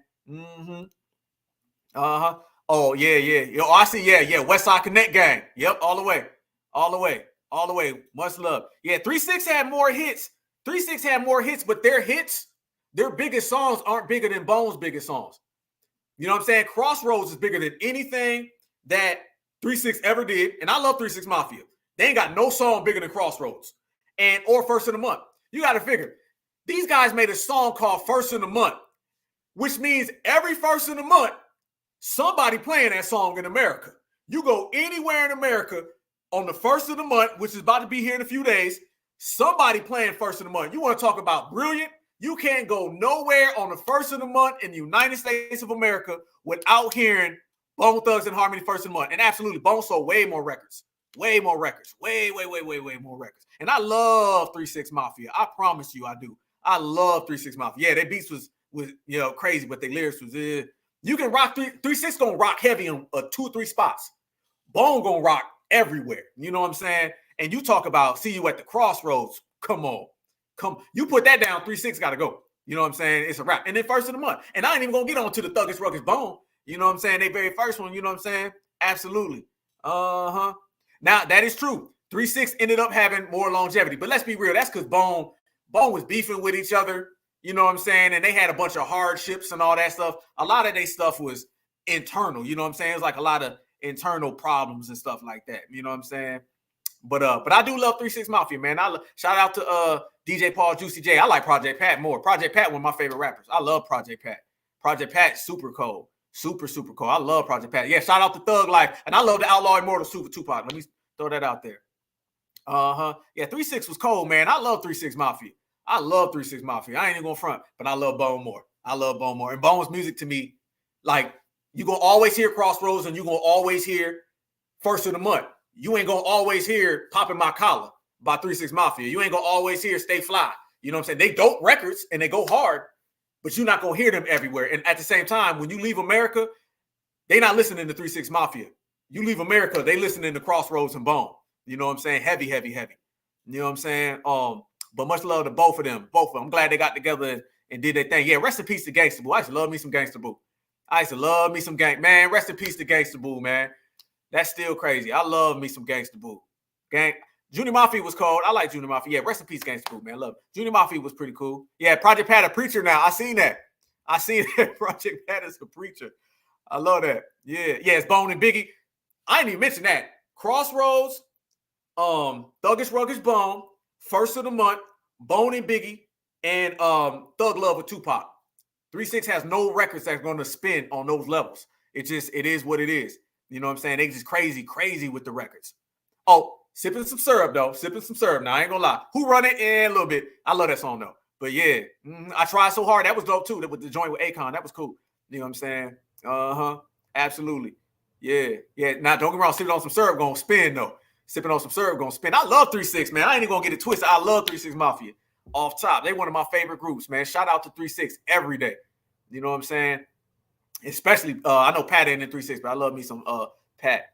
Outlaws, Baby Don't Cry. I love that song. I love the video too. I love the video how they trying to play that girl and dude snatch the dude up and slam him and stuff, man. I love that. Hold on, let me send this. It ain't send it. Hold on. Y'all got me going on a whole nother direction. Hold up. Yeah, Outkast. I love Outkast. Outkast #1. Tear the club up, go hard. But they ain't listening to Tear the Club Up in Sioux City, Iowa. They not listening to Tear the Club Up, you know what I'm saying, all over. No Limit Records. I love No Limit when it came out. No Limit was cold. I like that Late Night Tip. I See You Too. My favorite 3 6 Mafia song, though, is Who Run It. I love that song. Now, I'm going to tell you right now, Bone ain't got nothing messing with that. You know, on a club record. You know what I'm saying? They got other songs that are heavier, but Chamillionaire. Yeah, Chamillionaire was cool. Yeah, Chamillionaire was cool. Yeah, that Bone and Biggie. This Bone and Biggie. Oh, come on. That was just crazy. All right, here we go. We about to get it now. Let me get this poll right. We got so many icons, though, family. We got so many icons in this movement, y'all. For the love of money. Woo. For the love of money. All right, let's get it.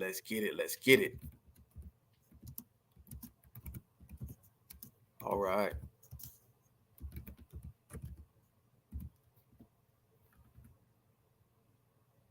Yeah, rest in peace to Pimp C too, man.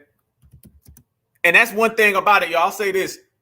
3 6 Mafia, legends. Bone Thugs, legends. UGK, 8 Ball, MJG, legends. All them cats was like legends, yo. Every last one of them. We got so many icons. People didn't realize how good they had it, when that music was out, y'all. People did not realize how good they had it. All right. There we go. Everybody was a legend. It's like you didn't want to listen to one legend, you can go listen to the other one. All right, here we go.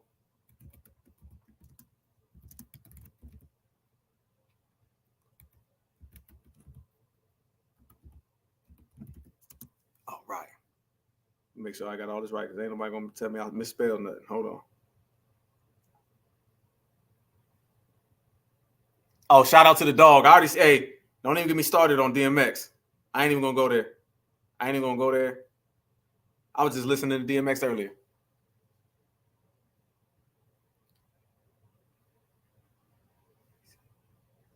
Okay, hold on. There you go then. All right, got it. It's telling me that it's spelled wrong, but it ain't. Yeah, don't get me started on DMX, y'all.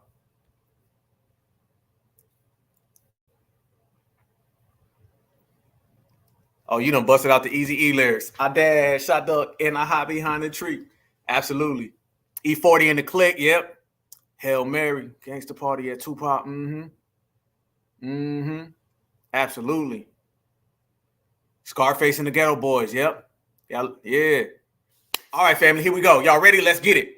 This is for the family. Y'all chose this one right here, y'all. And I'm going to sit back and I'm going to let y'all go at it because we got some real devoted fans in the building tonight of both of these distinguished groups. And the $1 million question to the fam is, you are on an island. You can listen to one group, and these are your two options. Is it Jodeci? Is it Boys to Men? And we going to let the certifieds solve the question. Let's see what it is. Boys to Men about to lose. Uh-oh. Boy, them fan bases ain't no joke. Damn. Jodeci all day over here. I see you, family. Jodeci. Let's see. Let's look at the early poll results. Let's see what the early poll results are saying. Oh, Boys and Men, you losing. Oh, the Boys and Men fans come. Boys and Men, y'all was talking. You was talking at Boys and Men. We need to see that. The poll numbers ain't showing what I was hearing about Boys and Men. Uh-oh. You ain't lying, Stephanie. The polls have spoken. Damn. Come on, Boys and Men. You got to get a shot off real quick. You got to get one in real quick. Damn, you got to get one off because it ain't looking too good. This is starting to look like Mariah and Whitney. This is about up that alley. This is starting to look like a straight up wash. Oh, no. Oh, no, we can't have that. Jodeci.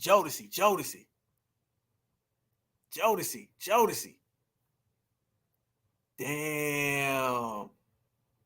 Oh, I clicked Jodeci so fast. I ain't mad at you.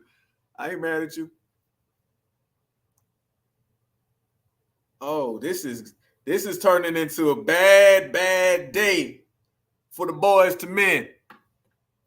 Oh, Jodeci. The Jodeci fans. Who got the what's your favorite Jodeci song and what's your favorite Boys to Men song? What's your favorite on each side? We got the Jodeci fans in here. Tell me your favorite Jodeci song. What do you like the most? What's your favorite Jodeci record? And then tell me what your favorite Boys to Men record is. I need to know both sides of that. I need to know both sides. It's one thing to have them. It's another thing. Oh. We say Boys and Men to sing Jodeci into the ground. Calling out Jodeci.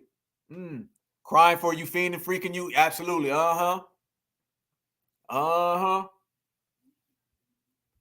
Real talk. Okay. Jodeci. Okay. Damn. Oh, damn, boy. You said Boys to Men and Jagged Edges more of a fair fight. You done put them down on Jagged Edges level. That's funny. Forever My Lady. Yeah, cold.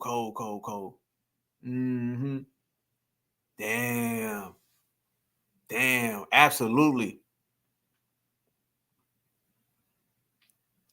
Damn. This ain't even a battle right now. 74-26? Really though? Damn.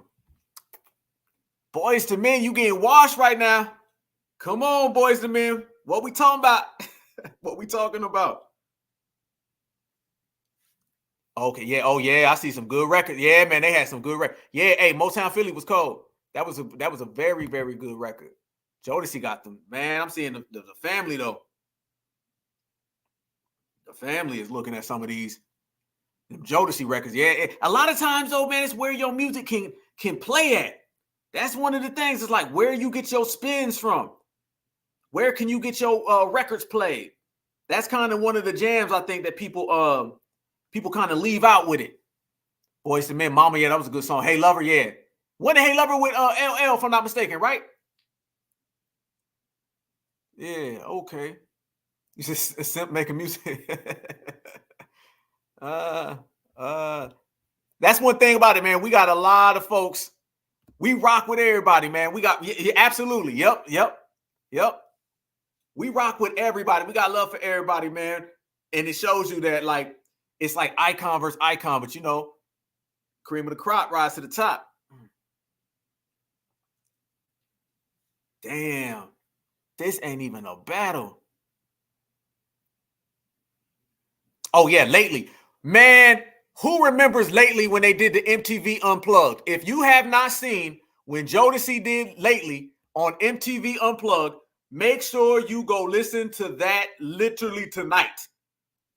That was one of the best renditions I ever seen of that song. They killed that song. Damn, that was a good record. I'm going to have to go listen to that tonight. I'm going to have to go listen to that. Yeah, Cry For You. Oh, I see MC Lyte versus Queen Latifah. I'm going with Queen Latifah on that one. I'm going with Queen.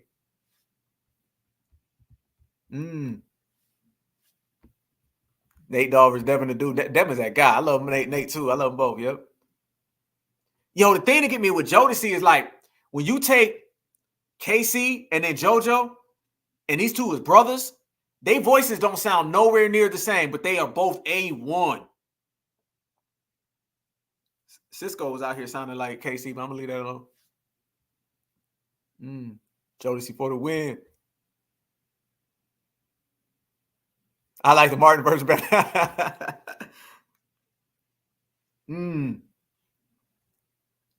Yeah, I remember that. Yep. Martin, you ain't lying. Damn, a lot of them freaking you. I'm seeing a lot. They was young. A lot of people don't be knowing, man. Like Jodeci, when they first came out, they was young as hell. They were young. They weren't old dudes like that at all. It's just folks was a lot mature back then. It wasn't this little John and little homie and little dog and all that. They was young folks. Carolina, stand up. Yeah, what do you say? Cisco was whining too much. That's another thing. Black folks, man, we gonna rock with you for a minute, man. When your music get to whining a little too much now, it's gonna turn a lot of black folks off. Yeah, Toss It Up with Pac. Man, I still feel that had Pac lived, that song was gonna be one of his, even though that they ended up making that video actually. But yeah, Toss It Up. Oh, that song is crazy. Yeah. Oh, How Do You Want It too? Yep. How Do You Want It? And Toss Tupac and Casey and JoJo, or just Jodeci in general, because they all did the records together. That was a whole Jodeci record. Tupac did some good stuff with them, yo. How Do You Want It is one of Tupac's best records. Yeah, they was like 18, 19 years old. Yeah. Thank you, my sister. They were 18, 19 years old. Everybody swears that they were so like old. They were not old at all. They just back then, cats would be young and look old. But yeah, they used to conduct themselves like that. They were super solid. They used to Drew Hill with the fake Jodeci. Yeah. Absolutely. Okay, so we 76. It's like 76-24. Oh, it's a wrap. It's a wrap. We gonna have to go ahead and call this one off, yo. We gonna have to go ahead and get this one to Jodeci. They won by a margin. Yeah, right, Gene. You right, bro. Yep. Yeah, absolutely. They were being grown. Unlike all these folks nowadays that they be grown teenagers. Absolutely. Okay, so we're gonna call that one a wrap. Let's see where we at. Jodeci 75, Boyz II Men 25. Boyz II Men, you have just got sunned by Jodeci.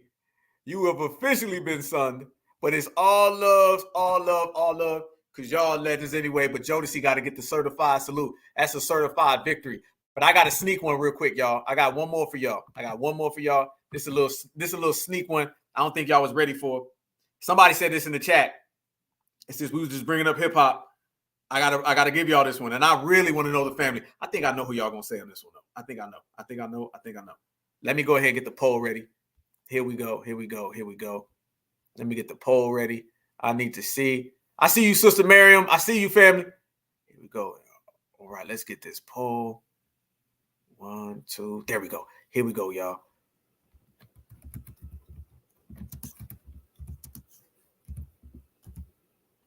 This is my These dudes actually, this is a rap one right here, y'all. These dudes actually had a little battle, you know what I'm saying? And it turned out, you know what I'm saying, interesting for one of the parties. If this low, come on, any day. Okay, any day, any day. There they go. Yes, yes, that part. That part. Oh, Keith Sweat, Jared Levert, that'd be cold. That'd be real cold. All right. I'm gonna see. I'm see how many I know we got some hip hop. We got some hip hop fans in here tonight. We did what? 3 R&Bs. We haven't did any hip hop. We discussed hip hop, but we gotta get one hip hop up in here. And this is gonna be a very interesting one. I think I know who y'all gonna choose, though. I think I got a pretty good answer if it ever loads. Okay, any day. I got a pretty good idea who y'all gonna pick. A lot of this stuff is who like the like who's beloved, who the people love. You know what I'm saying? Like some people are liked and some people are beloved. So we're gonna talk about the ones right here who are out there. Okay. Let's see what we got. You said Casey just sounded too old. Snoop Dogg. Shout out to Snoop. Shout out to Snoop. But Snoop came out, man. Woo. UGK. Ooh, UGK versus 8 Ball and MJD. That, man, we might be all night with that one. Woo. Oh, man, that's phenomenal. Trina or Eve. Okay, yeah, there. Oh.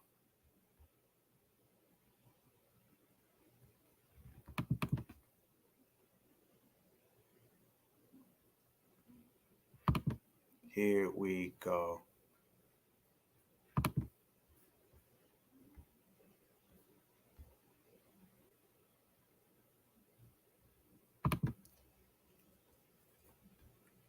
This one right here.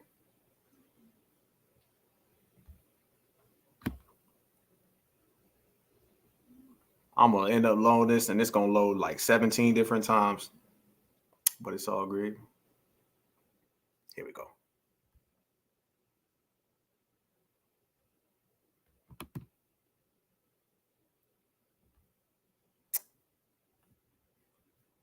Y'all bear with me right here. Foxy Brown and Lil' Kim.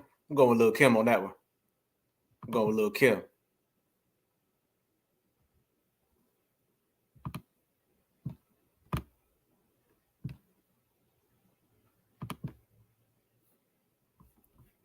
This is what we do. Let me put y'all up real quick. Let y'all see that we in here deep.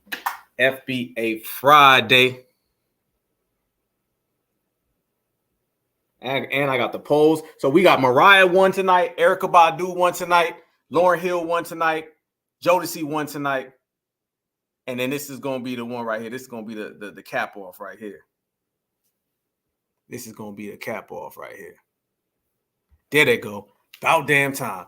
All right, y'all. $1 million question to the fam. I need to know who are y'all picking right here. Go ahead and check out the poll. It is officially up. Who are you picking between ATL, T.I. versus Luda? There they go. Who the fam picking right there? Let's go there. Let's go there. Let's go there. Let's go there. Somebody said this in the chat and it rang a bell, y'all. And I was like, oh, absolutely.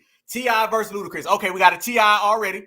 Uh-huh. Oh, yeah, you're right. Whitney won over Mariah. Did I say Mariah won? Yeah, Whitney won. Yep, absolutely. Yeah. Did I say Mariah? Oh, I'm sorry. Hell no. Damn, hell no. Sorry. Mariah, you got served.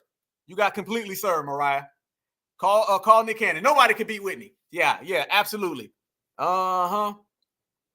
This gonna be a good one. This gonna be a good one. This gonna be a good one right here. Let me see what the polls are saying, though. Oh, it's going. Damn. Y'all always, it's like always the same margin. It's always the same margin. Damn. Okay. Luda. T.I., come on, bro. You're looking like your son right now. You're going to have to call Tiny. You're going to have to call Tiny up, homie. Damn. Oh, I don't know. Tell T.I. coming back a little bit 60-40. I'll be that name Luda. Oh. Damn. T.I. a little bit. Uh-oh. T.I., man, that man. Now, mind you, they kind of had a low-key, like a little shadow battle, though.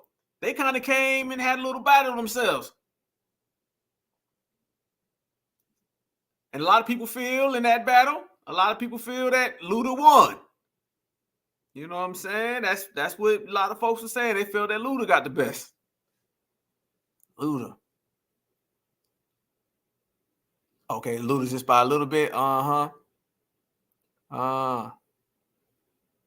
Damn. It's good. Let me look at these poll numbers right here. Damn, it's starting. This is a little close. It ain't. It's closer than the others.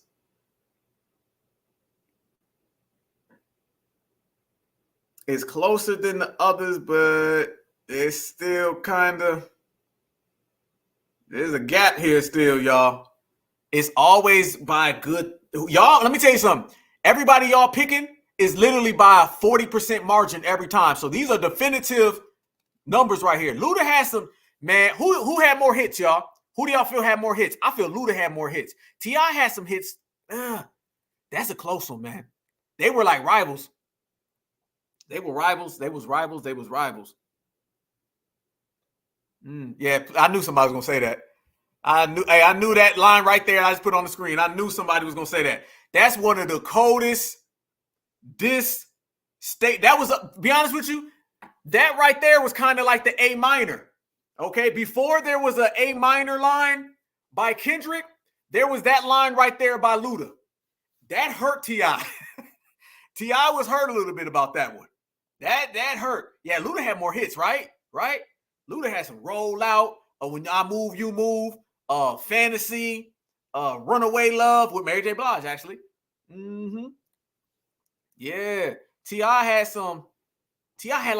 like Rubber Band Man, What They Know About That, 24s, Whatever You Like. Man, these are some heavyweights, y'all. Man, shout out, man. Music was good as hell back then. Yeah. Luda had more hits. Yeah, okay. Yeah, Luda did have them club bangers, boy. That Stand Up, that was cold. Oh, and then Move, yeah. Does T.I. got a better song than Move, Get Out the Way? I don't know if he got a better song and I like some of T.I. stuff. But Move, Get Out the Way. Woo. That was a classic. My brother said he can't even pick one. Yeah, Luda has, man. And Luda got a lot of songs that he has levels of hits. This is why you know you big when you got level hits. Like he's got his top tier, then he's got his second tier, and he's got his third tier. Luda had a lot of hits that were like middle and in between. T.I. had like street records and either street records or not. I ain't gonna lie, ASAP by T.I. go hard though. Ain't nobody messing with Dr. Dre. I gotta go Dre. I see a couple Dr. Dre's come up. Dre's a problem. I don't know. That'd be a good one. Yeah. When I Move, You Move. That was cold. What was old girl, man? Was it Shauna? Shout out to Chicago. Much love to Chi-Town. Yeah. Oh, Sierra and Luda. Woo, that was cold when that came out. That was Luda destroyed that verse. That verse was insane. Oh, we got the T.I. fans in here. Uh-oh. I ain't gonna lie. Yeah. Dope Boy, yeah. Hey, y'all remember you remember Dope Boy Fresh? That song was cold. Man, let me tell you something. Being a teenager, growing up in Georgia, man, both of these guys was heavy. Both of these this is my state, so much love. Growing up in Georgia, it was something serious down here. Yeah, just like that. Yep. Bring them out. Much love. Respect to your sister, family. Much love. Blessings. Much love. Much love and respect. Beautiful records, fam. Man, we had some legends back then, y'all. Wherever you wanted to go, wherever you wanted to go. He said T.I. changed his name after that. Yeah, whatever you like. Yeah, live your life. That was big, right? Yeah, dope boys in the trap. Yeah, man, T.I. boy. Well, I remember, man, being a little young Georgia brother when Rubber Band Man came out. Yeah, that was crazy. Oh, Be Easy was cold too. Be Easy was. I see you, Sister Miriam, certified, sister. East Side all day, sister. I see you. Much love to Atlanta, ATL. Much love, A-Town. Yeah. Okay. Yeah, man, they put out some super heavyweights. You know, Luda originally from Chicago. Luda, he blew up in Atlanta. Luda from Chi-Town. Luda from Chicago. Luda is from Chicago. Even though he like really blew up, you know what I'm saying, Atlanta. Yeah, Splash Waterfalls. That was what I'm saying. He had like second tier hits. Like even if he didn't have these huge songs where he had real big songs. And then he even had like another set that was crazy. You know what I'm saying? But yeah, crazy. Atlanta came with so many.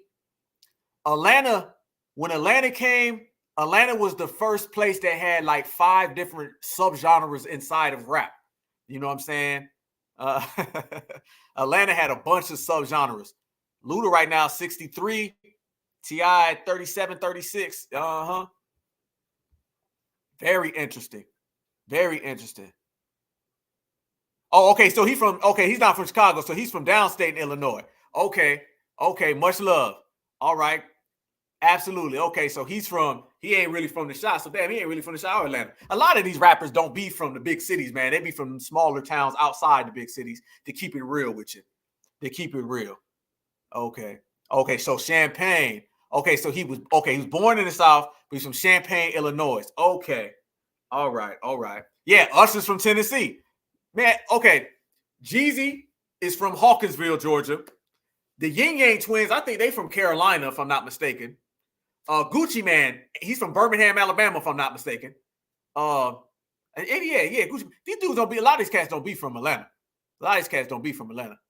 Okay, so Luda's born. Okay, so Luda's was okay. Oh, so he was born in Champaign.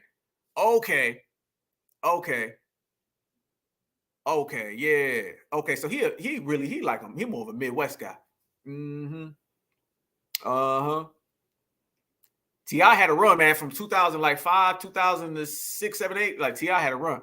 Okay, yeah, man. A lot of them dudes don't be from Atlanta originally. There's only a few of them who are really from Atlanta. Atlanta brings in a lot of imports and stuff. A lot of folks that really ain't from the A, and they go there. Yeah. Oh, is Jeezy from South Carolina? I think Jeezy. I know he's got people heavy in Hawkinsville. I think he might be like originally from South Carolina, but he's from Hawkinsville. That's why when Gucci was getting on him, Gucci's like, you from Hawkinsville. Remember? Gucci was getting on him. Yeah, okay. That's where Gucci from. All right. Yeah, I knew Gucci wasn't from Atlanta. Okay. Facts. Absolutely. Good night, sister. Good night. Stay safe, sister. Much love and respect. Catch you next Tuesday and catch you on Friday. Much respect, sister. Certified. Yeah, Lovers and Friends was crazy. That was a big hit. Yeah, they had something with that. That was big music. Yeah, I rock with Yo Gotti and Gucci. That'd be a good one. We're going to have to do that. Matter of fact, we're going to have to do the Gucci, the G. Hey, we're going to have to do a couple of these cats who actually had battles and just pull it out and just let it be known. Yo, Big Kurt go hard. Yep, you absolutely right. Absolutely right, Gene. Yes, Luda done got him in the polls, man. We're going to have to go ahead and get that one all the way up. That's Luda right there. Urban Legend King, Paper Trail. Yep, he had some joints, man. He did. Rick Ross versus E40. Rick Ross got the lyrics. I love me some E4 older, man. I love E4. Tell me when to go. Absolutely. Yeah. Oh, man, that Luda and Sierra was dangerous. They did a couple joints, but that first one that I think was called Luda. Whew. We still got the T.I. riders though. Okay. So let me go ahead and look at the polls right here, y'all. We're gonna go ahead and so it's been 8 minutes. and it's 61-39. So T.I. started kind of making a little push. He started making a little push. Oh, okay. Oh, Rose from he from Mississippi. All right, man. Yeah, a lot of these people be from like Exhibit, the rapper Exhibit, man. Exhibit from he from like New Mexico. He ain't from L.A. Hell no.